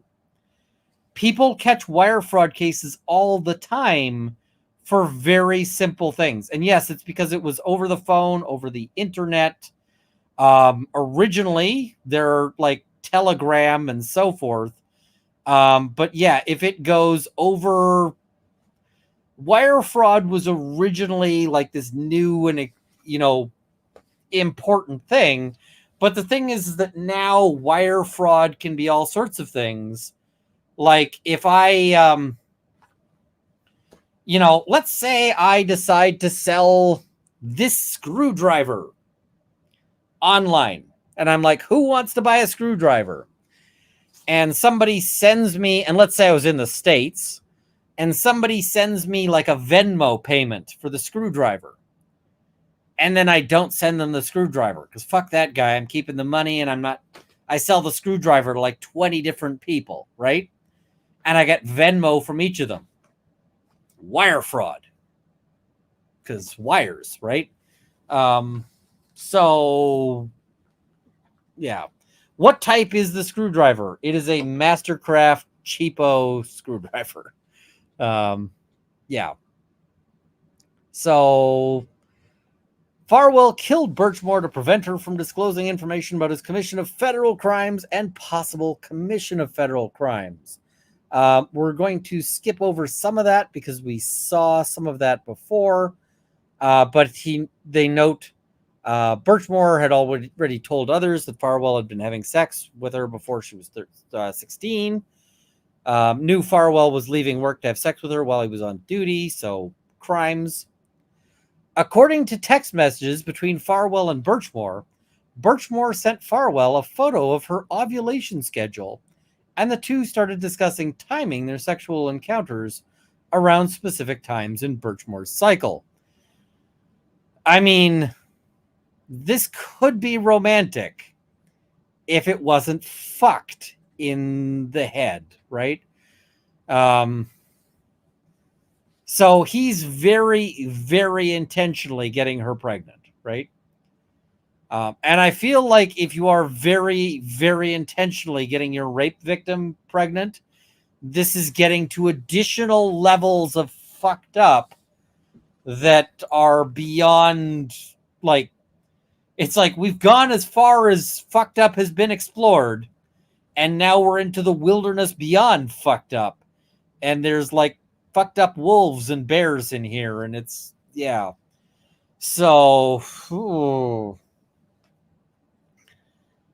All right. And somebody says, wouldn't they be timing to minimize pregnancy? No, they were doing the opposite. Nope, they were doing the opposite. Approximately 1 week after Farwell agreed to have unprotected sex in order to conceive a child, Farwell and Birchmore had a disagreement about the terms of their agreement. The following is an excerpt from a text conversation on October 12th. Farwell said, I said the agreement was once. That was our compromise. So basically he said, I just said I'd give you one round at trying to have a kid. And she's like, I asked if we could try this month. Didn't realize that meant you fucked me once, lol. And then I asked if we could try through this year, and you said I'd think about it. The conversation continued on October 13th. Farwell says, our compromise was try once. Birchmore says, yeah, it was to try this month. So you're thinking about the second thing I said as far as the rest of the year. Farwell says, you said try once this month. If it happens, it's meant to be. Those are the exact words. So basically he's saying, oh, you said only one try, right? And Forbes says, but why would the cop intentionally want to get her pregnant? Well, it sounds like he didn't. He just wanted to get her off his back. But that required basically getting her pregnant. So that was the thing. Yeah. Text messages indicate that a few weeks later, Birchmore continued to discuss trying to get pregnant. In November 3rd, she asked Farwell if they could try again that month or whether they would need to talk in person about that. Farwell responded, that's an in-person discussion. November 5th, Birchmore asked Farwell if he had given any more thought to their prior conversation and told him that she thought of a way they could both be happy. She says, how would you feel about us having a baby, you being there and signing the birth certificate? There's never going to be a need for your information anyway, so you'll be safe there. And I won't talk shit about her or your kids. That way we both get what we want. Birchmore says, you asked me the other day what I wanted, and I didn't want to give it to you in the form of an ultimatum, so I'm trying to do it with you as a compromise type of thing. Can you tell me what you thought of? And Birchmore says, I'm down for discussing it in person, but the more I thought about it, you signing it really isn't going to have an impact on you because of the way things are going to fall in the future. The thing is that it absolutely could have an impact. And he says, okay, that's an in-person discussion. So, yeah. November, after she learned she was not yet pregnant, she asked Farwell about continuing to try to conceive for another month. He said, we need to discuss that in person. They continue to meet with Birchmore in person, and text messages suggest that they remain sexually active. On December 28th, 2020, Birchmore sent Farwell a text message informing him that she was pregnant. This is super fucking sad. So fucking sad. She sent him a poster she had made to celebrate the pregnancy. Congrats. We are going to be parents. 2021. Congrats, we're gonna be parents. He never wanted to be a parent to this kid. And I think she was, unfortunately, it seems like she was deluded enough to think that was going to happen, right? I think, and I mean, this is why we don't, this is the fucked up shit about grooming, like this, is that she's probably thinking this guy is her true love, that things are meant to be, that she's going to work out. Things are going to work out, and this is going to be her and him together. And unfortunately, like this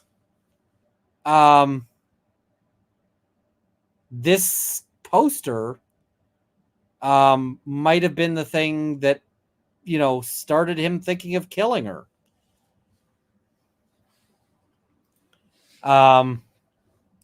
Farwell's immediate response to Birchmore's disclosure about the pregnancy was, I literally have nothing to say right now. How could you express that in text when I said I don't appreciate it? Farwell and Birchmore then argued about the pregnancy in the following text conversation. Farwell says, how far are you? And Birchmore says, regardless of how far, we're keeping it. We're keeping it. But 3.5 weeks, which means I conceived this month. Farwell says, okay, well, we need to talk then. Birchmore says, no shit, that's obvious. And the birth certificate is being signed, or hers isn't. And the birth certificate is being signed, or hers isn't. And then let's look at that footnote.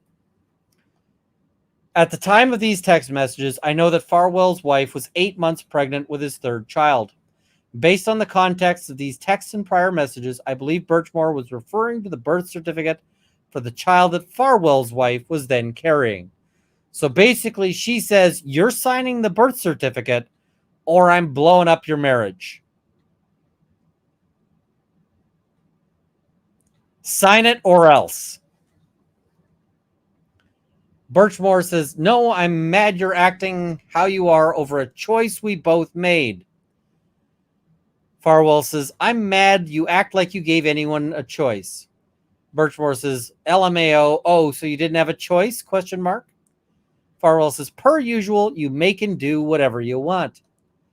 Birchmore says, all I did was say, can I have it? You said, have what? And I said, you know what I'm asking for. And you stood up and said, yeah. Birchmore says, you've been doing that. You mad she's due in February and I am in September. And you don't know how you're going to be there for both of us. Well, he was never going to be there for you, right? He was never going to be there for you. Birchmore, and you need to be there during labor for me too. Because your kid should matter. Late August, early September. And he says, you are truly the worst person on the face of the earth. And here's the thing. Farwell got her fucked up. Farwell got her in, and then he's super upset that that she's starting to develop her own desires, her own opinions. And her own opinions are fucked up because she's been groomed since she was 15. But she's starting to become a person. And fuck, dude. You're calling her the worst person on the face of the earth? You raped a kid. fuck you, Mr. Farwell. If I could, I would take donations for your cell to be extra small. So, after the foregoing conversation, Birchmore again threatened to expose the truth about Farwell's prior sexual abuse and their ongoing relationship. Farwell responded by indicating that Birchmore had threatened him, causing him to agree to impregnate her. Farwell says, "For the past week and a half, the doctor wasn't right, but now she was, and you just throw it at me because now you've got me.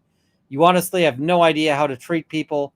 I have fucking bent over backwards for you. Now you want to act like this was some free will decision. You threatened me from the word go. If I didn't do and give you what you wanted, you would ruin me. I made a deal with you and you changed the terms at every turn. We will deal with this tomorrow." Yeah, this is also why I recommend not committing crimes.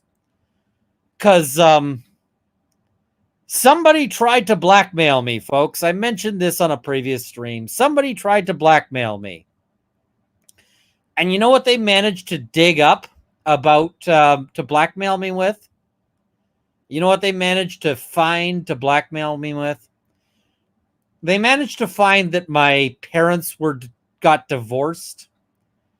And that I was like not super mentally healthy during that divorce. That's what they could find to blackmail me with. And you know what? I have the terrible luxury of when somebody sends me that threatening to blackmail me with that shit, I can just go, yeah, fuck you and fuck the horse you came up, you rode in on all the way up. But once you are in the position, Mr. Farwell, of having raped a child, don't be shocked when that child owns you. Because that's really what comes up here is that she's like, yeah, no, I got you over a barrel here. So Farwell's escalating physical violence.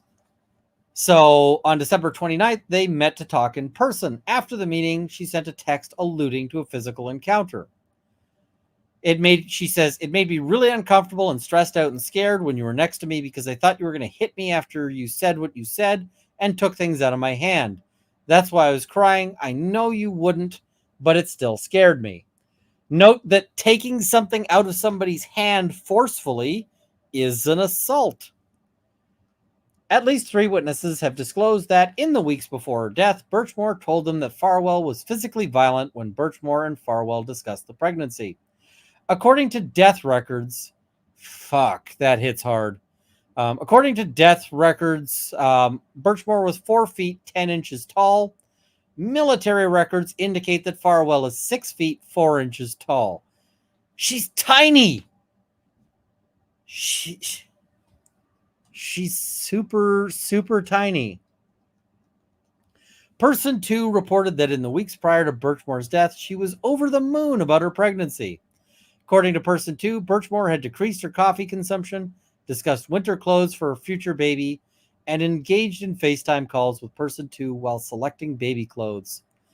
Person 2 indicated that Birchmore was nervous about telling Farwell about the pregnancy, but that she eventually did. In January, Birchmore called Person 2 and stated that after telling Farwell about the baby, Farwell told her that he wished she would just die and he wants nothing to do with the baby. Well, he didn't just wish. He didn't just wish that she would die. This is like the worst fucking don't let your dreams be dreams fucking motivational poster.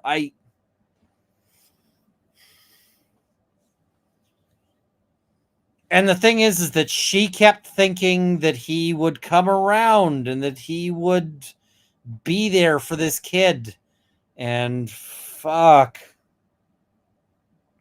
According to the information Birchmore shared with Person 2, Farwell put Birchmore in a headlock and grabbed her cell phone from her hand.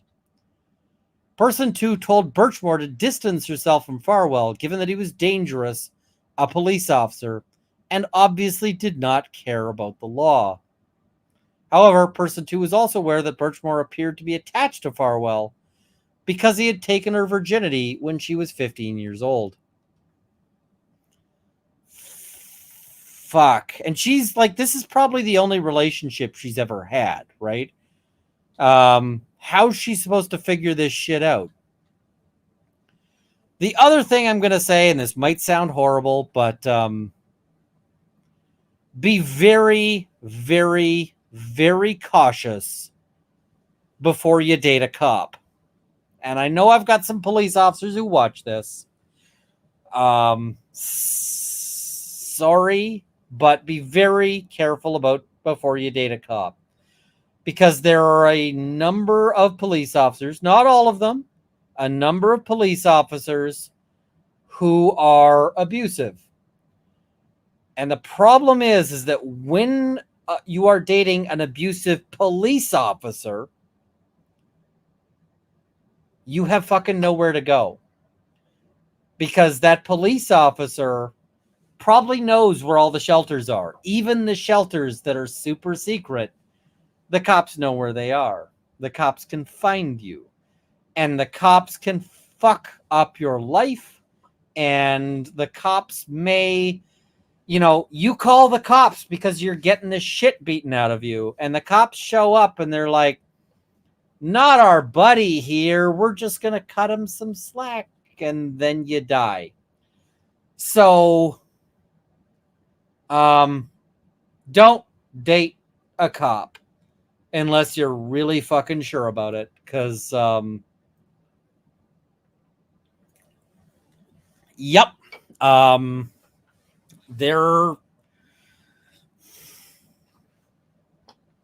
It's a concern. The number of women I've talked to who've been stalked by cops is not small. Yep. So moving on. Person 3 also indicated that in the days before her death, Birchmore disclosed that Farwell had been violent. By the way, some of these disclosures might end up being admissible in evidence. So we'll have to see on the circumstances, but yeah. Approximately 10 days before Birchmore's death, Birchmore and Person 3 went to Walmart to buy a baby stroller for Birchmore's future child. She was excited about the baby and asked Person 3 to be the child's godmother. Fuck, this is tragic, and this is heavy as shit.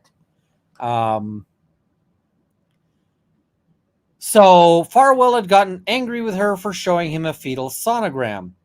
According to Birchmore, Farwell told her, "That's not my child. I don't want anything really to do with you." And then Farwell pushed her to the ground. Don't push pregnant women to the ground, or anybody, but especially not pregnant women. She told Birchmore to end the relationship with Farwell. Good fucking advice. She indicated that Birchmore seemed scared but not ready to leave Farwell because Farwell had been such a big part of Birchmore's life for several years. Unfortunately, he'd be the biggest part of it, that being the ending. Fuck, I hate this. I am... Ugh. And if I'm seeming a little, like, I don't know, I'm worried that I'm seeming a little callous or whatever. I am coping. This is my coping strategy, which is sometimes humor. It's not always appropriate, but I am fucking mad and I'm upset and I'm angry and this makes me sad. And yep. So, Person 7, her therapist, reported that in the weeks before the death, Birchmore reported that Farwell got upset about the impending pregnancy and shoved her. In addition to these descriptions of Farwell's violence targeting Birchmore, Birchmore's text messages to Person 1 further confirmed Farwell's escalating violence. January 10th sent a text message indicating that she'd recently argued with Farwell. said that during the argument, Farwell took her cell phone out of her hand 3 times and refused to give it back to her. Also indicated that Farwell took her computer out of her hand and used his body to shove her. January, there was increasing pressure on Farwell. So the pressure on Farwell increased as a result of Birchmore's pregnancy. She tried to communicate with Farwell regarding her due date, ultrasounds, genetic testing, gender reveals, and doctor appointments. She wanted so bad for him to be part of her life, and she wanted so bad for him to love her, right?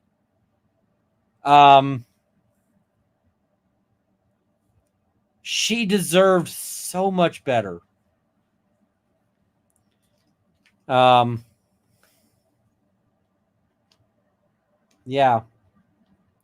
I see people saying the therapist. I don't know if the therapist was informed about something that she would have a duty to report, but yeah. Yeah. So in his text responses, Farwell was unresponsive to or dismissive of those topics, or he appeared to ignore them. Birchmore told Farwell that she was going to the doctor the next day and asked if he wanted to know how the appointment went. Farwell did not directly respond to that question. So, and Farwell this entire time is like continuing to have sex with her. He's continuing to enjoy that. That's all he wants from her, right? He wants to be able to have sex with her, but he doesn't want any obligation to her. Like, yeah. On January 5th, Birchmore asked Farwell, I'm old-fashioned. I kind of assume that if you have sex with somebody, that you do kind of owe them to make sure they're okay, to not. I go with campsite rules, or at least I try to. And I can't say that I've always done this because, everyone was a stupid person at one point in their life. But, at some point in my life, I like to think I adopted sort of campsite rules, which is leave somebody better than you found them if you can. And that's not what he was doing. So on January 5th, Birchmore asked Farwell to come over so they could discuss her estimated due date, the first week of her ultrasound, her conversation with her doctor, and her first appointment. Farwell did not respond directly to that request. Text messages from January 3rd show that Birchmore asked Farwell if their child could have his last name. However, he told her he would not discuss that issue via text message. Birchmore says, so I have a compromise for you. You don't need to sign the birth certificate if the baby can have your last name. And Farwell says, not discussing in text, we can talk in person. Another text message on the 6th began to ask Farwell what their family would look like. You don't have to sign the birth certificate if I'm allowed to at least list you and they can have your name, and I won't move to Stoughton or the town where Farwell's family resides. I won't bitch about holidays, but I would like you to come a few days before Christmas and Easter so you can see what they get from me, and I don't want you to leave them out. And if you want to try and support them, we can talk about that, but I do want you to see them. I feel like I'm trying to be as fair as I can, and I want you there for labor that I'm standing my ground on. And last name. This is okay, we can discuss this more in person. This is okay, I figured. Does it kind of sound okay to you? The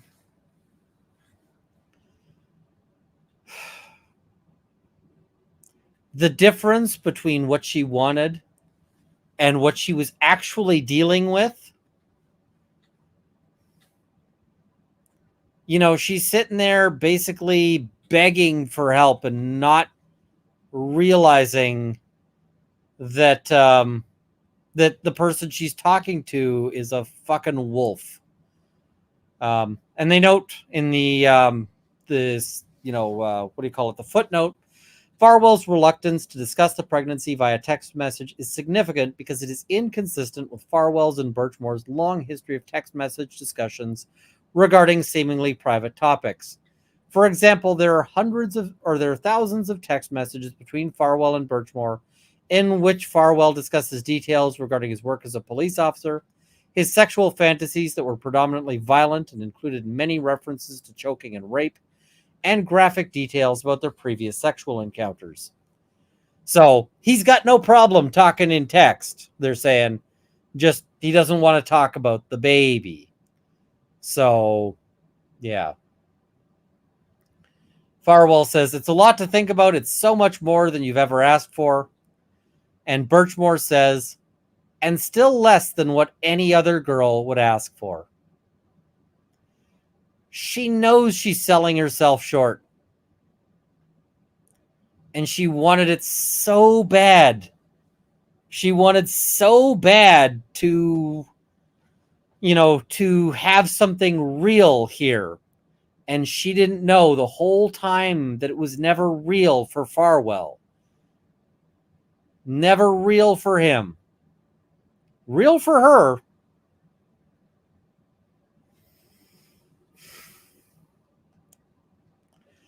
On January 20th, person 2 called the Stoughton Police Department, and in that call referenced the sexual relationship between Birchmore and Farwell. After learning about this call, the fact of which suggested at least some aspects of Farwell's illicit content or conduct may have been exposed to the Stoughton Police Department, Farwell sent Birchmore text messages revealing his extreme anger. He sent her a series of text messages with expletives, telling Birchmore that he thought no one knew about their relationship, that she had no clue how bad this was, and indicating that he does not know if he needs to worry about other disclosures. Farwell says, dude, your fucking friend called my job, Sandra. What the fuck? And she says, question mark? Your friend, person 2's name, just called my fucking work to complain about me. What the fuck? And she says, I don't know. And Farwell says, what do you mean you don't know? She says, I literally just woke up. Farwell says, did you steal from her? Birchmore says, nope. Farwell says, what is going on? You also told me that no one knew about us, yet she claimed we're fucking. Birchmore says, it's literally nothing. Farwell says, it's not nothing. She called my job. That's insane. You should have realized this was gonna come out, man. Like, sorry. Farwell says, why would she call and drop my fucking name, Sandra? Like, what do I have to do with you not giving her something? Farwell says, like, you have no idea how bad what she did is. I'm pretty sure Birchmore knows exactly how bad. Like, because, well, maybe she didn't realize how bad because Farwell was going to do shit. But, yeah. Farwell says, I literally can't believe this is even real life. Like, what else do I have to worry about now? Which other friend will do something tomorrow? Sir, what you have to worry about now is dying in a fucking cage, which is what you deserve. Go to your cage and die, sir. That's what you have to worry about. During this investigation, I have interviewed person 5, an employee of the Stoughton Police Department who received the call from person 2. Person 5 indicated that they took down person 2's name and information and gave it to Farwell. Why the fuck would you do that? Why the fuck would you tell Farwell that somebody called and complained about Farwell? Person 5 indicated that Farwell immediately got angry and pissed off and ordered them not to speak about this to anyone and to never talk about it again. They described Farwell's reaction as atypical and not consistent with his normal behavior. Yeah, person 5? Person 5, you are a horrible piece of shit. At least with what we know right now. On January 24th, approximately 1 week prior to Birchmore's death, she communicated with person 8 about Farwell. Birchmore said, so the father came by last night. It was like a complete 360 change. Person 8, 180? And she says, yeah, lol. Because a 360 would be your back voicing the same direction. She didn't know how right she was. She didn't know how correct she was that it was a 360-degree change because Farwell was still exactly the same piece of shit that Farwell had always been. So yeah, it wasn't a 180, it was a 360. So person 8, good or bad? Birchmore says good, but unexpected. So it kind of threw me off and made me a little uncomfortable, but that's because of how things were going. He asked me if I'd give him a key and said that if I keep it a secret, he'll be around and see them and all that. So it's somewhere. Then he looked in my closet and then the bathroom, but I don't know why. I haven't figured that out. It's because he's planning to murder you. That's why. Because he's planning to murder you. Birchmore, we started heart to heart, then work called him, so he had to leave. And he brought me a ginger ale because I ran out. What about the birth certificate? I think he's signing it, not sure. He's coming back again this week. But it was like a complete 180 from where we were at. And the thing is, this poor woman doesn't realize that this is like danger zone, right? She doesn't realize that it's like, oh, you're in danger, girl. And that's the thing, is that this was her clue, and like a partner's sudden shift in demeanor, sudden shift in behavior is something you gotta be worried about. Is something you gotta be concerned about. And so, yeah. And he was just trying to set her up, right? That's it. He's like, baby, I'm not angry no more. Don't you suspect a thing. I'm not going to murder you. Oh, fuck. So based on my training and experience, I believe that Farwell's shift in demeanor on or about this date was his attempt to appease Birchmore until he could kill her. Additionally, the foregoing text messages, considered in light of the other evidence, suggest that Farwell was making a plan to kill Birchmore. Part of that plan including asking Birchmore to give him a key and keep it secret. So now he's got the means to just let himself in to do the murder.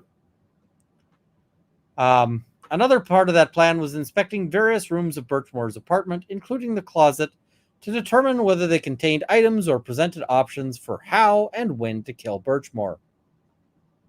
On February 4th, 2021, Canton police found Birchmore's body next to the closet door with a duffel bag strap around her neck. The strap was wrapped around the closet door handle. So he probably looked around, figured, oh yeah, that's good to go. That's good to go. He's got his plan. He's figured out, he's figured out the murder weapons. It's Mr. Farwell in the closet with the duffel bag strap. He's got all this figured out. Then it's just making it happen. Farwell's request for a key for Birchmore's apartment in the week leading up to her death is corroborated by other evidence. I've reviewed text messages between Farwell and Birchmore from January 24, 2021, in which Birchmore gave Farwell the passcode to her building's front door and told him, I have your key too when you want it. Additionally, I've reviewed records from Walmart that suggest that Birchmore did, in fact, pay approximately $2 to have a key copied. Fuck. Yeah, I can say if anybody's going to say that in my chat, they're going to be gone from my chat. Like, just fuck off. That's, no. 15. We're not using that. We're not using that term to describe the child victim here. According to text messages Birchmore and Farwell exchanged on the 29th, Birchmore again gave Farwell the passcode to her building's front door, and Farwell verified that the code was the general one given to the entire building, not just one assigned to her. Why would he do that? Why would he confirm that it's the general one given to the assigned building? He's checking to make sure there's no records that would show that he specifically, entered. Yeah. Farwell accepting or requesting a key to Birchmore's apartment was a sudden change from recent conversations. I've reviewed text messages between Farwell and Birchmore, in which Farwell told her that he did not think it was a good idea for him to keep a key to her new apartment. In a conversation with her friend, Birchmore indicated that she was surprised that Farwell was now requesting a key to her apartment. Nine says, did it go good with him? He says, I got hit with a shocker question. Can I call you? So what really well, surprisingly, he asked if he could have a key. I am basically said he'll hang around as long as I keep it a secret and don't tell anybody. But he did admit that I do have the upper hand in the situation, which isn't a good thing, but I'm trying to and not to be that person, if you know what I mean. I get it. Are you going to give him a key? I just made a copy of it. Yeah. Person 9 says, that's good. She says, I'm not going to give it to him yet, but he also brought me a ginger ale last night like I asked him to. Person 9 says, he's coming around to the idea of murder. Birchmore says, a lot more than I thought he was going to. Yes. I still have to verify the PIN for him to get into the apartment if he rings me and I don't answer. But like last night, he opened my closet door for something, and then he went into my bathroom, looking at my bathroom, and then I have a dolly in my living room that he asked why, and why I had it. It was just really odd. He started looking around. I don't know. Says, that's weird. Yeah, it was really weird. According to text messages between Farwell and Birchmore 2 days before Birchmore's death, she continued to engage Farwell about planning for the birth of their child. Birchmore asked Farwell if she could tell him the baby name she was considering. Fuck.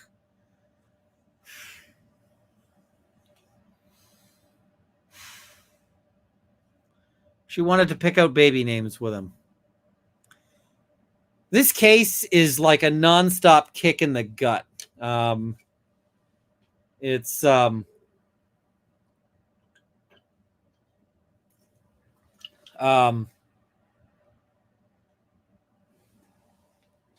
yeah. Scott, I'm probably going to take a hit. It just is what it is. But I've already said I'm not monetizing this one. Yeah. So maybe that'll help. Maybe that'll help. But I'm pouring myself another scotch here. I need it. It's not a good idea to be like, I need scotch to, like, you know, like I have a drink for my feelings, but I feel like this is an exception here. All right. Hopefully everyone can still hear me. I don't know what just happened. I heard a thing disconnect. Okay. So, leading up to February 1st, Birchmore planned for other important baby-related events, such as who would care for her cats when she went into labor. She's a good planner. She ordered baby items and conducted Google searches related to her pregnancy and future child rearing decisions. It sounds like she was super excited about this pregnancy, right? She also planned for newborn baby photos, an official pregnancy announcement, which she planned to do on Valentine's Day, as well as a gender reveal.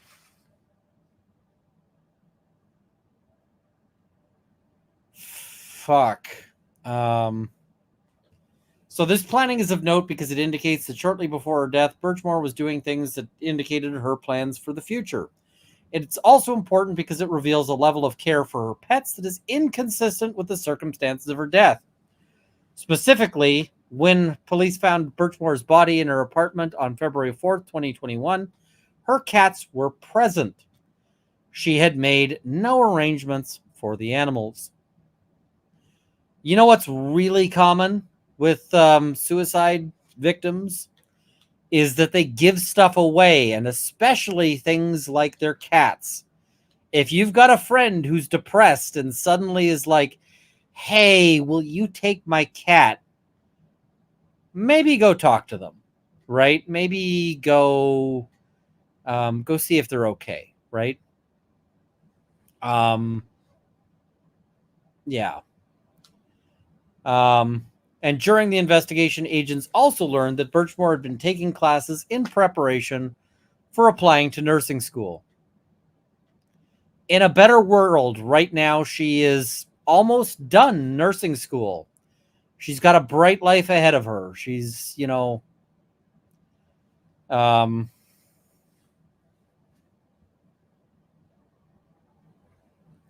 she wanted to help people.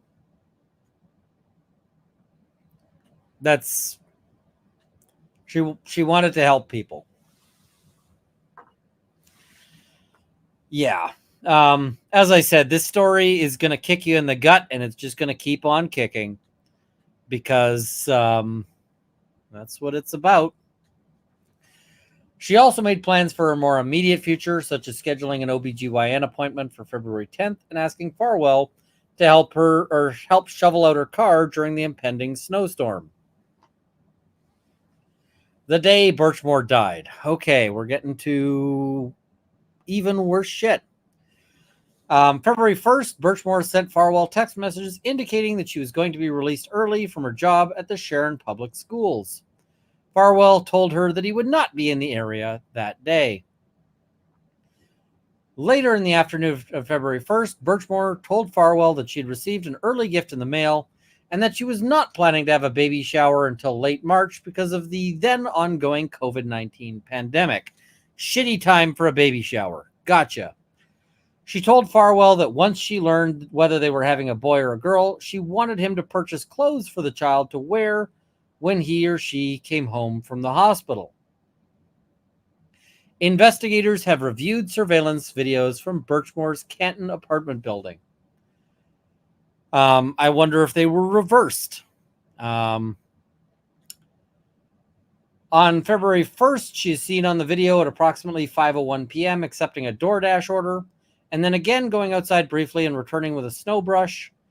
And the last time Birchmore is seen alive on video is at 5:33 p.m. Later that evening, at approximately 9:08 p.m., Farwell sent Birchmore a text message asking whether he could come by for a second. At approximately 9:10 p.m., Birchmore sent Farwell a text message indicating that when he arrived at her apartment, the door would be open for him. Fuck. This is the last known outgoing message sent from Birchmore's cell phone. The last message is her texting her murderer saying the door will be open for you when you get here.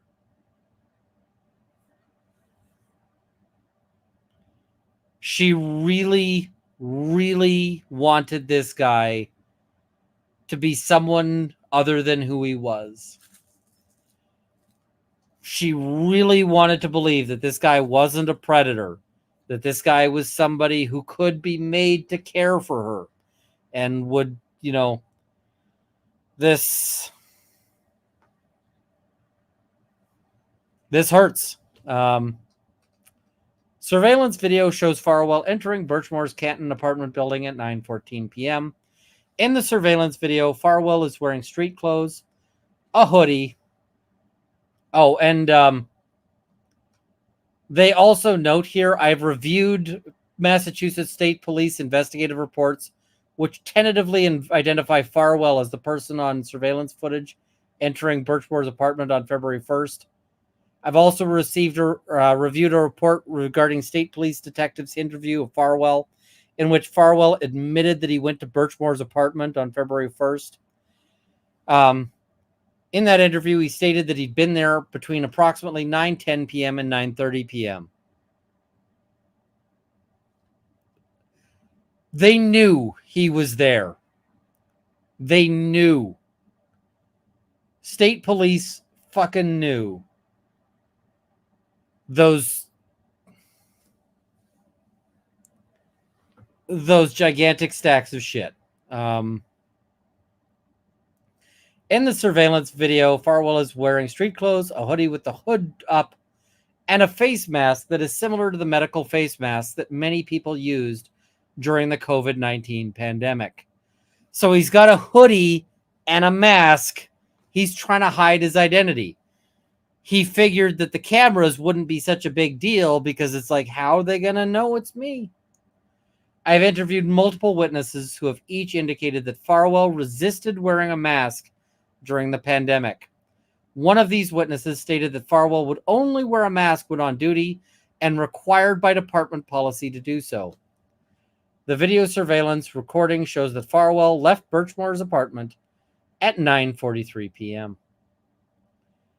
Canton police officers found Birchmore's body on February 4th. They conducted a well-being check at her apartment. One of her co-workers called the police because Birchmore had failed to show up for work that day. When officers arrived, they found Birchmore's body seated on the floor in a reclined position with a duffel bag strap tied around her neck. That strap was connected to her closet doorknob, the closet that Farwell had inspected approximately 1 week earlier. At least one first responder quickly concluded that Birchmore had been deceased 4 days. I've reviewed crime scene photographs that depict Birchmore wearing the same clothing she was wearing when she is seen on video entering her apartment on February 1st at approximately 5:33. This is consistent with her having died later that same evening. I see people saying they want to see EDB covering this. Emily will cover it if she wants to. I feel like this is a case that maybe Emily won't. Emily is a really nice person. Emily's a really good person. But some of these cases hit Emily in entirely understandable ways. This case is hitting me, and I'm a pretty jaded guy. Emily's not going to cover this, I don't think. I don't think she's going to, if she wants to cover it, that's fine. But I don't think she's going to. Peter Tragos is covering it, and I'll cover it. But, and the other thing is zero fault for Emily on this one. Zero fault. But yeah, it is kind of, CG's like, why are we asking for someone else to cover this? It's like, I'm right here, guys. It's all good, though. These are all people I like, so yeah. I don't like pressure on other creators, but, I'm just going to say, if Emily doesn't want to cover this, I support her 100%. If she does want to cover this, I support her 100%, right? So I support everybody. So, yeah. According to police reports, when Birchmore's body was found, her cell phone was on the floor, located approximately 12 inches from her right hand and 6 inches from her bent right knee. I have reviewed the data on Birchmore's phone. A log report indicates that the phone was locked from 9:13 p.m. until the device powered off because of battery loss on February 3rd. On February 1st, while still locked, Birchmore's phone recorded a screenshot of a black screen at 9:18 p.m.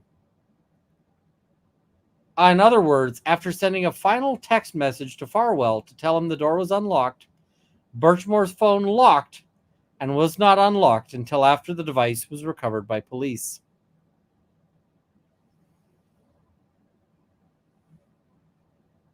Yeah. Health data on her phone indicates that the last movement recorded by the phone occurred at 9:40 p.m. That was 3 minutes before Farwell was captured on surveillance video leaving Birchmore's apartment. Specifically, this data indicates that the mechanism that Apple uses to record movement registered 8 steps at approximately 9:40 p.m. These recorded steps occurred while Farwell was still in Birchmore's apartment. The phone recorded no additional steps between 9:40 p.m. and the time it was first recovered or was recovered by first responders. As noted above, first responders ultimately found the phone next to Birchmore's body. Based on my review of the frequency of Birchmore's phone use over weeks, months, and years leading up to her death, her failure to access her phone is inconsistent with her usual habits while alive and awake.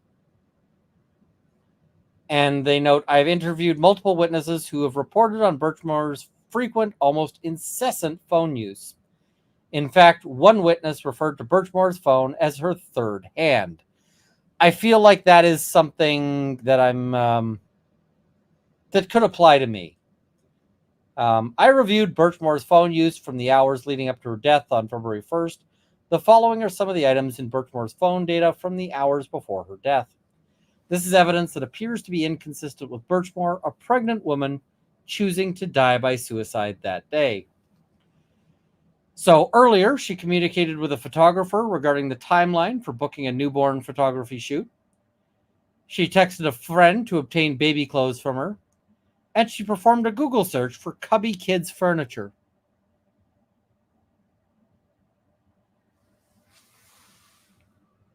So, Amber C, I have a PayPal. It's runkleofthebailey@gmail.com. I don't know why super chats aren't working. So, yeah. So here we've got the condition of and items found in, Birchmore's apartment were inconsistent with Birchmore dying by suicide.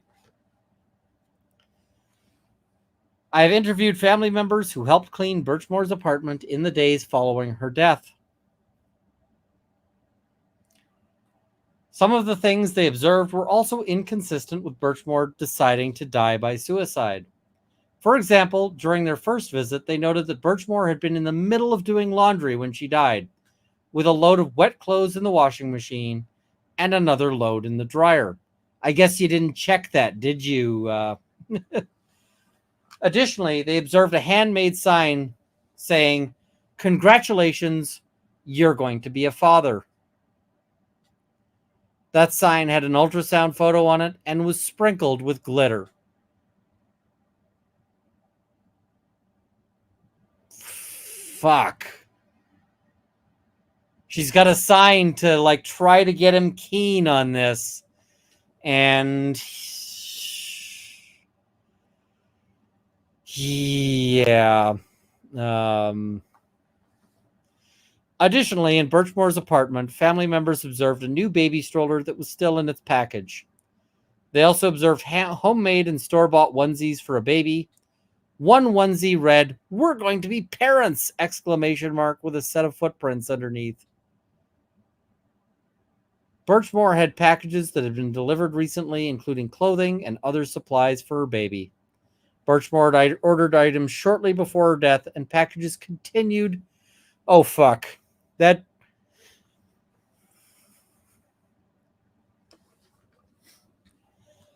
Yeah, that one got me.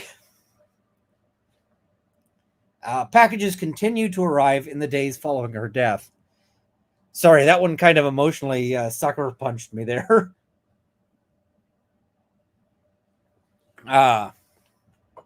Finally, family members found a necklace that belonged to Birchmore lying on the floor of her bedroom.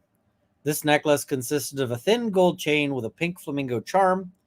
The family members observed that the necklace's chain was broken, but not at the clasp. There was also a large clump of her hair on the chain. From my review of the crime scene photos, I observed that while the strap was still around Birchmore's neck, the necklace was broken and hanging from the left side of her neck. The necklace's charm was on the right side of her abdomen. Yeah. Autopsy and medical evidence. An OCME pathologist performed an autopsy. So here and after, the medical examiner. I think this is the fuck this guy here. Performed an autopsy on Birchmore's body. The medical examiner determined that Birchmore's cause of death was asphyxia by hanging. The medical examiner ruled Birchmore's manner of death a suicide. Fuck, I just imagine I imagine this guy pouring himself a drink to celebrate, and because of that. So yeah, I don't like it.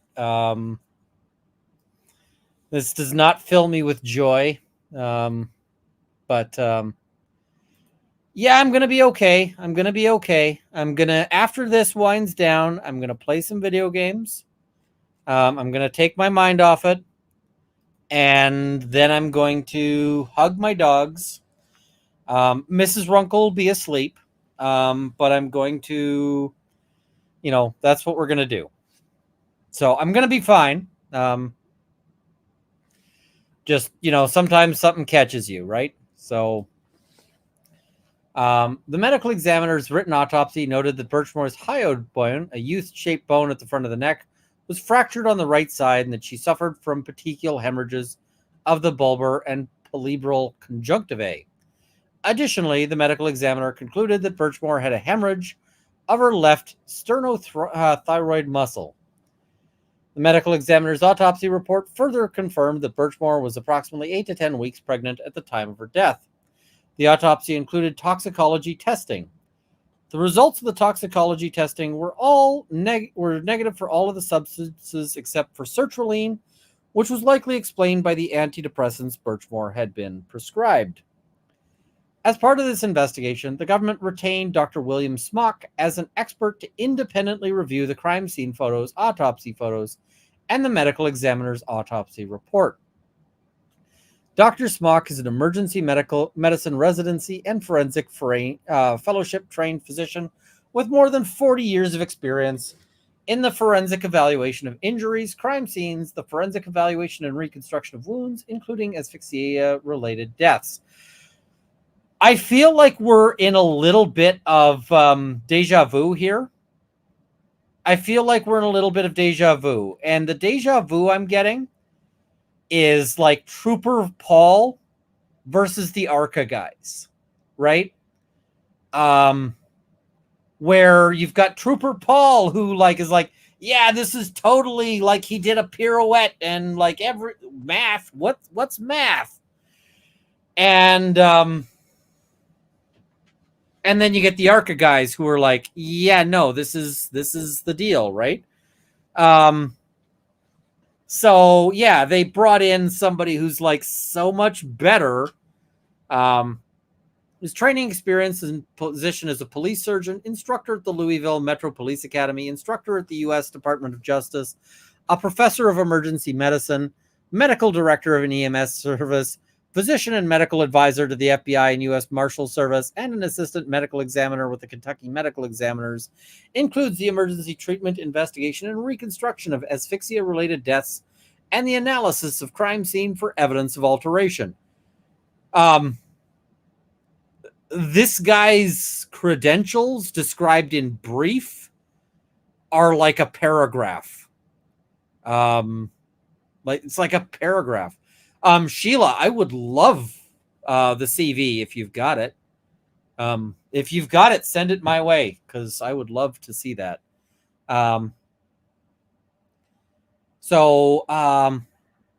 Dr. Smock has written, lectured extensively, and trained thousands of law enforcement officers, physicians, nurses, judges, and attorneys on evidence collection, crime scene investigation, the analysis and reconstruction of wounds, injury mechanisms, and the medical risks and consequences of asphyxia.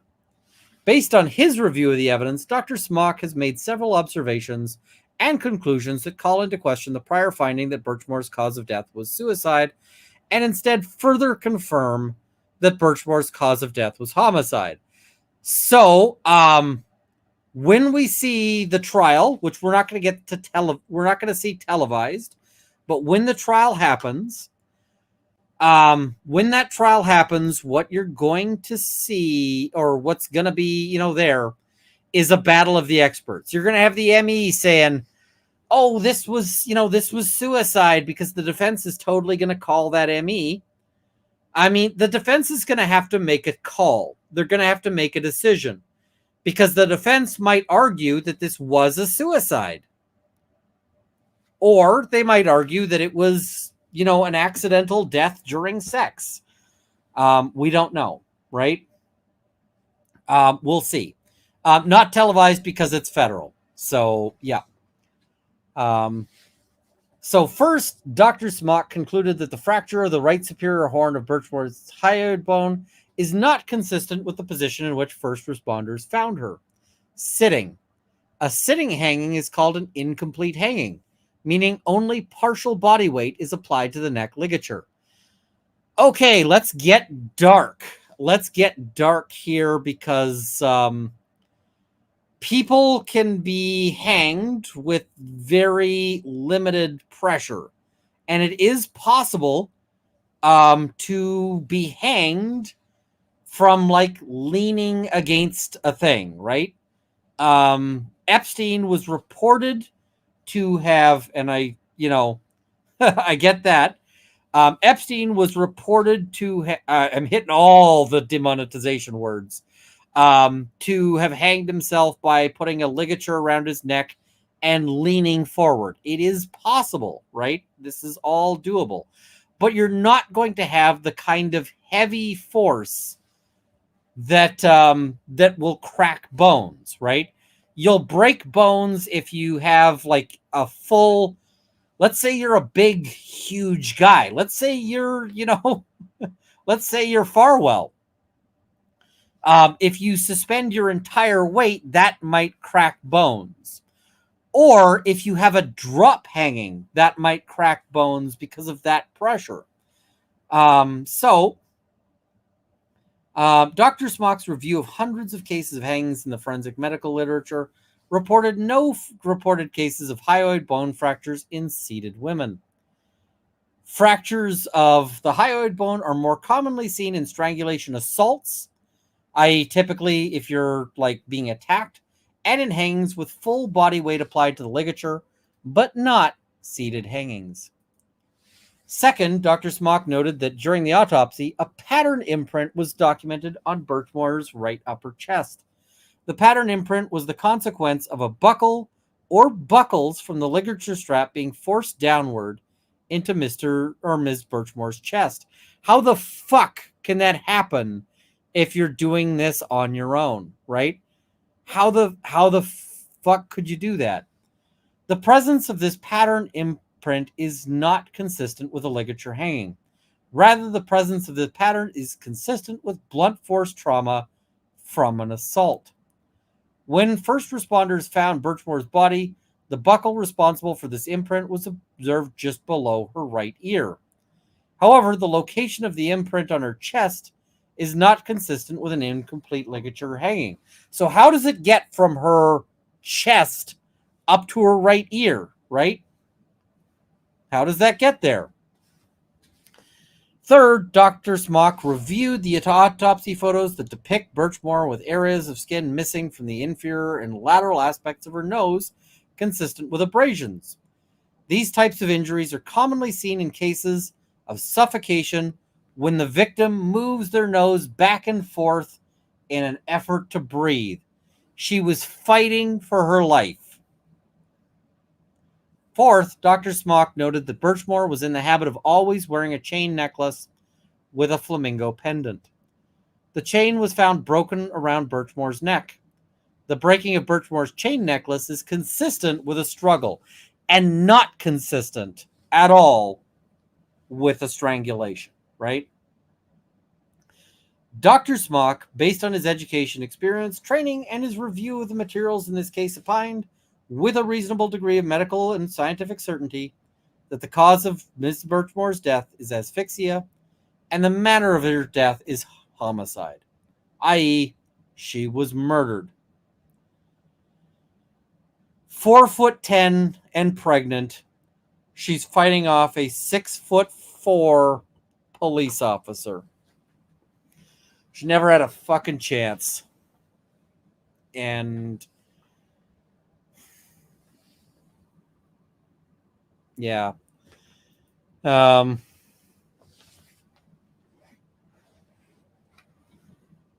mean, fuck. I'm just like, man, yeah. So many better possibilities. So 2 days after they found her in their apartment, they interviewed Farwell. The interview occurred in the parking lot of a Stoughton Elementary school.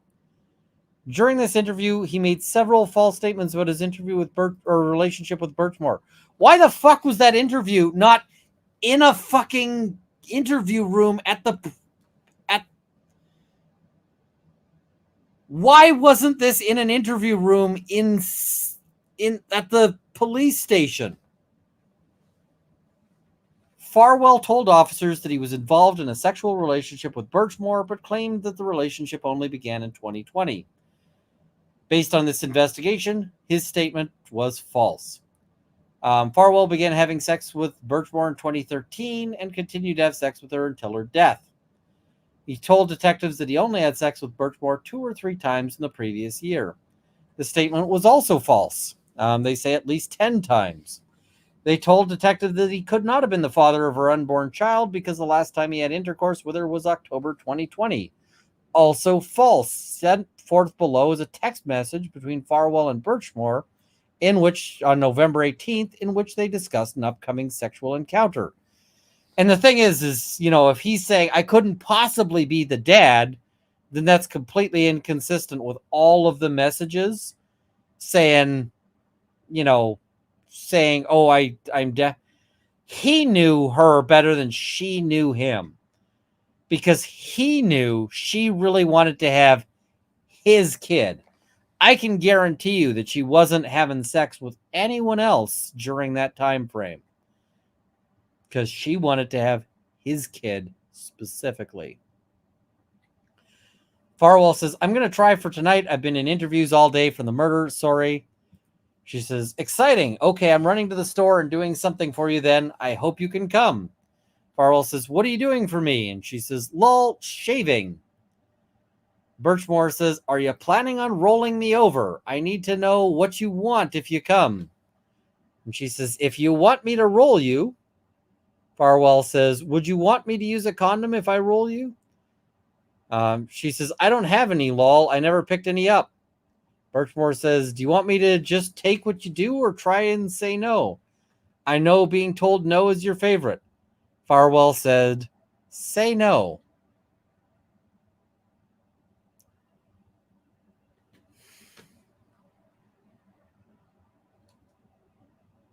And yeah. Are we missing a page? We are not missing a page. It just jumps weirdly. So it jumps to persons with severe mental health issues. However, the Stoughton Police Department, the law enforcement agency in the town where Birchmore lived her whole life before moving to Canton, has a record of Birchmore being subject to this temporary mental health hospitalization only one time in May of 2020. According to police records and information, she'd gotten into a fight with a family member who called the police and reported that Birchmore was going to harm herself.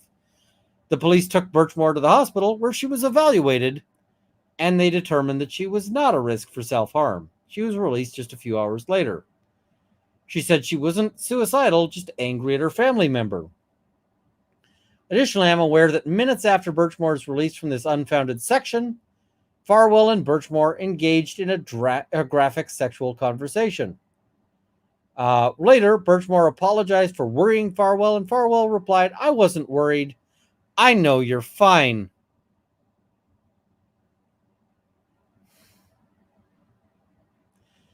Canton Police Department has no record of Birchmore being subject to temporary mental health hospitalization. While there's evidence that indicates that Birchmore may have had suicidal ideations on a few occasions, which Farwell likely knew about because he was exploiting her during that time, I'm not aware of credible evidence of any suicidal ideations in the approximately 3 years leading up to her death. In fact, all of the witnesses who agents interviewed about their intention or interactions with Birchmore suggested that during that period, she was excited, optimistic, and involved in future planning. Person 7 had a therapy session with her on the 31st, screened her for any signs of depression or suicidal ideation, found none. Regular sessions with Birchmore noted no signs of depression or suicidal ideation in the months leading up to her death and at her next appointment for February 4th. Farwell told detectives that he'd been trying to distance himself from Birchmore. This is inconsistent Oh, I'm being told to check my email for the missing page. Let me just do that real quick and see if I can find that. Because if we can pull up that missing page, that is awesome. But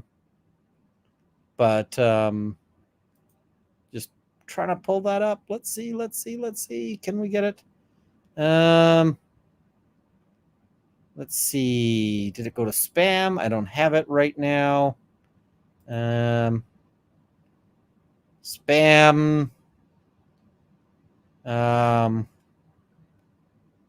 I've got a whole lot of scam things. Oh, I've got Clearway. I've got to fight them because they're not my people.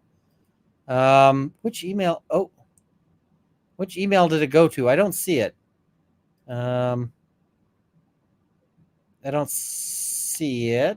Oh well, if we don't have it, we don't have it. It just we'll keep going because yeah, I don't have it right now. Okay, let's push forward. Where is my screen? Here's my screen. There we go. Oh, and I've got to. I just noticed that I missed something, so we're gonna do this.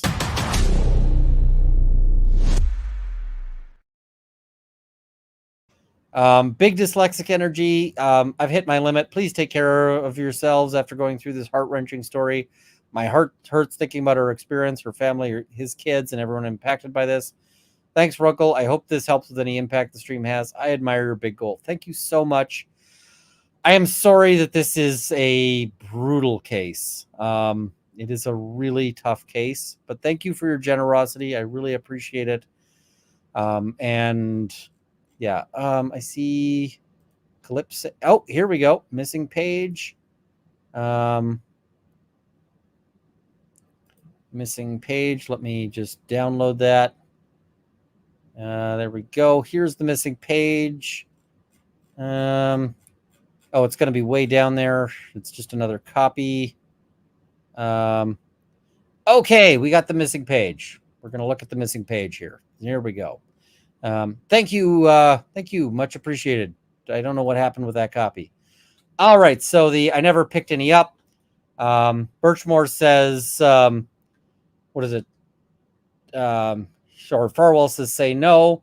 And she says, I can do that. Winky face. So approximately 21 minutes after the foregoing text messages, Farwell told Birchmore that he was at her apartment, and subsequent text messages indicate that she let him in. Approximately 25 minutes later, Birchmore asked Farwell via text message whether he enjoyed having vaginal sex with her again, and he responded, yeah. I'm being told embiggen. We can embiggen. There we go. Sorry about that, folks. Just a little bit of... So during February 6th, Farwell told detectives that he'd been at Birchmore's apartment on February 1st. He denied having anything to do with her death. He said that he arrived at 9:10 and left around 9:30. But from the video surveillance footage, he actually left at 9:43. That's a critical 15 minutes. So this was after Birchmore's phone stopped sending messages or recording movement. Within approximately 13 hours of Farwell's visit to Birchmore's apartment, his wife gave birth to their third child at Newton Wellesley Hospital, adding to the intensifying pressure to ensure that Birchmore would not disclose information regarding Farwell's conduct. Fuck. So they said that he said that he hadn't seen her in the week leading up to, but he'd visited her on January 29th. Told detectives that she'd been sectioned many times, but that was not actually true. So therapy sessions were back to where we were. He said he was trying to distance himself. That was not true. He said that when he came over, he would give her hugs. May not be able to visit her because he was at a death, but it was all good because we do them all the time. And I reviewed a text message exchange between Birchmore and Farwell, in which Birchmore expressed joy at Farwell agreeing to engage in sexual activity with her again. Farwell's post-interview conduct. They placed Farwell on administrative leave he met a coworker, person 4, at a local bar. He said that he had a sexual relationship with Birchmore, but he never expressed any sadness, grief, or remorse about Birchmore's death. Instead, he was angry with MSP for looking into him. Person 4 attended a social gathering with Farwell, during which Farwell participated in a joke about Birchmore being hung on the door. Motherfucker. Motherfucker.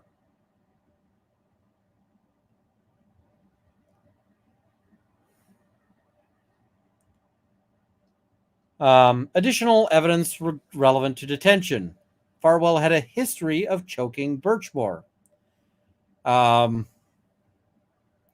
Through this investigation, agents have identified evidence that Farwell expressed an interest in violent sex and has a history of choking Birchmore. On more than one occasion, Farwell asked Birchmore to perform his rape fantasies during sex, whereby Birchmore would pretend to be the victim of Farwell's simulated sexual assaults. Moreover, I've received text messages that indicate that over the course of their relationship, Farwell initiated the concept of choking Birchmore on numerous occasions. In the year preceding her death, text messages reveal that Farwell told Birchmore on at least 20 separate occasions that he would grab her throat, pin her down by the throat, squeeze her throat, or choke her during sexual activity. And they give a whole list of dates. We're not going to go through the list of dates. When she was just 16 years old, Farwell introduced the idea of choking during their sexual encounters and discussions. One such example of Farwell promising to choke Birchmore occurred on October 14th, when he told Birchmore that he was going to cover her mouth during sex and maybe I'll choke you a little. In that same conversation, Farwell told Birchmore, I'll grab your throat and you won't say a word to anyone. On October 15th, Farwell told Birchmore that during their next sexual encounter, he was going to grab her throat and say, shut the fuck up now or I won't pull out.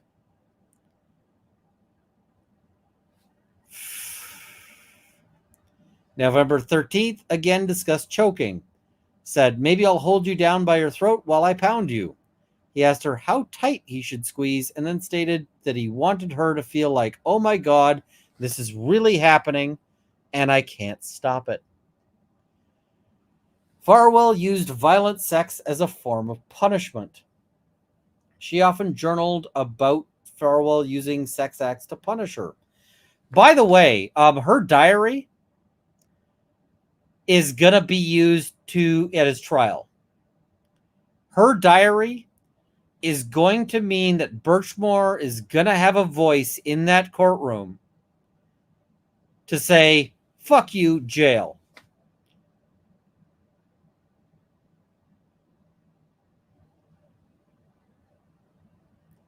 And I hope he realizes that, she is, that she's getting a little tiny bit of justice from beyond the grave.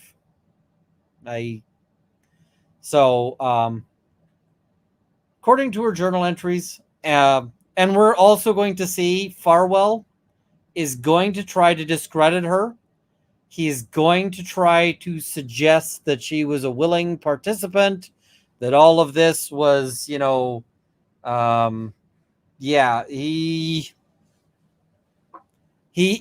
to throw some shade at her, I'm sure, if he doesn't plead guilty, which I can't see him doing. So he would engage in forceful oral, vaginal, and anal sex acts to punish her for her mistakes, such as getting bad grades, having intercourse with other people, and failing to share her cell phone location with him. I have reviewed numerous text messages that Farwell sent Birchmore, including some from March of 2019, which are consistent with Farwell's practice of using certain sex acts to punish her for lying or being intimate with someone else. For example, in a text conversation on March 7th, Farwell said, "You would have to take a serious pounding to make me happy." She says, "Is it for anything?" Farwell says, "No, you owe me 3. Also, this is the, I just want to say, just as a note, Just as a side note, this I find as a funny footnote. And this footnote kind of makes me smile in the middle of it. Based on my training and experience, I know that the acronym STFU means shut the fuck up. Like, in the middle of all of this, it's like, okay, there's that footnote. Yeah. Farwell says, I'll give you a break and spread them out. Birchmore says, please, not all the same day. Farwell says, no, I'll give you like a week so you can feel it. And then as soon as it goes away, you'll get it again so you feel it for like a whole month. Birchmore says, not going to be a fun month. And Farwell says, not for you. Farwell's fixation with rape fantasies. Text messages between Farwell and Birchmore reveal Farwell's interest in sexual assault. For example, in one text conversation on November 8th, Farwell told Birchmore that he enjoyed having sex with her. When Birchmore asked what would be perfect for him, Farwell replied, you say no and make me take it. Full R word. When Birchmore indicated that she was amenable to that, Farwell responded, doesn't matter, I'll do whatever I want anyways. During another text message conversation between Farwell and Birchmore, Farwell instructed Birchmore to call him daddy during sexual encounters. Now, I've always found that to be creepy. And it's good to see that I was right to find that to be creepy.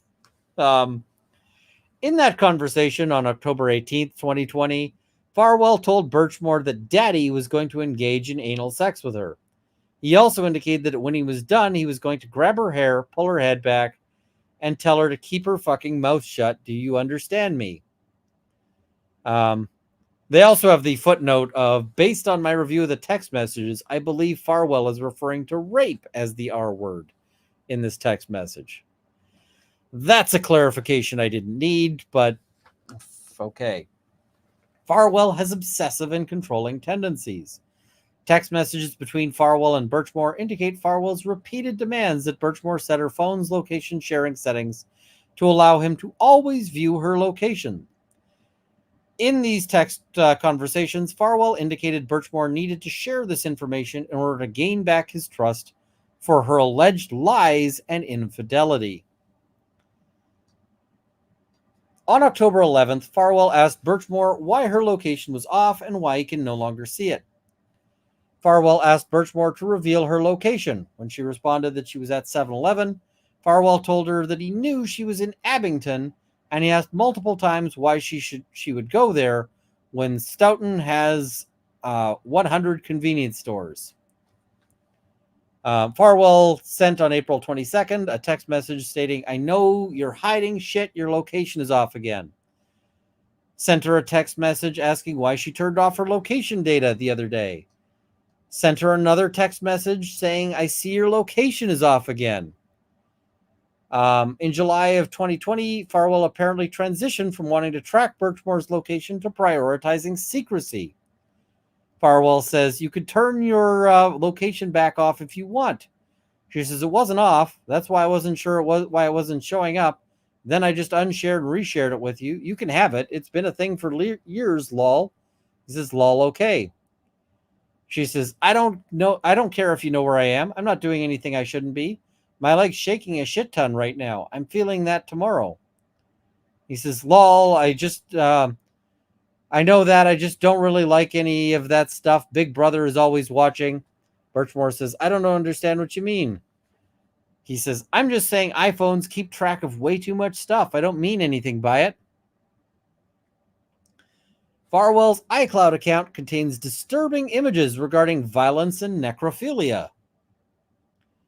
So, we're going to get some additional memes that we haven't seen yet, and they're going to be shitty. So, his iCloud account includes several memes that indicate his interest in sexual intercourse with dead bodies. A meme that states, what does a pulse and an orgasm have in common? I don't care if she has either. Another meme states, if you fuck a corpse on a waterbed, it feels like they're participating. A meme glorifying a person who kills and sexually abuses someone who no one will miss. I am really wondering what that meme was about, but okay. They mentioned the turning no, no, no into since 1942. So they mentioned the ones that they talked about before. We'll skip over those because they talked about them before. Farwell's efforts to conceal his crimes. So search for and deleted. Can delete iMessage be recovered by Celebrite? And then he searched for and deleted. Can you revoke consent in Massachusetts? Yeah, now he's concerned about consent. So March 11th, sent her a text message reminding her to make sure you clear this all out. March 19th, texts about his desire to use sexual violence and to pretend to rape her. Sent her a text indicating that he was going to bed and instructed her to clear out this text. June 5th, make sure all of their text messages and Facebook messages had been deleted. Text messages in which she just directed her to destroy evidence regarding the beginning of their relationship. So this would be evidence about his efforts to coerce and entice Birchmore to engage in sexual intercourse when she was 15 years old. And so Farwell said, wish we had just done it for real the first time. Birchmore says, I know you do, baby. Unhappy face. Farwell says, it would have been perfect. Birchmore says, yes. Was it still perfect the first time? Farwell says, of course it was, baby. And she gives a smiley face. Farwell says, I never thought you'd let me. Birchmore says, I never thought you would. And of course she should have thought that he, wouldn't, because holy shit. Farwell says, I wanted it so bad. She says, so did I. I knew the day we made eye contact, I wanted you to fuck me. And Farwell says, you should have told me. We could have fucked so much sooner. She says, smiley face. Farwell says, clear out that part, baby. Or she says, I did. And then, good girl. So that's the affidavit in support of detention. It sounds like the case against him is pretty damn strong. It sounds like he's going to have a hard time. I can think of some potential angles I might argue if I was defense, because that's just how my brain works. When you're a criminal defense lawyer, you think criminal defenses, right? It's just how you do it. But honestly, this is like, people ask me, are there cases? Somebody says we need dogs. I agree. We'll do dogs.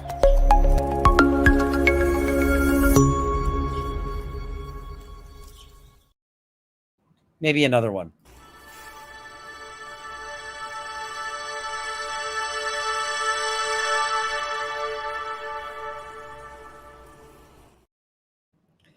People ask me, are there cases you might not do? And the thing is there's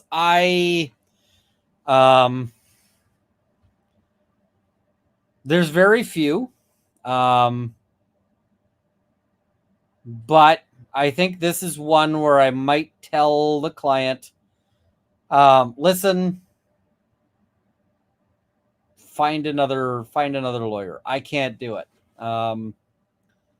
This one hurts my soul in a big way. It really, it just, it really, really sucks. And it's like, I want so bad to make this not have happened. And there's just no way to do it, right? It's like, I look at a case like this and I'm just like, fuck. It's a gut punch. And, I think he's going to have a real hard time. I can see him either arguing that, that this was an accident during, and that he panicked and tried to cover it up. I can see that as an argument. I can see him arguing that, it was really a suicide. thing is that no matter what happens, I hope the state brings charges, because they can bring charges about all the, the statutory and so forth. And I hope, I hope he just ends up seeing jail time for a good long time. So, Burrowberry says, I think he's argued before that he broke up with her and she unalived herself. I think he'd have a hard time if he's made that statement before. I think he might have a hard time resiling from that. So yeah. And Calypson's victim said, wait until you find out who worked the scene. Oh, you guys have been telling me in chat. And I'm just like, oh my God, I hate that so much. I am going to try to see about covering this in person if I can. I'm going to try to see about it, like, if I can. Thing is, it's federal court, so they're not going to stream shit. So what I'm going to try to see about doing, what I'm hoping to see about doing, if I can, is to go watch this in person, and then after I watch it in person, do evening recaps, and to be like, this is what happened in court, right?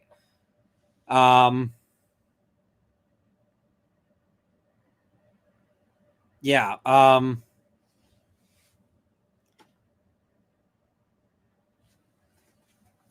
The camel says, there's going to be worse shit in her journal, Runkle. It's going to get worse. It is absolutely going to get worse. I don't know necessarily. I got to figure it out. This case makes me mad. And the other thing is I do got to worry a little bit about, I don't like Massachusetts. All right. Let's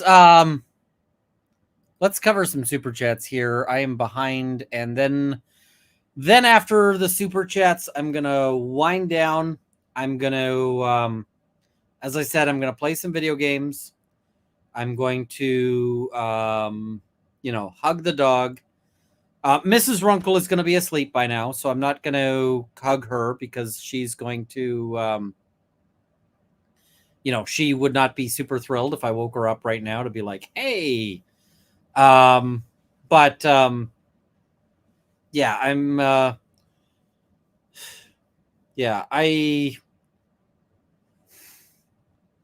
this is a rough one. This is a rough one. So, I should wear a cat and brainworm shirt if I go. I don't know where my brainworm shirt is. Calypson's, I saw the video of his arrest. It's really grainy, so it's really hard to make all that out. I think I'll probably skip that. Let's go through the super chats here at this point. Somebody says, maybe don't wear your telltale suit. I wrecked that suit. I tore that suit, and I need to get a replacement, and it sucks. It sucks that suit is wrecked. I tore it by accident on my car door. And so what I'm probably going to be doing is I'm going to have to order a new suit. Those suits are expensive. I've got I keep two nice suits at a time. So that one was expensive, but I love that suit. It was a really nice suit. So I'm going to get another one. Okay, let's cover super chats. Lindsay, links between Sandra and John are many. Seeing the footage of that day sealed it for me. Yeah, I mean, that's messed up. Mr. Farwell, the twisted freak cop, sick enough to demonetize all of the true crime and law tube for a full 24 hours with his charging docs in his affidavit. I mean, I knew that this one was just, I read through it and I was just like, it is not getting monetized at all. Ian, so many refuse to think that the situation there was this bad. It is needed to come out. That's the thing, is I looked at this and I was like, this has got to be bullshit, right? This has got to be talked up. This has got to be false. And I'm like, no, nope. Yeah. Patty R. Gonna turn volume down and read for a bit. Good night. Good night, Patty. I get it, and I encourage that. Analytical Blarney, Alberta. For those who've gone through similar experiences, you are loved. Remember, these asshats are caused from a cycle of abuse, and none of this is on you. Take care of yourself. Be safe, chat. The sad thing is that some of these people are not from a cycle of abuse. They're just bad people. So, yeah. I am also going to... I got to arrange... My Quebec thing has probably fallen through. It's probably getting moved. So... but I'm probably going to do some meetups here. I want to do a meetup here in Edmonton at some point. I don't know where yet, but I want to do a meetup there. So I got to figure that out. I got some stuff there. Amy says, you can fix the suit. Shoot me an email. Can I take the tie off the door? No, Ty lives there. That's where the tie goes.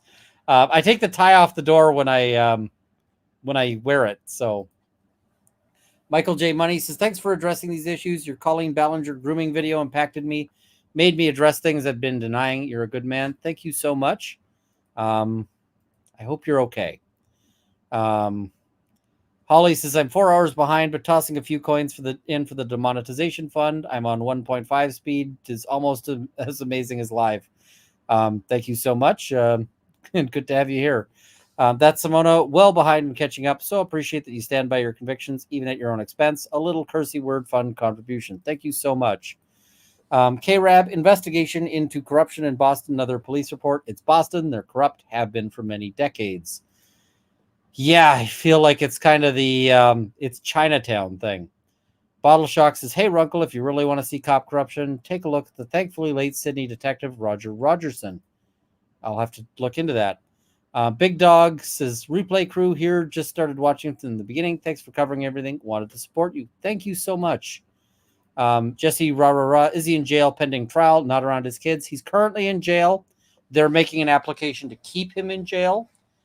I suspect that they will succeed with that application. I expect that they're going to keep him there, and that I expect he's going to be in jail pending trial. I don't imagine he's getting bail.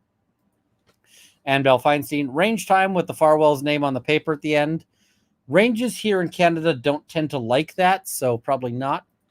Mispronounced name for the beers you're going to need afterwards. I'm going to finish this scotch, and then I'm going to stop drinking, because I don't think heavy drinking for that is a good idea. Steph Hodgson, thank you for the YouTube membership. Much appreciated. MJ for the Scotch Fund. Thank you so much. Joanne, thank you for the YouTube membership. Much appreciated. Lori Lenny for the fund. Thank you so much.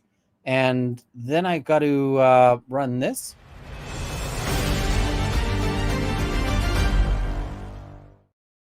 Cielo says, testing Super Chat's viability. Appreciate how you cover this, Runkle. Thank you, Cielo. Much appreciated. Joanne, in my yard in sunny Australia watching Runkle. I work for, same as the agent from this affidavit, so get the gallows humor and scotch. Having a beer for you and her. Thanks. Yeah, I mean, sometimes the gallows humor is what you need. Joey Jones Donnelly, swear jar PayPal sent. Thanks for this. Thank you. Leandra, all she wanted was to be loved and to love. That's, I mean, she deserved a world where she had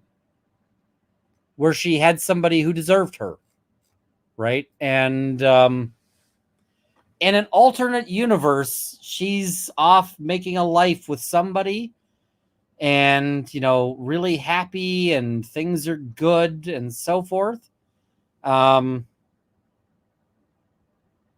It's sad. She wanted so badly for this guy to care about her, even a little bit, right? And he just wanted to use her and abuse her, and then ultimately what he wanted most was to discard her in the trash. And fuck. Just Yeah.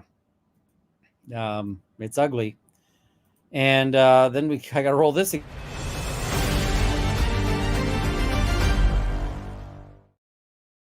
Lori Lenny says, for you giving a fuck about all the fuckery, saying all the words because it matters. Hugs to everyone. Take care of yourselves. Thank you so much, Lori Lenny. It's really appreciated. Louisiana girl, I'm absolutely heartbroken and infuriated. Thank you. Thank you as well. Miss TJ, thank you for the gifted membership. Much appreciated. And Patty Hoffman, I live in New Hampshire and don't like Massachusetts. I have some issues about Massachusetts these days. Like, yeah, I mean, the really sad thing is that she was she wanted something from this guy that he wasn't willing to give her. And she, he was a predator from the beginning to the end. There was no point where he wasn't acting as a predator. And all he wanted was just basically a toy. He just treated her like, a marital aid, basically. And yeah, it seemed like he fantasized about choking her to death right up until he actually choked her to death. Fuck.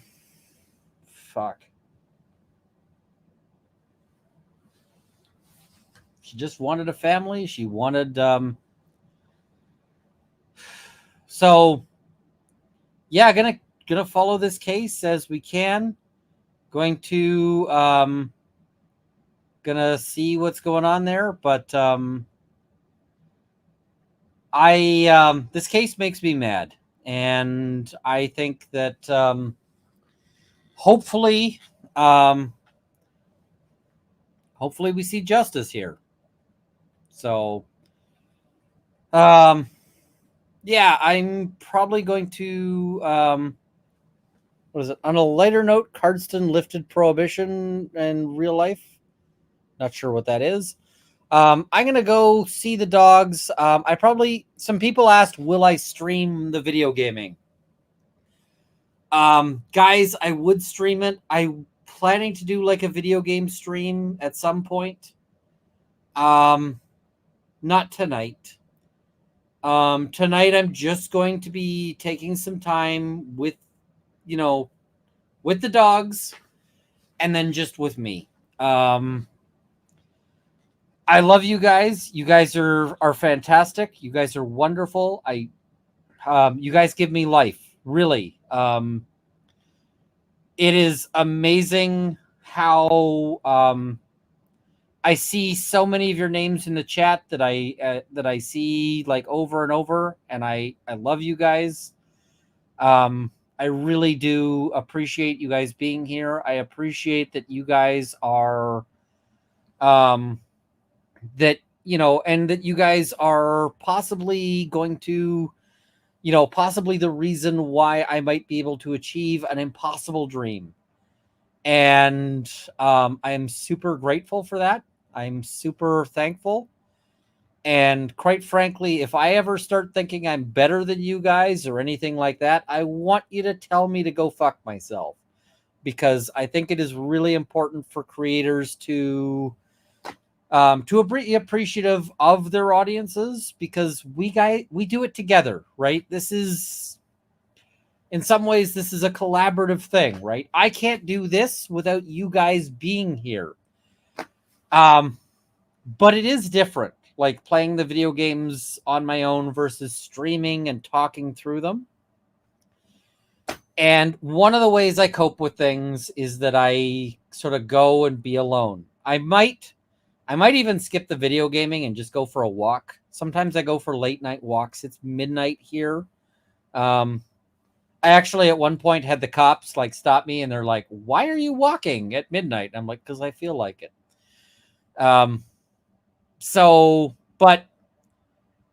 Sometimes the way I cope with things is just to kind of turtle up and sort of be alone in whatever space. Mrs. Runkle, one of the lovely things about Mrs. Runkle is that she recognizes that. I'll have times when she's like, hey, and I'm like, I need to be in a bubble. She's like, cool, let me know when you don't need to be in a bubble, right? So that's really what I'm going to do. This is a heavy case. It's a heavy case, and you got to get good at processing heavy shit in my line of work. So I'm just going to take some time to process, and I'll probably do some kind of stream when I can, and then I will do some kind of stream with you guys, maybe a leatherwork stream, maybe a video gaming stream, and yeah, but I got to go be an introvert. Yep. Annika, thank you for the super sticker.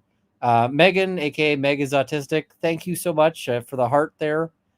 Joy Christine, thank you for signing up. Amica Cream, thanks for signing up, and great username. Against the Tide, please, Tide, you do so much for me. You don't need to send me super chats. Please take care of yourself. You won't do us any good if you're sick. I'm kind of burning out my throat after 6 hours of talking. Mispronounced name. Stream Noida sometime. We will all mock you. I have Noida. I haven't really played it much. So maybe Saturday. It'll depend on like the parties and so forth. So, all right. I am going to hit the sort of wrap up outro, and I will see you guys. See you guys soon. So thank you all. I really appreciate it. And have a good night.